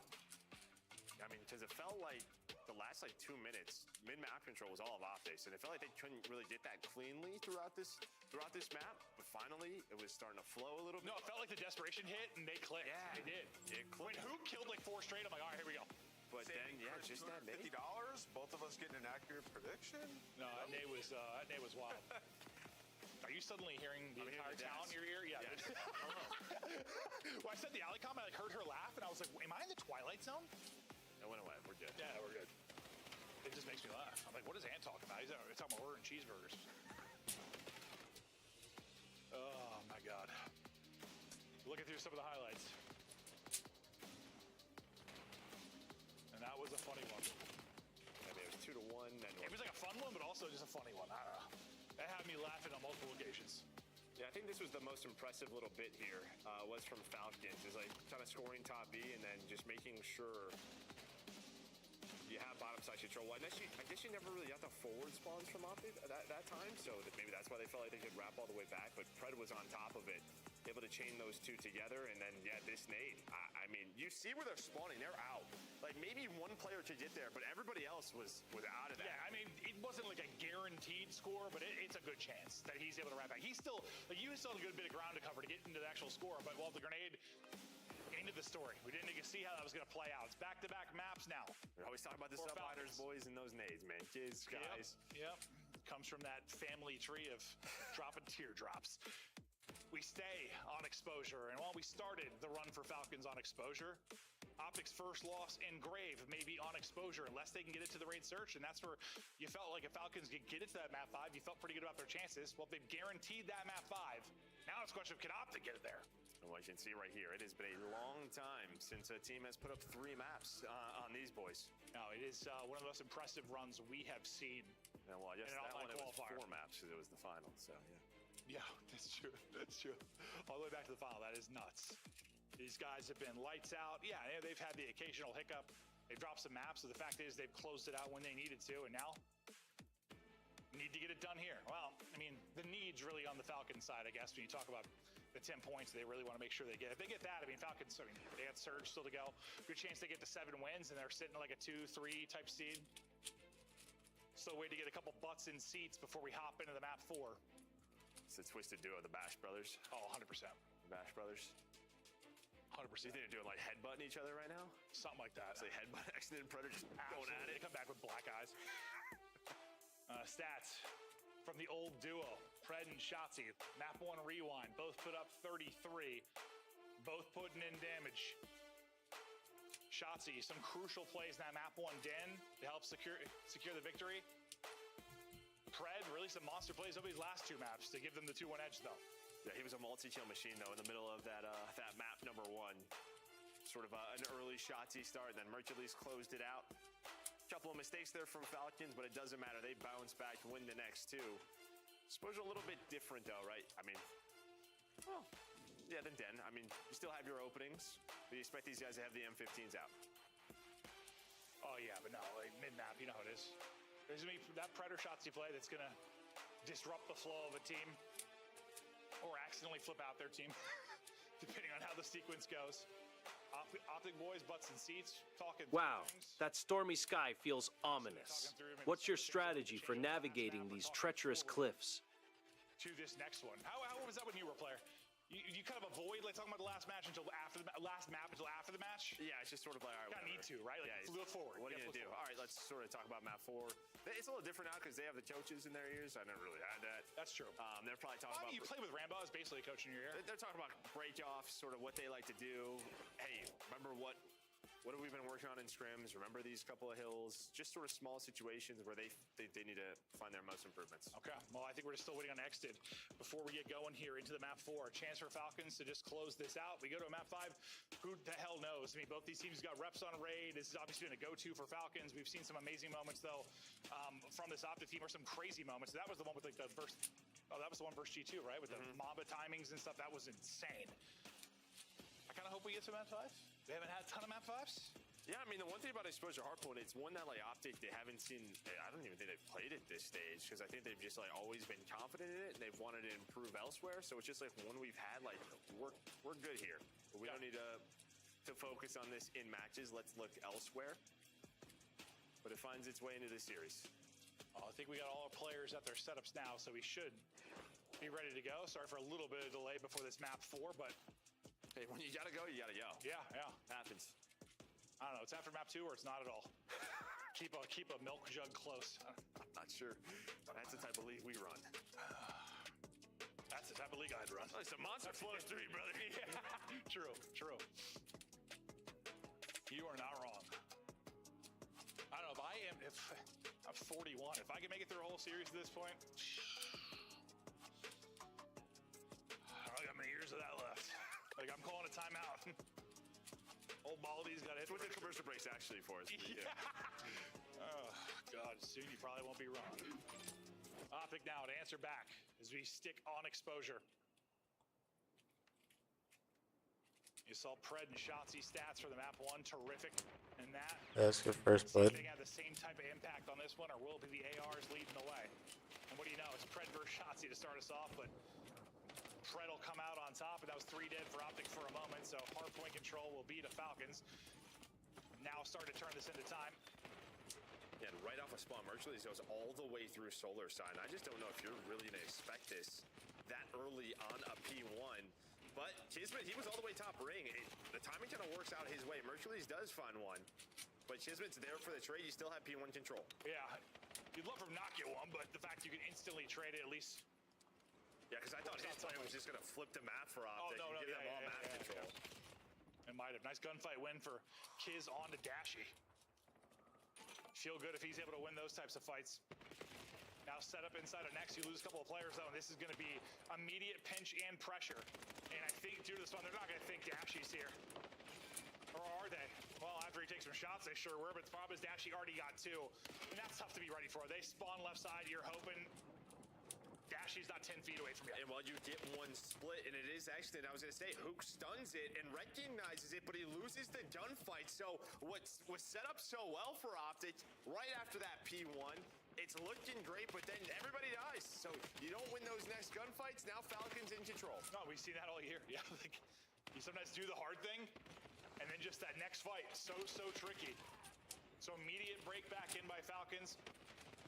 Not a ton of time really accrued yet for either team, but Optic battle back in with 10 or so seconds remaining. That's so impressive. Right side of the map, though, controlled by Optic Texas, and they'll be in position for next as the duel still goes down on hold as the final couple ticks go away. First goes straight to hold. First gonna go straight to hold. And you've got Riyadh spawning exactly where you want them at hold. You're going to safe spawn in for Hook in a second here. That's a nice nade from Exton, though. That might be enough to open things up and keep it messy, but unfortunately, guess who's behind you? It is the Magician Shotzi. And that is just what he does. Finds the routes, tests the limits, and look at where he is going as well. Take notes. Yes, get to your spot and then take your time. He's able to find a freebie. On the other side of the map is Hook. Do you think they know this game pretty well? I think so. They flipped the we're back in the lead. That's good. That is so well done. And that should, I mean, you're thinking you lose a player to Exton's nade, and Shotzi just no hesitation flanking the push. But you know they're going to hit it. He gets there a second late, and they get in comfortably. Who knows how it plays out, but the timing is perfect, and it leads to, well, everything as you said. The flip as well, the chance to chain 3 and 4 together.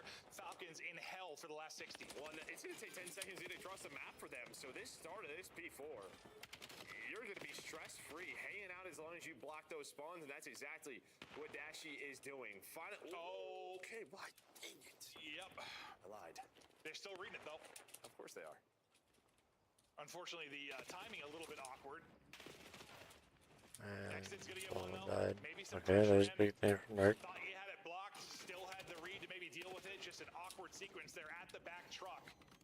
And that's not a mistake they normally make. Yeah. Especially with that much time and that much freedom.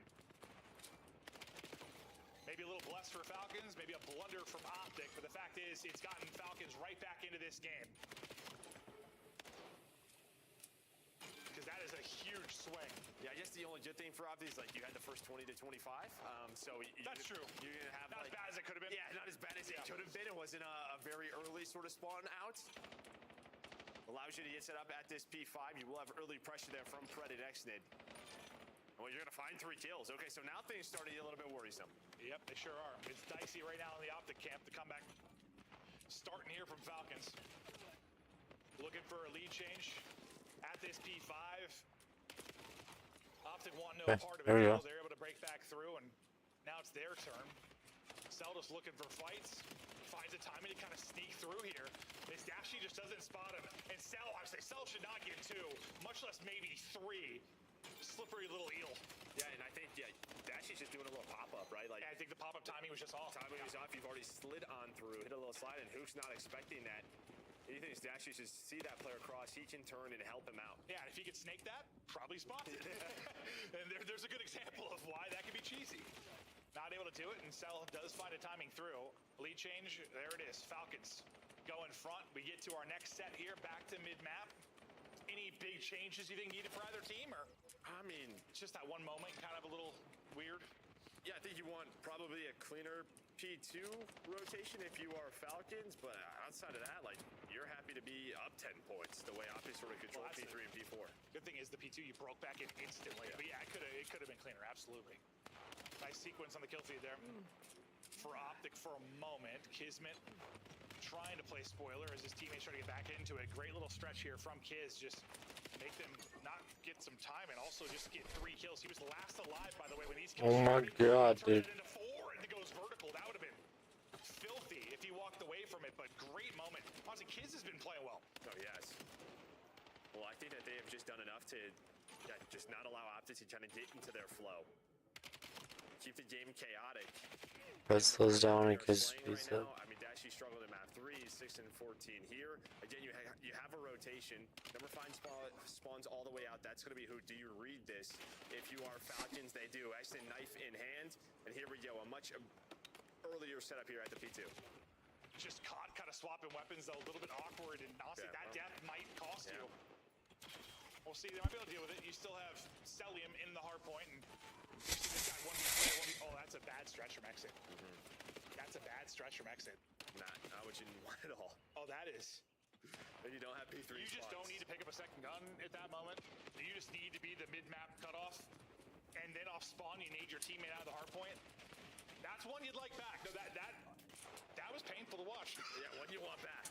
And well, he is going to get one back. He's going to find it on a Mercury, which does allow them to get time. But Optic, they're just playing conservative for that P3 side of the map, so they can try to cash in again. But the final 15, hoping to go Falcons' way. And well, Cell, once he's to his spots, he's good to go. No, you get Cell on the hard point with anyone in front of him, and he's going to put you down 6 straight. You got P3 though. I didn't see if he got a spree or not. Did he have it when we were on? A streak? He didn't have one. A streak, yes. No, he did not have one. Nice little fever brain. Appreciate it. This is where Optic were so good last time.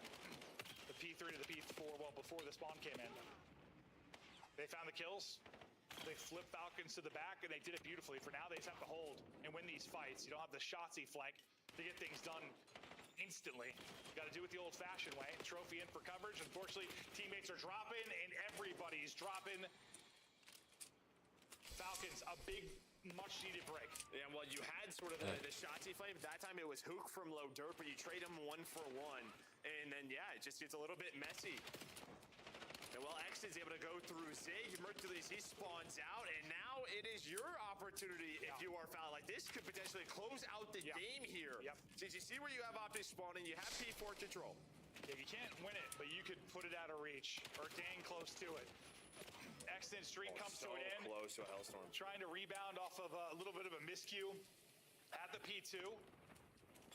Celium, well, he didn't get the streak last time. He was on 6 in a row. This time he's on 4, and he's close to earning one. He's going to drop, so no streak is going to come in. The pressure is here from Optic. The snap is on from Exit, but it's going to fall apart. Can they hold on? Looking for the last guy in the back. Hook just trying to be elusive until his teammate's able to help. Hook's going to get caught. Shotzzy's going to get shut down. Falcons deal with the chaos. Yeah, and I think Hook is just hoping to spawn them out, but they spawn behind the solar, right? You have a couple of spawn points back there, and Hook's just not thinking there's going to be 3 in front of my face, but now it's sort of desperation time. We are running forward if we are Optic. Well, 20 seconds left. That is going to be all 4 dead. Falcons 50 seconds away from that much-needed 6th series win. Optic's perfection hangs in the balance. And they've got to be near on perfect from this point forward. And behind is Exit. He's hunting, and Dashy's struggles continue. 8 and 21, nothing going. We hop to one player in behind enemy lines. We hop to another. Getting shots into the back. Wow. Team kill does come in, but we'll see if it'll matter. Because Cell, guess what? You got him to the hard point. He's got nearly 2 minutes in the hard point. This is basically what I wanted when he was on the FaZe roster for 7 years, but never really did it. But now, 2 minutes in the hard point, set up, just lighten things up. Kismet having himself a map at 28-19. Still fighting though if you are Optic. Dashy's able to control the middle of the map. He gets Shotzzy back on. Kiz though on a 5 spree. He's able to earn that hellstorm, so you finally get that. I think that's one of the reasons this game hasn't been put away yet. You've been so close a couple of times from Cell and Xnid, but you continue to fight. Optic in trouble. 25 from the win. Falcons trying to put it away. You feel good about it maybe when we get to a map 5, but they don't want to get there. Just close it out. Now in 4.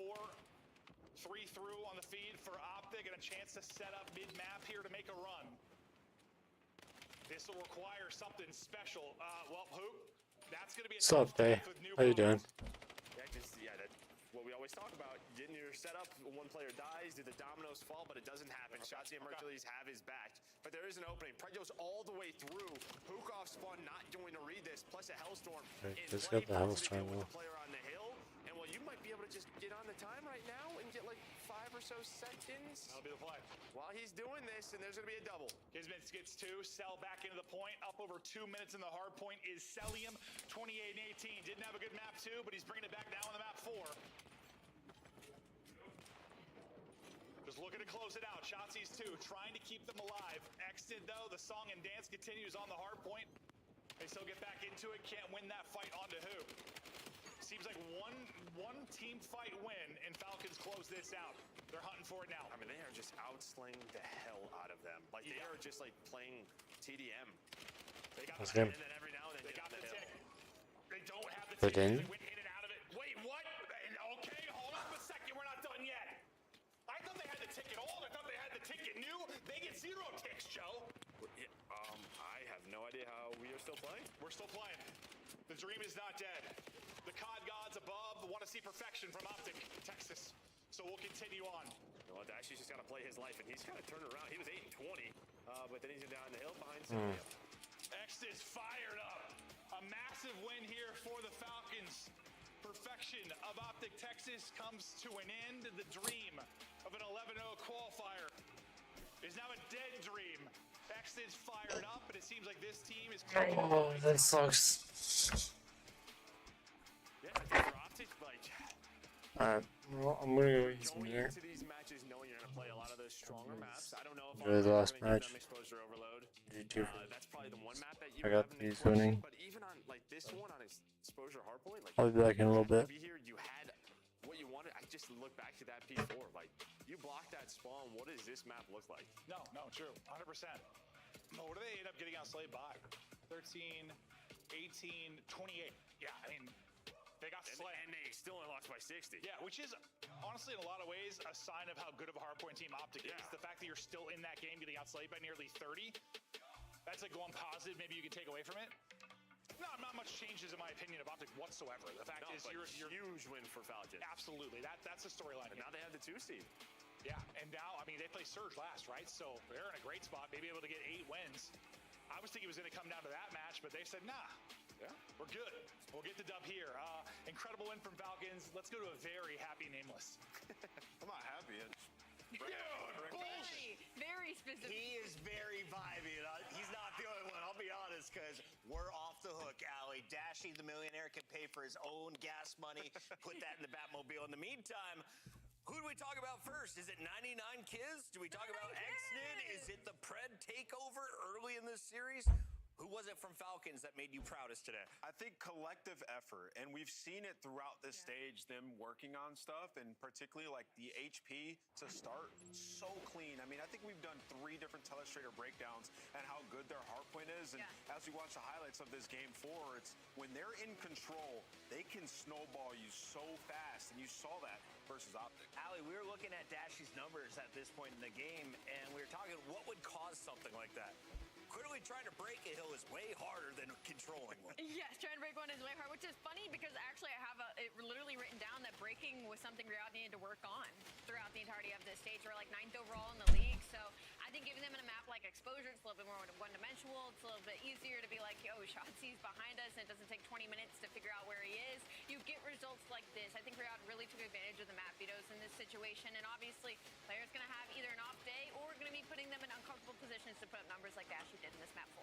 Yeah, and that's part of the reason I picked Riyadh, because map set-wise, when you look at it, they have such a good foundation in the vetoes against Optic. Like, they like the Black Heart and Colossus. Optic don't like Den. cleared maps. And that was winnable. Like, if it wasn't for the P2, Riyadh could have won that Den, right? So you think of this series, if it were to play out on land, it would be an awesome matchup once again. For sure. But yeah, Riyadh have made great strides, especially in S&D. Celium is soaking, but the man who earns your scuff play of the game, it's the Bulldog. We'll take a look at that right after the graph. And I want you to watch walk me through this play because it was a huge momentum changer in that overload. So please pull this up. It's going to be the nade. We were efforting trying to find it.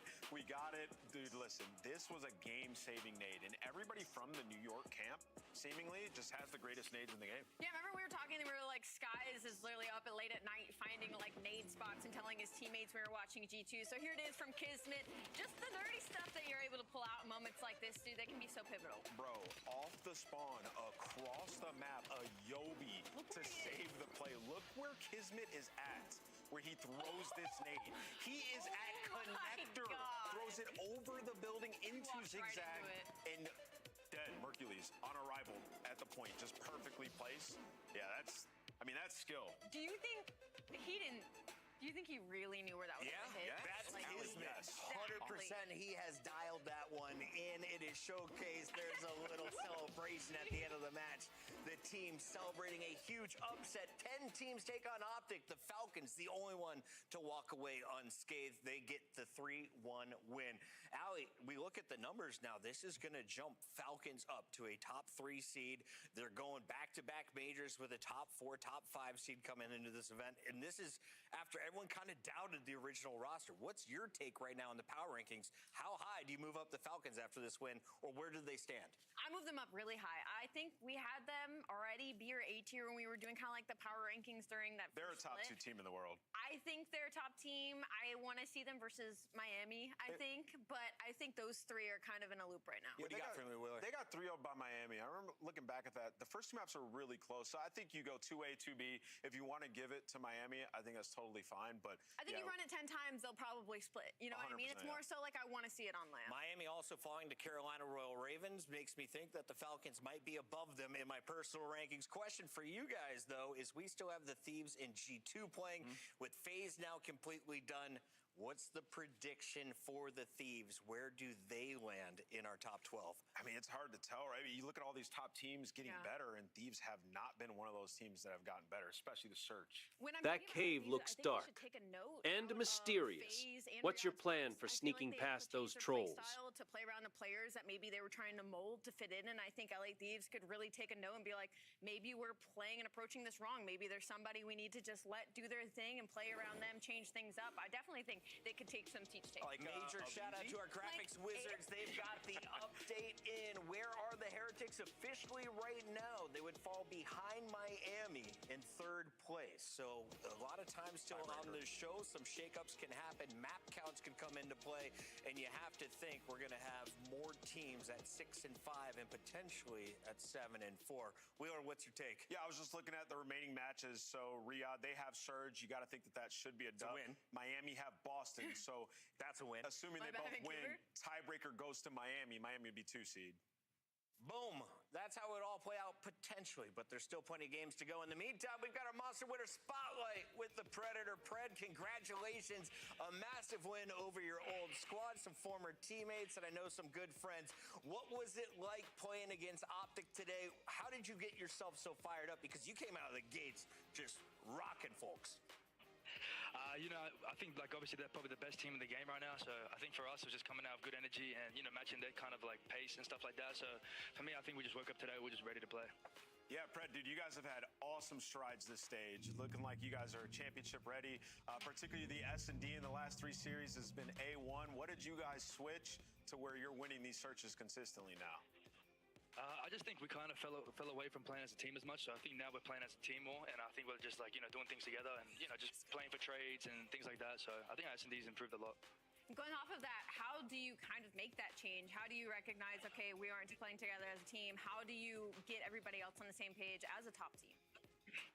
We would watch VOD, and then we just kind of see how we're getting picked and how we're transitioning, playing our man-ups and stuff like that. And I feel like we're doing a really bad job at that. And it came down to just being separate from each other. So ever since we've been running as a pack, our S&Ds have gotten a lot better. Oh, Wolfpack of Riyadh, I like it. Pred, final opportunity for you to give a shout out to the fans that'll be coming to watch you in Birmingham. We'll let you take this full screen. Saudi fans, all the Falcons fans, man, we love you guys. We're trying to win a championship, you guys. Inshallah, we win Major 2. That is Pred. That is the Falcons. They upset Optic. Optic now 9-1. The Falcons moving into our top 3. We'll let you go. Yes, sir. Thank you, guys. That is Pred. Awesome win for the Falcons. And when we come back, we have the final fight of the night. just witnessed, on paper it should be LA Thieves take on G2 Minnesota, who's been red hot.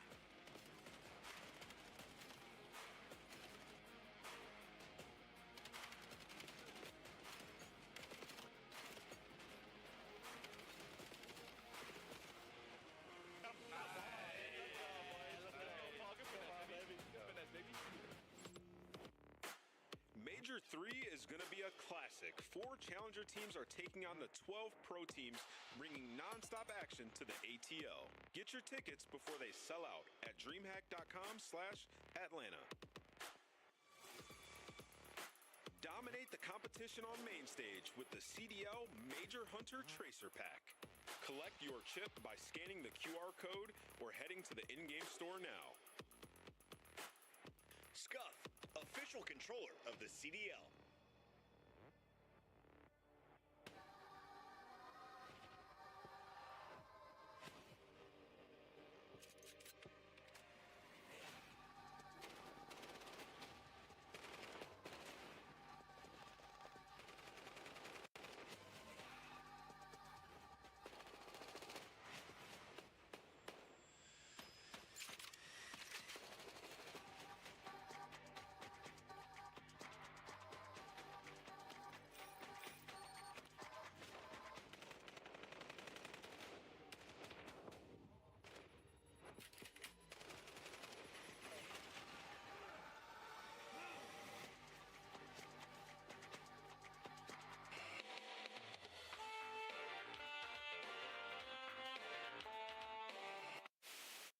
They're gonna sit deep. They're gonna sit deep. I'm watching. I'm gonna pitch. I'm gonna pitch. Signing cross. I'm looking gold. Pitching, Snoopy got him. Nice. Yo, in the water. I don't know where he is. In the water. In the water. Oh, go, boys. Go, boys. Nice. DK 60. I got us, boys. Holy. Crazy.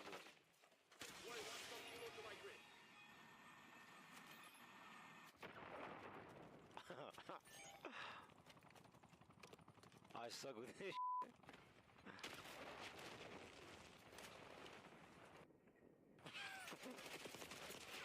Bruh. I'm not using that shit ever again. This shit out. وين ايوه عشان طيب يمين كان تو اصلا له اول سلاح حلوه خرعه حلوه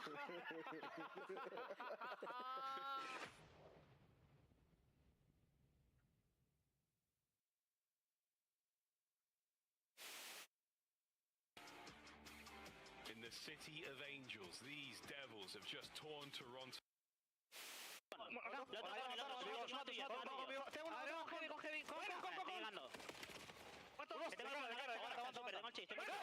Te tengo de cara, super. Estoy dando from, mírate el medio, Nico. Te tengo de cara. De cara. Salió con un... Tú vas con... Mete el pinch. Sí, Toby.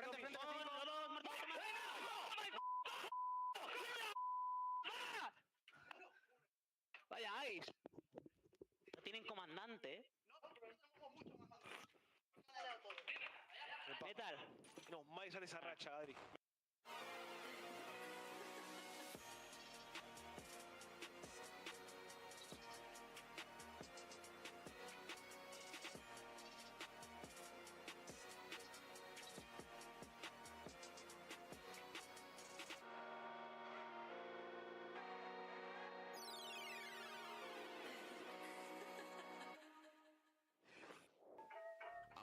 Big stepper when I walk, money maker when I talk. Another boys on a mission, never put them in a box.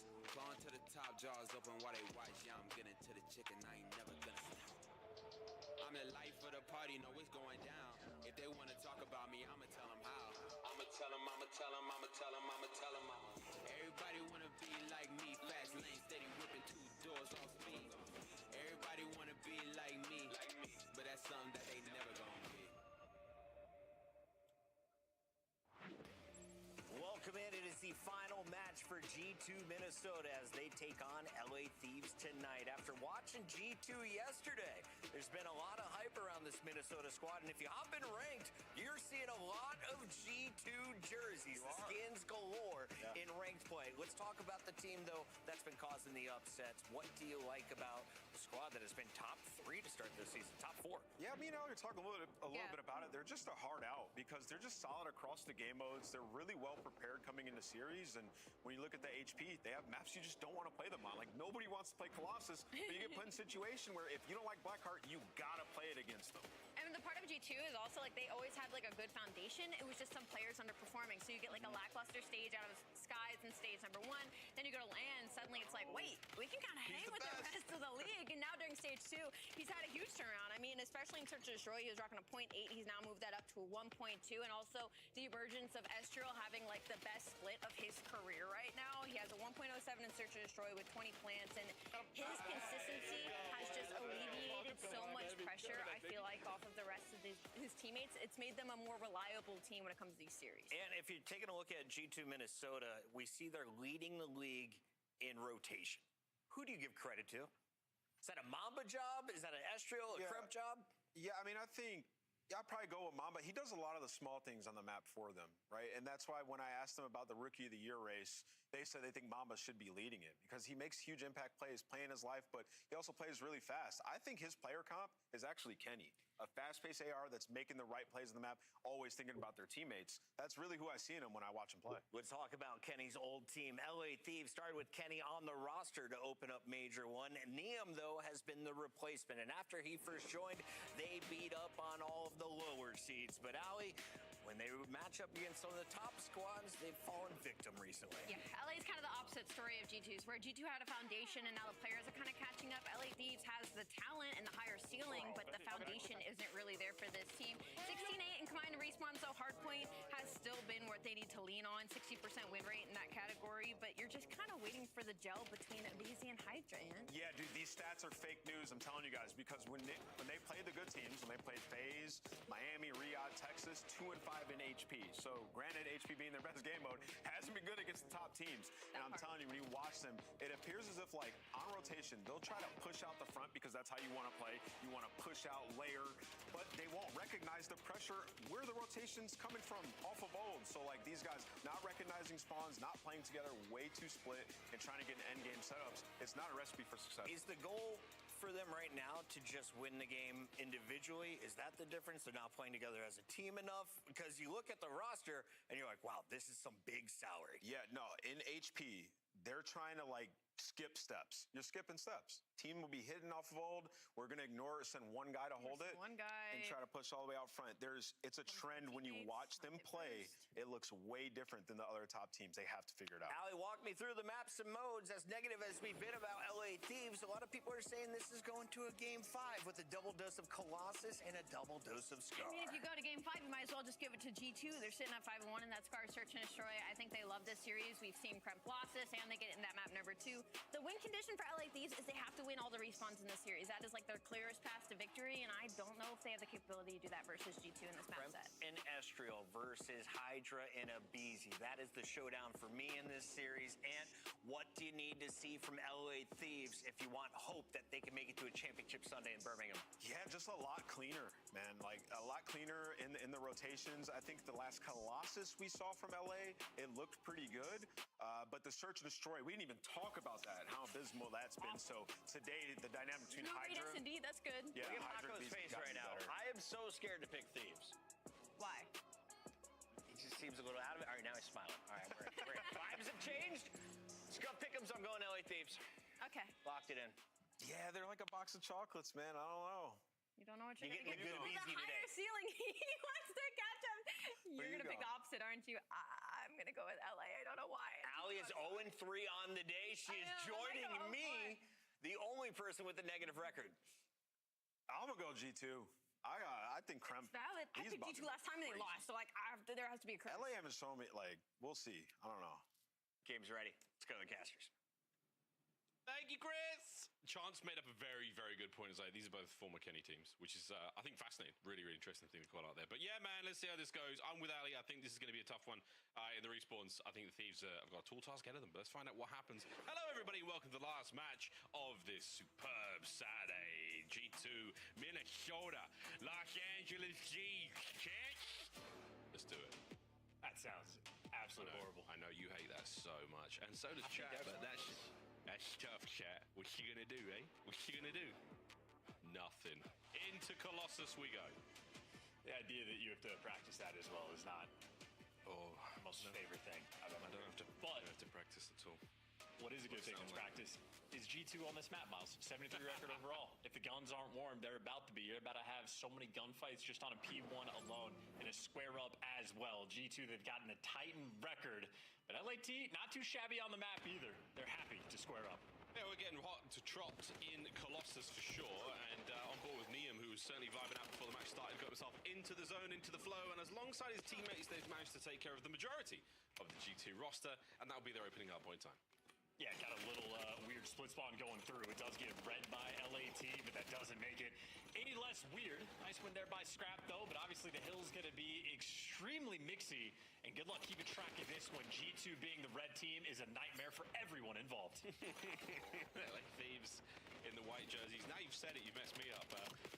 Messing things up so far is good old Abizi to time. Hydra, a lovely 2 or not. It's actually Scrap that winds up with those kills as the thieves fly their way out of P1 in towards P2, and they know to get going ASAP because they're the G2 spawners on the top left-hand side coming through the outside now to come get them. One man left alive on time, and G2's reinforcements have shown up, and this might get ugly. It might get awkward, or it won't. Well played, thieves.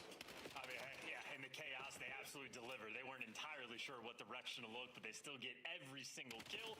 Perfectly set up on P2, and look at how much space is purchased on the map. Niam hitting a tunnel pinch. Scraps pushed out P4. We have, like, every single hill on the map right now is being covered by LAT, and Niam, the clean-up man, good for 3. That was a lovely 3. If he doesn't turn, there was a chance for the quad feed, and Abizi just, I mean, he was stratospheric right there. The air got a little thin, he got a little lightheaded. Takes a couple with him, though. Thieves, again, P1 and P2, solid work so far. G2, though, they will be the players on time at this current moment. We'll see how Mama can fare from P1 here. Watching for the next hit from the LA Thieves players, and it's gone quiet. Too quiet.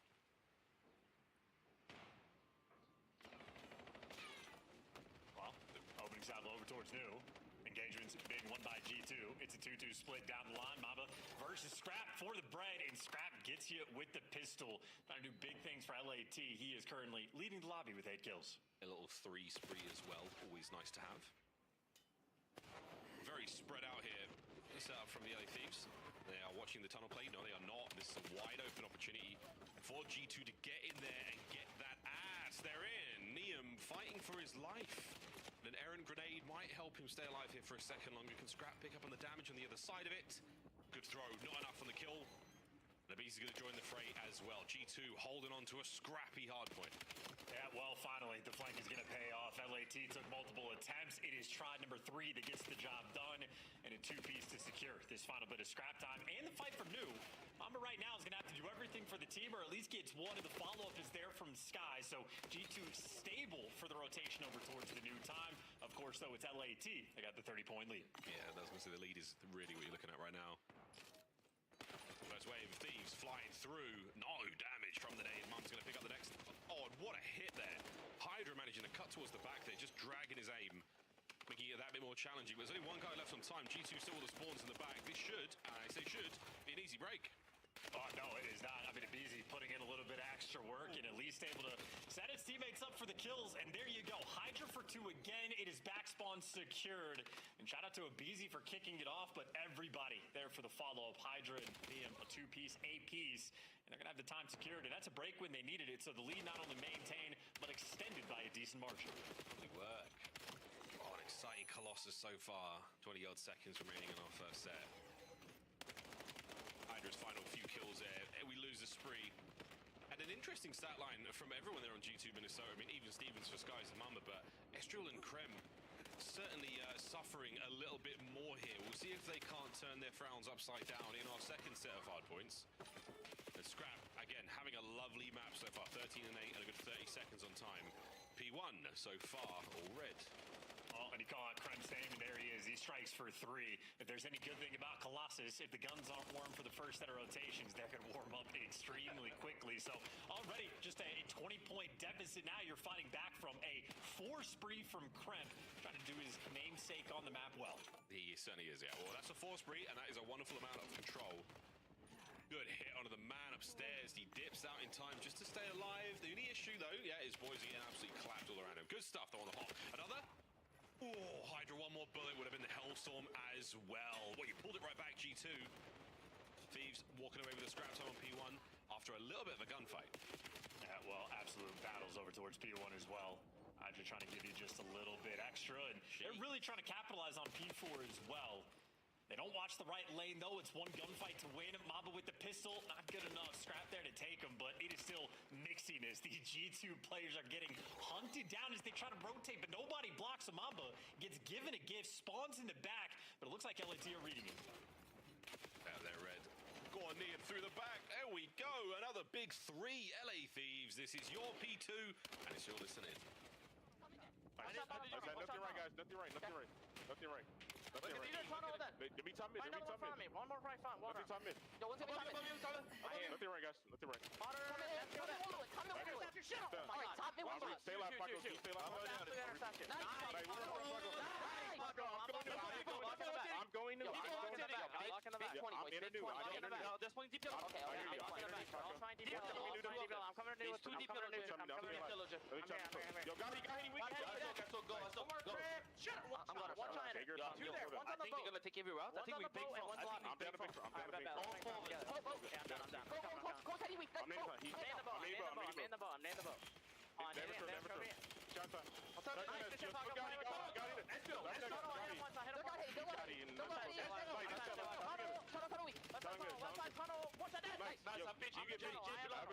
I have a troll for you.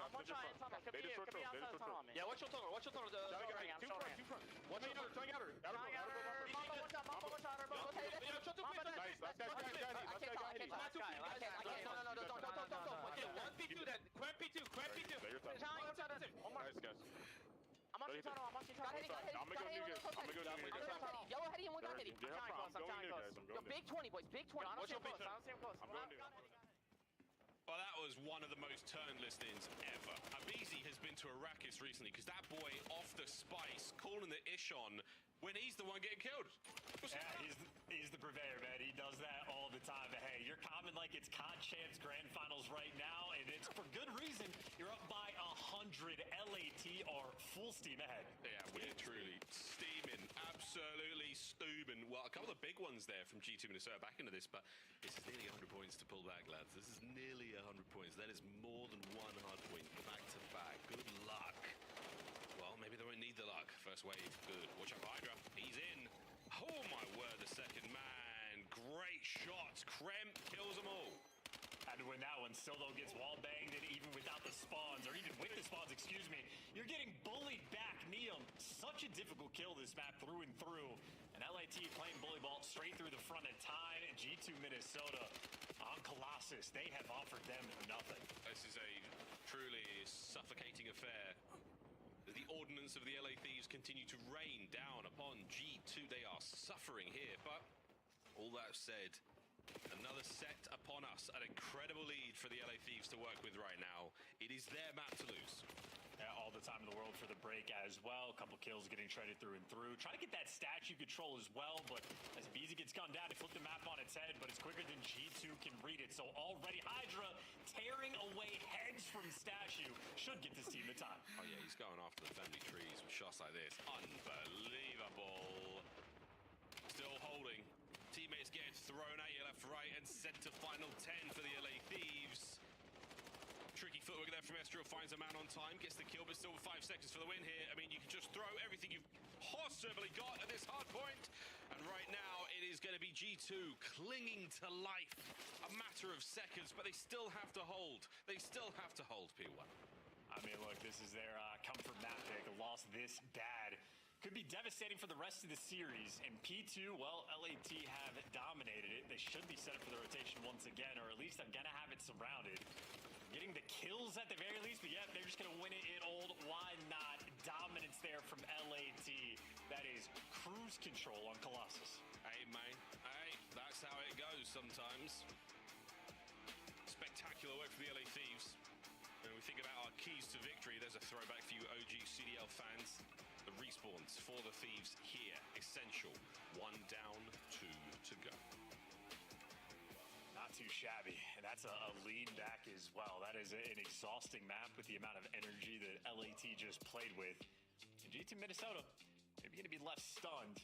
Very interested to see the stats as well, because Estriel was getting good gas, and deservedly so for how his performance has been. But on this map to kick off the series, struggles. 12 kills, 2,100 damage. On the meantime, on the flip side of that scoreboard, LAT down the line. Everybody frying and collecting hill time. There's been a noticeable change this year in Hydra's game in hardpoint. He's always been the good slayer, but he's been sitting in the hill a lot more than we are used to. And that is a criticism that we have had for Hydra for, I mean, a long time now. A really, really long time. So kudos to him, certainly. Putting himself in the best possible position. But yeah, highlights, folks, a lot of love for the LA Thieves. Second set, we saw a little bit more. Krem activated himself. But realistically, Thieves all map long. Neon, what a 6 spree that was as well. A 6-6 spree there on Colossus. Lovely stuff. Again, for the LA Thieves, exactly the way you wanted the series to go. Strong start there on Colossus.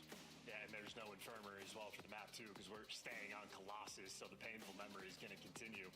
But LAT just played the map well. I mean, maybe a couple, weird spawns that they, should not have allowed, but anytime they made a mistake, they're still making the reads as well. So, ends up gameplay through and through. The first P2 setup they had as well, they had Neum inside of the tunnel. They pinched all the way around. Scrap was pushed up to P4. Had a guy late pinching P1 as well. So they had literally all 4 hills on the map covered at the exact same time. They're able to create space and distance like that. Well, the scoreboard reflects the result. I was going to say, this is the perfect situation to run at a full 60, if not, 90 to 99% of a hard point there. GG in the first map. Look at the game flow. Close. Then it was not. Wow. Second set. Treated no one from G2 kindly. A 2-hill flatline into a 2-second gain on Scrap, and not enough to close out. LA Thieves stratospheric there on Colossus. Great stuff. We're staying on it for Search and Destroy. Chance, where we leaning there, mate? Where we leaning before we get to good old Den for number 3? I mean, after the listening we just heard, it'd be hard to not place your bets on LAT for this one. Just a ton of energy that we were hearing, and that's got to be a conscious decision. If you're watching some of the content this team has been putting out, even during and after the major, they're very conscious of the psychology of the team, what they want to show on camera, how they want to display after wins and losses. And ramping up to Birmingham, I think the stage 2 has not gone the way the team wants it to. They're trying to make sure they get that final pension before we hop on those flights. Yeah, a couple of bruises on the ribs and sitting on a plane for that long. Not going to be a fun thing, G2. We'll see if they can't bounce back, because again, the squad's very adept in Search and Destroy. We will see some snipes. We are going to see Mr. Bueno go at it. Toe-to-toe, most likely Scrap, but quite frankly, I think any of these guys could do it, really. It's what depends on who you'd rather give it to. Stage 2, though, Chance Search and Destroy. Not that impressive for the Search and Destroy or the submachine gun players of Thieves. No, this is the entire storyline for this SMG duo. They have not developed the chemistry just yet. And Hydra has, over the years, had slow starts in S&D, but he normally ramps up very quickly. So it's not a massive concern that he's got the .91 at this point in time. You expect him to develop, but seeing it Beezy with stats like that, I mean, just, you got to pinch me to make sure it's real. He's been the first blood king since the inception of the CDL. Literally always been top 5. Multiple years where he is the #1 guy. And this year, if you're trying to find a BZ on the first blood ranks, you have to scroll so far down, it'd blow your mind. So he is an entirely different player, and they just have not navigated this dynamic in this game mode yet. That is obviously the focal point for the squad, and maybe Colossus will see some changes. Fingers and toes are crossed. Here come the nades, here come the stuns, and there is Neum with the sniper rifle. Nobody home just yet. Are you going to check that close right corner? There is a Krem. Hello. Great shots, Hydra.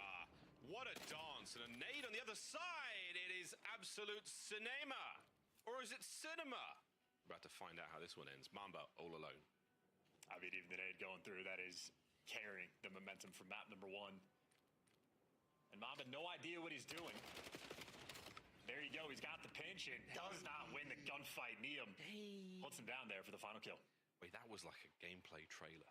Everyone got their piece in a different way. That was great stuff. Oh, first round, all good. G2. What about their slow starts when it comes to these matchups? Thieves have come out red hot. Is this going to be a little too slow for G2? The Den, are we looking there already? All right, calm down, rein it in. That's a single round of S&D. We're storytelling like crazy right now. G2 on the attack. No trophies just yet, so gotta be a little bit careful off the break. Nothing insane being thrown either direction, watching the outer lanes, and, well, this is why we're passive. Hear those nades rolling through. Gotta make sure you dodge it. And the Neum Skies snipe off.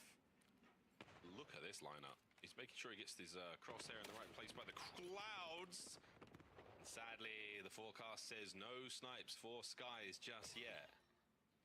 Scrap takes care of his teammate, and there's a ton of thieves. Oh, there's only half the thieves you thought there were, because now Hydra's cut a BZ in two. Astral not attacking the tunnel either. Has intel on Scrap, knows there's a player that at least was in the tunnel, and decision time. What do you want to do? 2v3? You're committing to the bomb plan, or you're just making it weird? No decisions yet. This is a tricky spot right now for Minnesota. So desperately trying to pull these players through tunnel, and they're out, they're here, they've got you. Trades, no good. Neum once again, strong finish. G2, not certain about what the plan is. The smoke play, push forward through it, trying to just get something to happen. Sky's no position to help really deal with any of this onslaught through tunnel, even if it was just one guy. So a tough spot to be in for G2.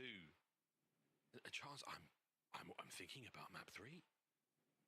All right, you're more than welcome to. I would say, though, for G2, definitely need to bounce back in and at least start to fight back at a certain point. Seemingly the COD gods right now not on their side. Crazy timing there for Skies, and definitely an element of discomfort. Washing over the team. Washed? That, of course, means guys like Neum 4-0. I mean, they can do whatever they want. They are in no hurry. G2 have one kill thus far. In our 2 and a bit rounds of play, we'll see if that changes here. But follow-up, Nate. No intel there from Hydra. The barrel's gonna, still be here. Swing and a miss, very slight and a easy. Oh dear. Oh, it's happening again! Another clean sheet G2. And that's the first ones you're looking for a BZ. Hyper-aggressive over towards P2 in your face, and I mean, if you blink and come back to this series, you're going to see a lot of perfect stat lines right now from LAT. As you pointed out there, Miles, G2, 3 rounds in, only a single kill. Well, from the first And in fact, LAT at the same number of team kills, so balanced effort on that front. From the start of the kills to the end of the kills, 4.1 seconds. The Thieves getting it done quick. And this is the team, man. We've seen them do this. I believe it was on a Den, Search and Destroy, a nearly perfect map. And so far, we're only halfway through this one, but it's looking pretty good.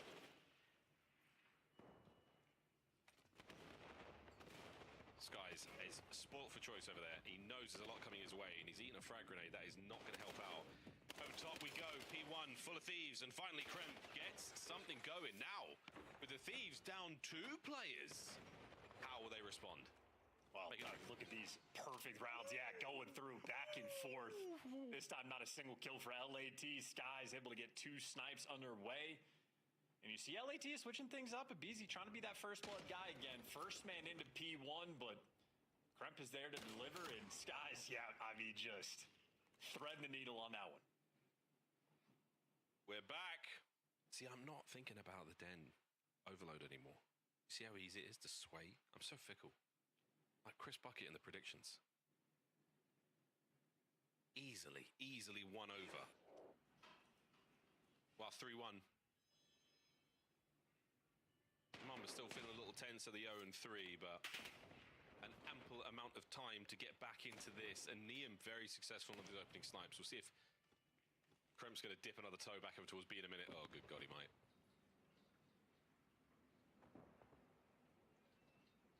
He's just doing the hop checks. Crap, yeah, he's going to give him nothing. It does look so strange. Incredible lower body strength. Tiptoeing, creeping towards that B-bomb site. Still options for A. Scraps gunfight. It's a trap! Hydra strikes Kremp. First to fall at the B-bomb site after the smoke. It is not a fake. They are going for it. You want to cross this line on, though. You're standing in no man's land. It's skies, yeah, before you can think about it. Evens the odds.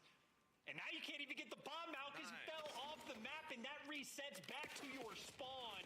Nia for the 1v2 can't cook anything up. Oh, what a breakdown.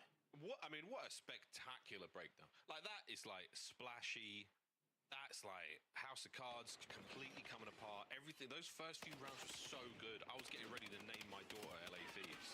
But now, you've just fallen apart so rapidly and so aggressively.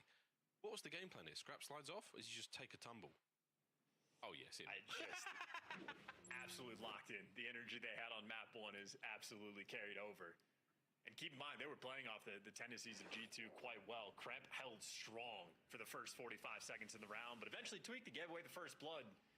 Just not able to counter up, and now Estriel, you can see, waiting out the pre-nades, picking the right gun, and making a move for it. But not a ton of noise being made on the map just yet. No, again, that's that quiet too quick. Oh, Mr. Bueno, I tell you what. He gets close nearly every time. Scrap's tendencies to check from that P2 spot are now red. Tunnel's clear, mate. Get upstairs and see what you got. A-bomb, a lot of defenders here. Oh, that's fantastic work. I think that might have been 3 nades thrown in the direction of the carrier Estriel. He is long gone, and another pixel-perfect miss. Want Skies with bomb? Good luck, mate. They are all over you. I need to rewatch that one as well. I have no idea how Beezy was the player that got that kill. So nades on point, and in the 3v4, 35 seconds left, G2 once again in a situation where they just look uncomfortable trying to figure out what they want to do. I like this reset. I mean, they just sort of wrap back. Give it up, absolutely everything you had, and it is taken from you. Kremp finding lovely damage, fantastic tags, but not enough. Mamba swinging like his life depended on it. And the Thieves hold. It was from P1 chance, the BZ nade. Very impressive. Must have bounced it off of the back, like the far back wall, or maybe one of the planters. There's a lot of angles there. Well, I think he was in blue, so he's chucking it through P1 for sure. Either way, coordination absolutely on point. And Skies with some near misses. Long neck, but a small head, so that'll certainly pay off. And Neum on the flip side has been putting in the work with the sniper rifle. Neum hitting some wicked shots in that round as well. 3-1 split for the Thieves, still with a solid 2-round advantage. And we're going, and we're going, and we're gone. Lovely start, Scrap, lovely work. Busy, lovely work, chaps. It's only Skies, send it. He's backed up inside blue, go get him. Great round. No, but pay their respects, pumping the brakes. They've already done the dominant thing in the rounds. They are in no hurry. Oh, fair, fair, fair. Again, what an opening break. It was so lethal. And Mr. Bueno now, I mean, he might be able to get at least one of these players. He should absolutely keep trying for our viewing pleasure. But here come the Thieves. Gonna get the bomb plant and maybe send 2 towards the backline. But on the reposition chance, anything's possible. You're just never gonna. Well, if they shoot, it helps, but nonetheless.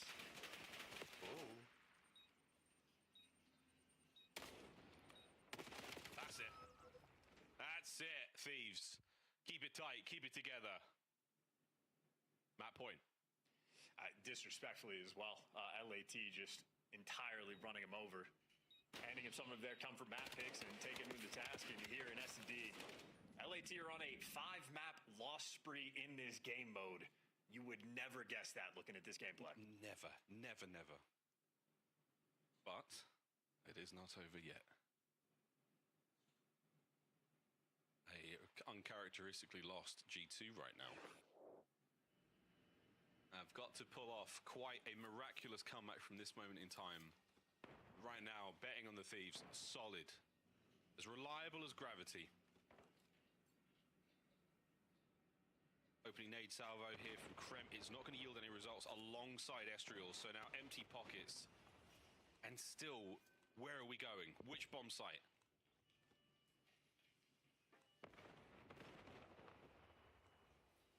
Explosions ringing out on the other side of the map, but it's going to be the gunshots here, and Kremp is about to walk into the wrong part of town. Oh dear, that's great from Hydra on the first trace. Good though. Shots are in, Mamba staying alive, and Scrap, oh, he keeps it going there from the bottom of the tunnel. It is going to be a BZ now, still making his way through, and Scrap, oh dear, has put it all down to Estriel here on the map. Bomb's still in his hand, and he will, by some good grace of the COD gods, find an open B-bomb site. Oh, no, he won't. He's going away. Here it is. Over the top. The gunfight against the BZ, not so much a fight as it was an execution. The LA Thieves break their spree of losses in Search and Destroy with a very good game of Colossus. Yeah, utterly dominant as well. G2 Minnesota, good S&D team, good Colossus hardpoint team. Did not look like it in these first two maps. LAT bringing the right amount of energy given the day, I would say. Warming up before Birmingham, trying to establish a certain level of dominance and get that confidence flowing. And certainly they earned it. Scrap might have jumped off the map, but otherwise 8-3, 2 first bloods. And that is, of course, what, 7 out of 8 first bloods in favor of LAT. BZ maybe only responsible for 2 of them, but the SMG duo, responsible for 5. That is exactly what you want to see if you're a Thieves fan. Yeah, Geo not on the G2 roster anymore, but a very, very successful series of Colossus so far. That hardpoint, great. Search and Destroy, arguably even better.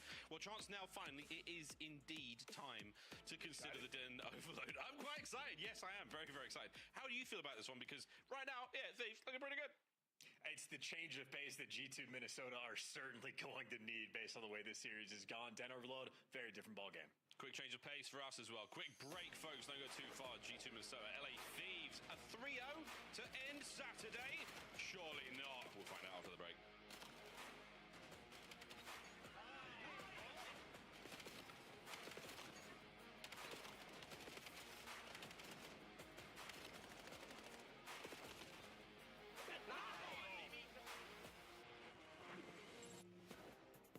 Black Ops 7 returns to the Esports World Cup in Riyadh this summer. Scan the QR code to be notified when tickets go live later this month. Start the season strong with the 2026 Call of Duty League Pack. Grab yourself the CDL operator by scanning the QR code on screen or check it out in the Call of Duty store in-game now. Scuff, official controller of the CDL.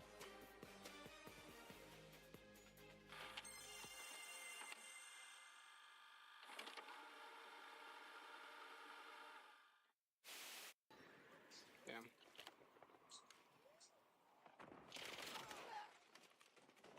Hostiles are setting the device. You're our last chance. Think smart, move fast.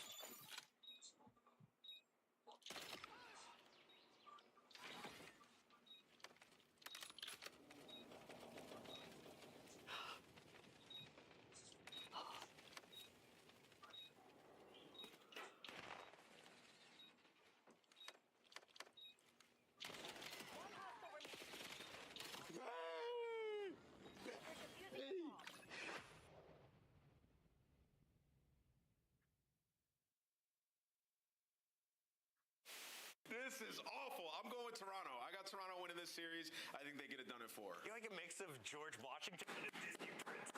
What does that do? LAG! Oh, okay. Production, this is a sick, weird joke. Give me my pick back now, bro. Flipping this. I'm going LA Thieves. Got him. The crayons I broke the crayon box. Shotzi, I got Texas, baby. Wait, did you just baby right into swapping it? Trap, bro. Where did you pull that out from? What the hell is going on in Columbus? And Skies will just wait for about 8 seconds on the clock. Go burst, check it with the pistol. Yo, watch Okus in a freaking turbine. You said, bro, all you can do is try to stick this defuse, but hit him with some kind of movement. Let's bait that he tries to go for the sniper shot, but just too fast. Leaves the Sky still finding a headshot.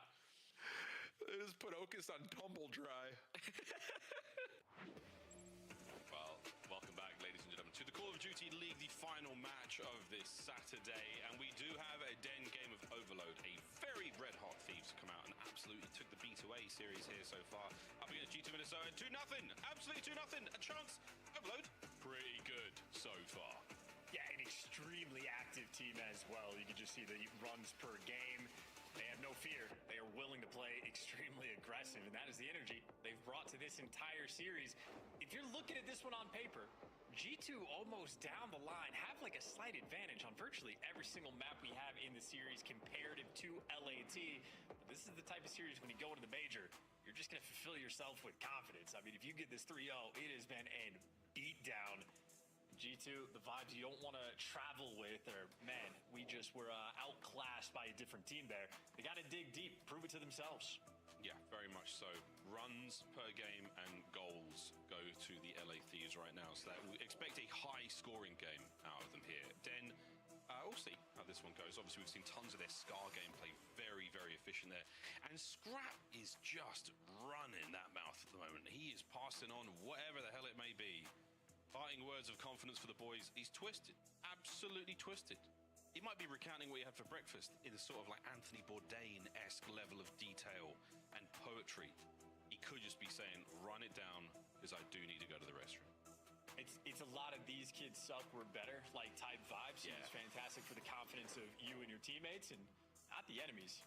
Nonetheless, absolutely jawing away, but it is definitely a tale of two different teams right now in terms of LAT, filled with confidence, all the vibes in the world, and like serious vibes at that.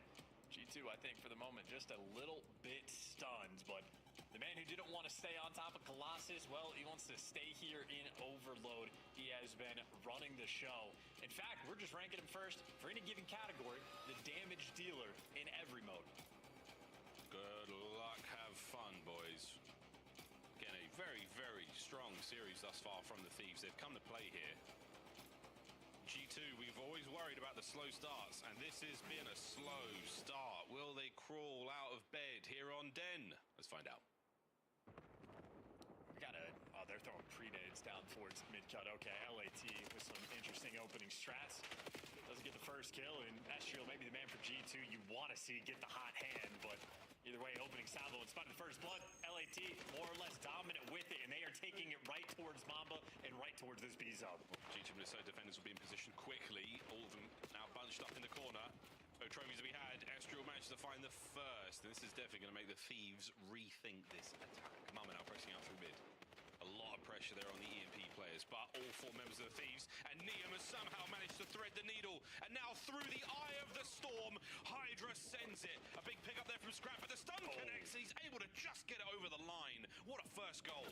Yeah, and they just baited the hell out of him too. Just a little quick wrap back towards mid-cut. The Minnesota players start that rotation over, get baited into death, and LAT put that one through pretty quickly. Him as well gets a kill before he falls, but it looks like Minnesota at least stable now in the kills column, but you can still see LAT haven't slowed down a single bit. They are keeping up the pressure. Yeah, all gas, no brakes. And so far, very few mistakes, which is even more impressive. A couple there from G2 Minnesota now, a little bit of time for them to push forward. But again, in classic Thieves manner, a lovely read. And when it's time to find a corner and rat it up, they do just that. Scrap now pushes the pace forward. A lovely wall bang there onto the EMP carrier. Skies brings him down, stops the play. 3:20 on the clock. Yep, honor defense. Scrap there to give you a little bit extra, but quite a few of the LAT players winning their one-on-one gunfights. Now Hydra maybe open up the middle of the map, or maybe just swinging back and forth. It is a 2-2 split in the kills column, but the man with the device gives you an extra kill, so that's a clean house. Now Neum gets to be the lead blocker. Lead blocker, and he's been doing it so well so far. Nice nade, slowing those players down yet again. There's a heavy-handed Abizi now making his way forward. Once again, pumping the brakes, hoping for a G2 mistake to be made. No mistakes found so far. Estriel Mamba, get there. It's Hydra through mid, should be taken care of. And this could be another opportunity. Neum, once again, very tricky moments. And Scrap holding it together against Kremp. Lovely work up close with the M15. Yeah, LAT right now just outskilling them. Neum has been winning some wicked gunfights, and even when Minnesota get that little bit of momentum advantage, it gets squandered immediately. Now great stuns, great tags. G2 Minnesota don't even want to push forward. You got a Hydra crawling in your spawn, and everybody else near the device. You can't keep up with the attack right now. Oh, one more man to deal with. Scrap, can you win it? To the pistol, no. Back to spawn. Skies are 2 now. EMP in hand. Finally, a bit of a shift here as G2 Minnesota smash the scales in their favor. Trying to swing it back as well. Doesn't bait any kills. Well, Kremp good for 1 and good damage. going to be a 3v3, though, over towards this zone. It's about to be chaos. Do you run it through? Do you play for the timing, Scots? The jukes, the kills, the damage, and the goal. G2, it took them 3 minutes to make it happen, but they have tied this game up. What a battle. This has been a war of attrition here. G2 with such little possession have managed to make something special happen. Now the top side. Defensively, lovely work here. G2, I've punched a hole through the backline. 2 kills now. And the Thieves once again find their corners. Abizi from his belly. Now back to spawn once again. A pickup immediately denied. Can Mamba find another? As inside their spawn, you do what you can to slow them down. This might be a Thieves hit. The Skies on the defense. Turn and burn. G2 back on defense. And honestly, you have options with the device right now. I think Nia might just hard commit going low, but that means Hydra might get to pinch through P2 for free. You get all the kills as well, at least for this initial push. And G2 in a tough spot. Mama on defense doing what he can to slow him down, but that onslaught is coming. My goodness, I mean, the ability not to hit Skies over the shoulder there. No friendly fire in that instance. Lovely stuff. Great nade over the top. Nobody home just yet. Mama now buying the space. Hope he kept the receipt because I don't think he's got too much yet. Yeah, that's going to be it. Abizi and Hydra find their kills. Good news, though. G2 get the EMP out, and they've run it to B. Well, the Skies is running it, though, by his lonesome. His teammates getting kills towards the middle of the map. And are they going to do the world tour and wrap this back all the way around? You got Mamba, the lead blocker, and maybe Scrap will end up being out of position if G2 go fast enough. And he's trying. Oh, Mamba, the bad timing on the nade. Less than 20 to go. G2's possession might come to an end with Scrap. A sneaky Scrap. Oh, he's been crapped on. That's it. Over towards the A goal we go. Final 10. Extra time will still be on the cards. Possession still for G2. The kills not going their way so far. We might have to back this one up. Skies making a run. Skies somehow gets through. My goodness. What an attempt.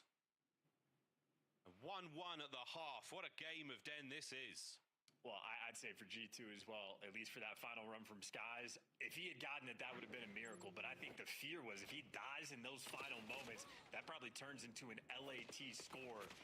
Really a missed opportunity to try to run at that A zone, but I'd say the pace of the game right now for Minnesota, probably tough to read. I feel like LAT have just had all the pressure in the world. Certainly a good counter capture to keep things nice and tight, but this has been an absolute struggle, I would say, for G2. It feels like they've been stuck past the 50-yard line or on their side for 80% of this game. Yeah, unbelievable. And again, the possession from the Thieves as well. It seems like they have been firmly in control. I mean, all that said, Hydra's 7-14. I mean, a bizarre stat line right now. Niam, he is the king of Scar overload, and right now in a spot of trouble.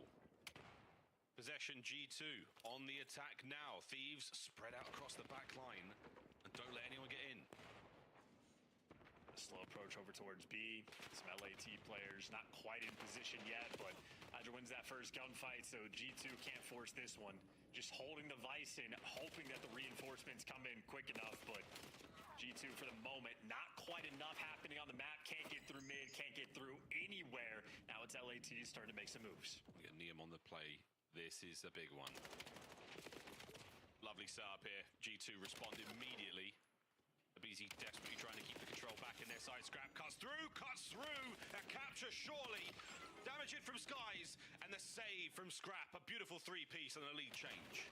Just like that, and on the reset as well, LAT, it's Niam in the right position, trying to slow these players down. Double pinch rolling through, and Skies handles it. So now it's all guns for G2 Minnesota. They got the device as well, and Skies with the pistol is trying to do everything. Can't quite get it done, though, and LAT turn it up near their spawn, but for the moment, nice and stable. No more flanks. We are back to this game of tug of war. Yeah, just hold position. EMP will reset soon. There it is. Back over towards the bottom side of the map. And we're not going too far here. Not a lot of ground gained. And Scrap, that is an unbelievably awkward fight that he's somehow going to turn into a two-piece. He's going to get a second man. He's absolutely pushing it. And this is the sort of timing you want. Get it going, boys. Thieves. The wind in their sails. And now they are letting it rock into Estriel. Great kill. Abizi down and out. Mambo could go huge here. He's got to look the bloody wrong way. That is incredibly unfortunate. We could be looking at 2-2. Yeah, shout out to the route from Niam. He has had ridiculously clutch kills on the defensive end. I mean, time and time again. So Niam's got 20, and hey, if you're winning the defense, now it's your turn to attack. And they were going for it. The attack is on.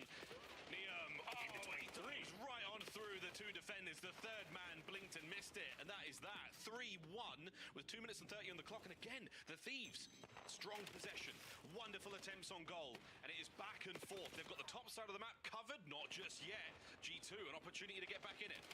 Checking the corners as well. 3 players on the front line over towards P2. How good are they at P2? Hardpoint, good enough. Abizi there for 2, and now just 2 minutes left on the game clock. Or LAT, they have just retained control. Yeah, no information over towards the rooftop side. They're going to take that EMP and route it through the middle of the map. And right now, Abizi says, I got 2 more. Bring it back. Let's make this happen. No G2 defenders in position as of yet. The flank has been identified. Now 3 on that goal. Surely not. Abizi, what a run he's on.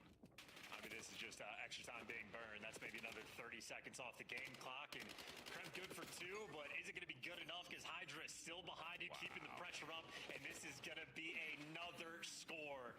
LAT, they woke up today and they chose violence. Yeah, true violence. Scrap on mid. Oh, wow. Eyes on the next device spawn. A minute 25. G2, what an unbelievable comeback this has got to now be. Every second working against them. Neum, once again the bastion of defense right now for the Thieves. Knives up at the ready. No one's coming close to it. Estral and Skies get theirs. The tactical retreat. Are we going to find another Neum again? Unbelievable work. Yeah, you got to make this man a defensive montage from this game. The amount of device carrier kills that he has collected. I have no idea what that record is, but a fun stat that I am interested in. Finally, Neum gets taken care of, but with only 50 seconds left now on the game clock, this is a victory lap for LAT. They can go anywhere they want. They're looking for that 5th. A worthy attempt there. Parking the bus, digging into the absolute deepest recesses of Den now. The lads have got this one on lock, and in 30 seconds, their 3-0 will be complete. LA Thieves, the first 2 maps were absolute things of beauty. And I tell you what, the Den, not too shabby either. A pick up here and possible score, but it will matter not, friends. LA Thieves have absolutely run G2 Minnesota over 3-0. And a 4-2 score is impressive enough. LA Thieves, from start to finish, their map, their mode. And what a memory they're going to carry into Birmingham from this one. What a well-played series through and through. The S&D, they snapped that 5-spree loss that they were on. And, I mean, hey, clean work on the Colossus hardpoint, taking down one of the best. I mean, through and through, completely outclassed the opposition. Utterly outclassed. From start to finish in this series, G2, they will be disappointed with that one. And the looks on those faces, perplexed, quizzical, as they are very much in disbelief. A rapid 3-0. LA Thieves going into Birmingham with a newfound confidence.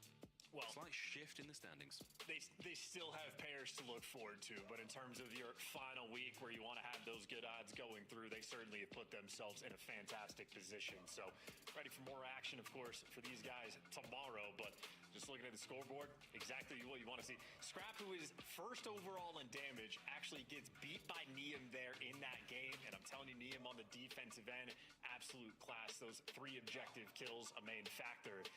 And I feel like he was by himself for a lot of them. 18 assists as well. Shout out to the new kid on the block. Neum really is one of the most impressive overload players we have seen in the league.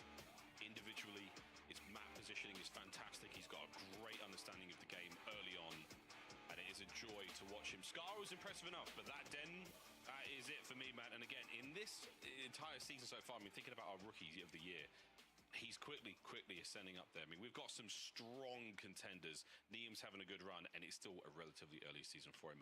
Wow, GG's desk. Thank God. Hello.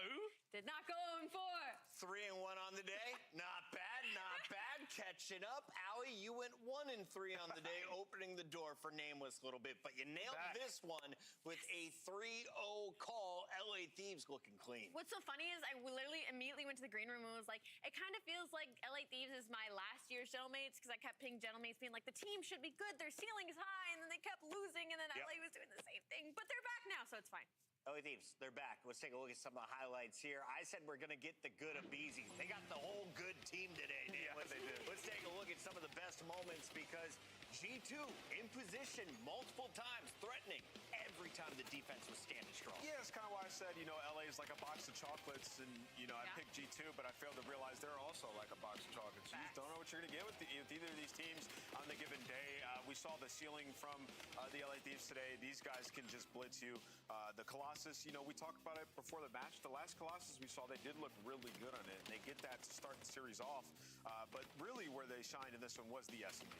Like, it was so calculated. Neum's sniper was on point. They were playing for bottom green and some of their offensive pushes, got control. Like, everything you kind of wanted to see with Thieves, like, they answered a lot of those questions. And I love your point on Colossus, because it's one of those maps where you're kind of like, you would think a BZ and Hydra would thrive with top mid and bottom mid, right? Like, a lot of movement to work with if you're an SMG in close quarters, but I have to echo, S&D definitely most important. I figured LA Thieves' easiest path to victory was winning all the respawns, so the fact they're able to win that search and destroy is great if you're an LA Thieves fan, because that was their biggest struggle, and that wasn't just an S&D win, that was a dominant. And it was the problem with First Bloods. They got 7 of them on that Colossus. Yikes. That's huge for them going forward. This man right there, Neum, in his rookie season, having a great day. He showcased skills on the sniper, the SMG, and the weapon he's supposed to use, the AR. Great game from him, and Hydra was alongside him the whole way. He joins us now in the Monster Winner Spotlight. Paco, congratulations. You guys are now 6-4.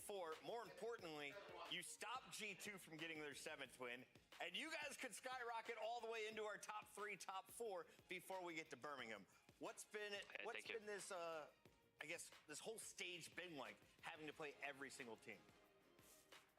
This stage, it's just learning, you know, just learning more the game and just trying to get better for the LAN. Paco, can you bring me into your mind a little bit with Search and Destroy? You and Abizi have been 2 of the greatest, arguably, Search and Destroy players of all time, and you guys have had a slower start in that game mode. In your opinion, why is that? What is it about Black Ops 7? I think, well, I never really planned the bomb play with the trophy and stuff, so I'm just trying to adapt and make him really comfortable. And, you know, I just want him to just run at them and just get the first bloods, you know. And that makes me, obviously, like, I can't do those plays with the bomb, with the trophy, with the smokes and everything. So I'm just trying to figure it out. So I think you can put it on me, and I just need to be, like, better at it. It's a big transition. Yeah, it is, absolutely. Hydra, kind of continuing off of Search and Destroy, I noticed Neum had the sniper in his hand in this Search and Destroy, and it seems like the past couple of maps. What has that conversation been like, trying to find the sniper on your team? Because it was scrap. Neum hit some crazy shots today, and it being so important in Search and Destroy this year. Honestly, the conversation was pretty easy. We told her, yo, you're the best player in the game. So just why don't you just keep it in your hand? You know? Square up. That part. Why don't you just keep it in your hand? And I mean, Jay's honestly amazing with the snipe. So why not just do that?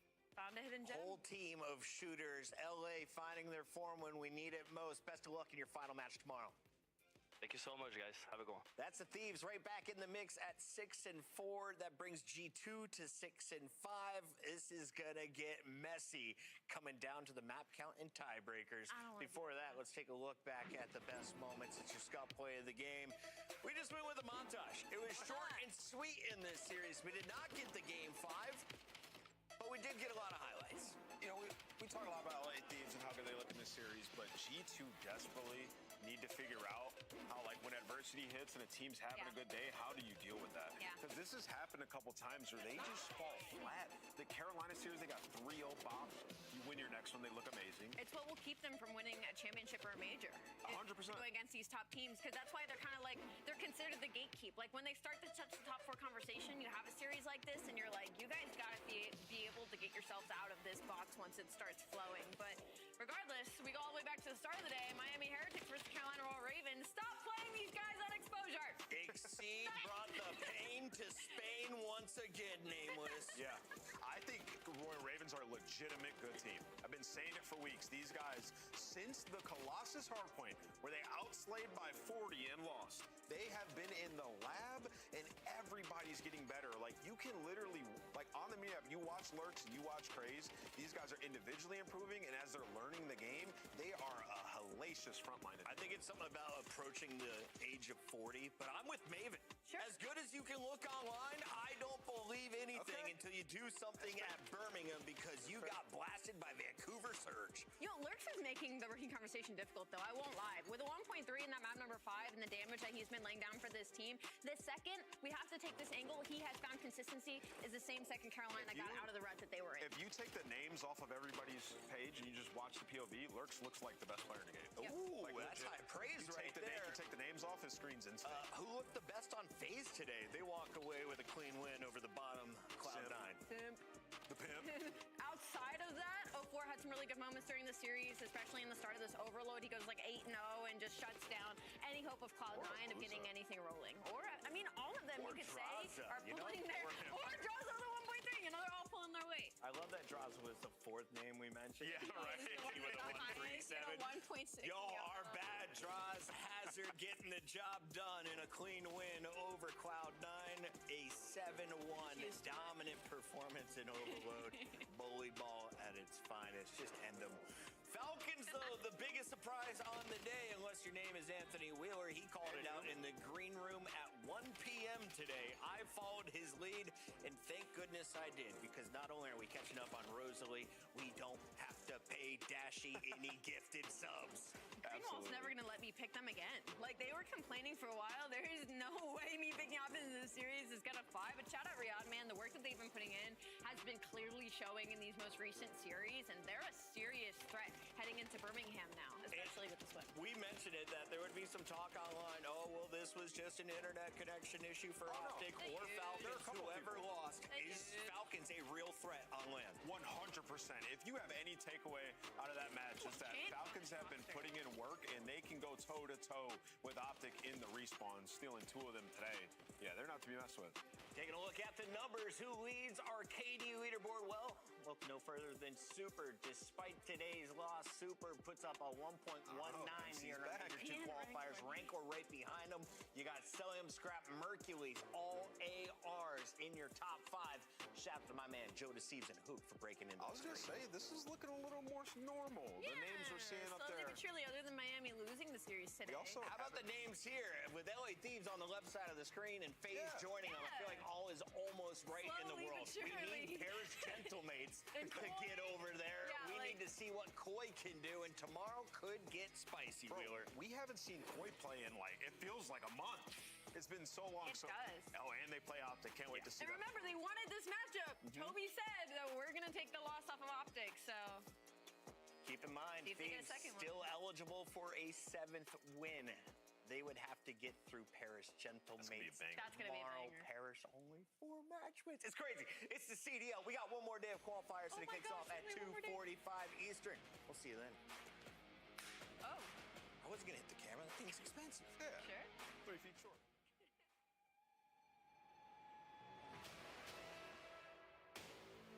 We back for another one. Another one. Here we go. How I like that.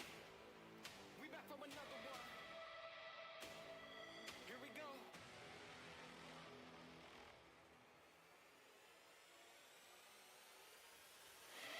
We back on the scene like we never left. Time to go put them back on the shelf. No, we do not need permission. We came in alone, now we leaving you by ourselves. Now nobody wanna play me. Everybody think I'm crazy. Guess I gotta live up to it. Nothing but to do it. Hear me out. Let's go. They know we done been there before. They know I done been there before. I think we gon' do it again. I think we gon' do it again. I'm ready to go for the win. Tell them let's do it again.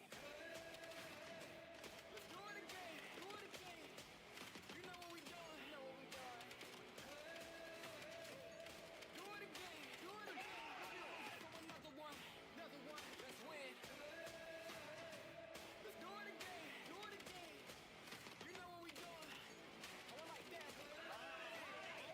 Let's do it again. You know what we doing. I like that. Do it again. Tell them I'm for another one. Tell them let's do it again.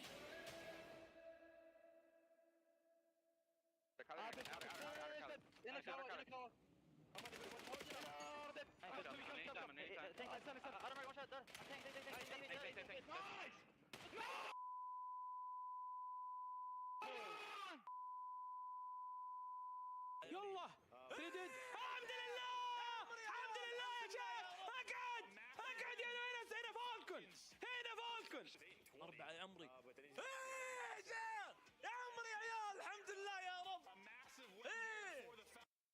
Like, bro, what the did I just play, bro? Like, what was that? Like, I literally just packet bursted the map, basically, bro. Like, everywhere. You basically got what I got. What was that? الأول غص هذا الأول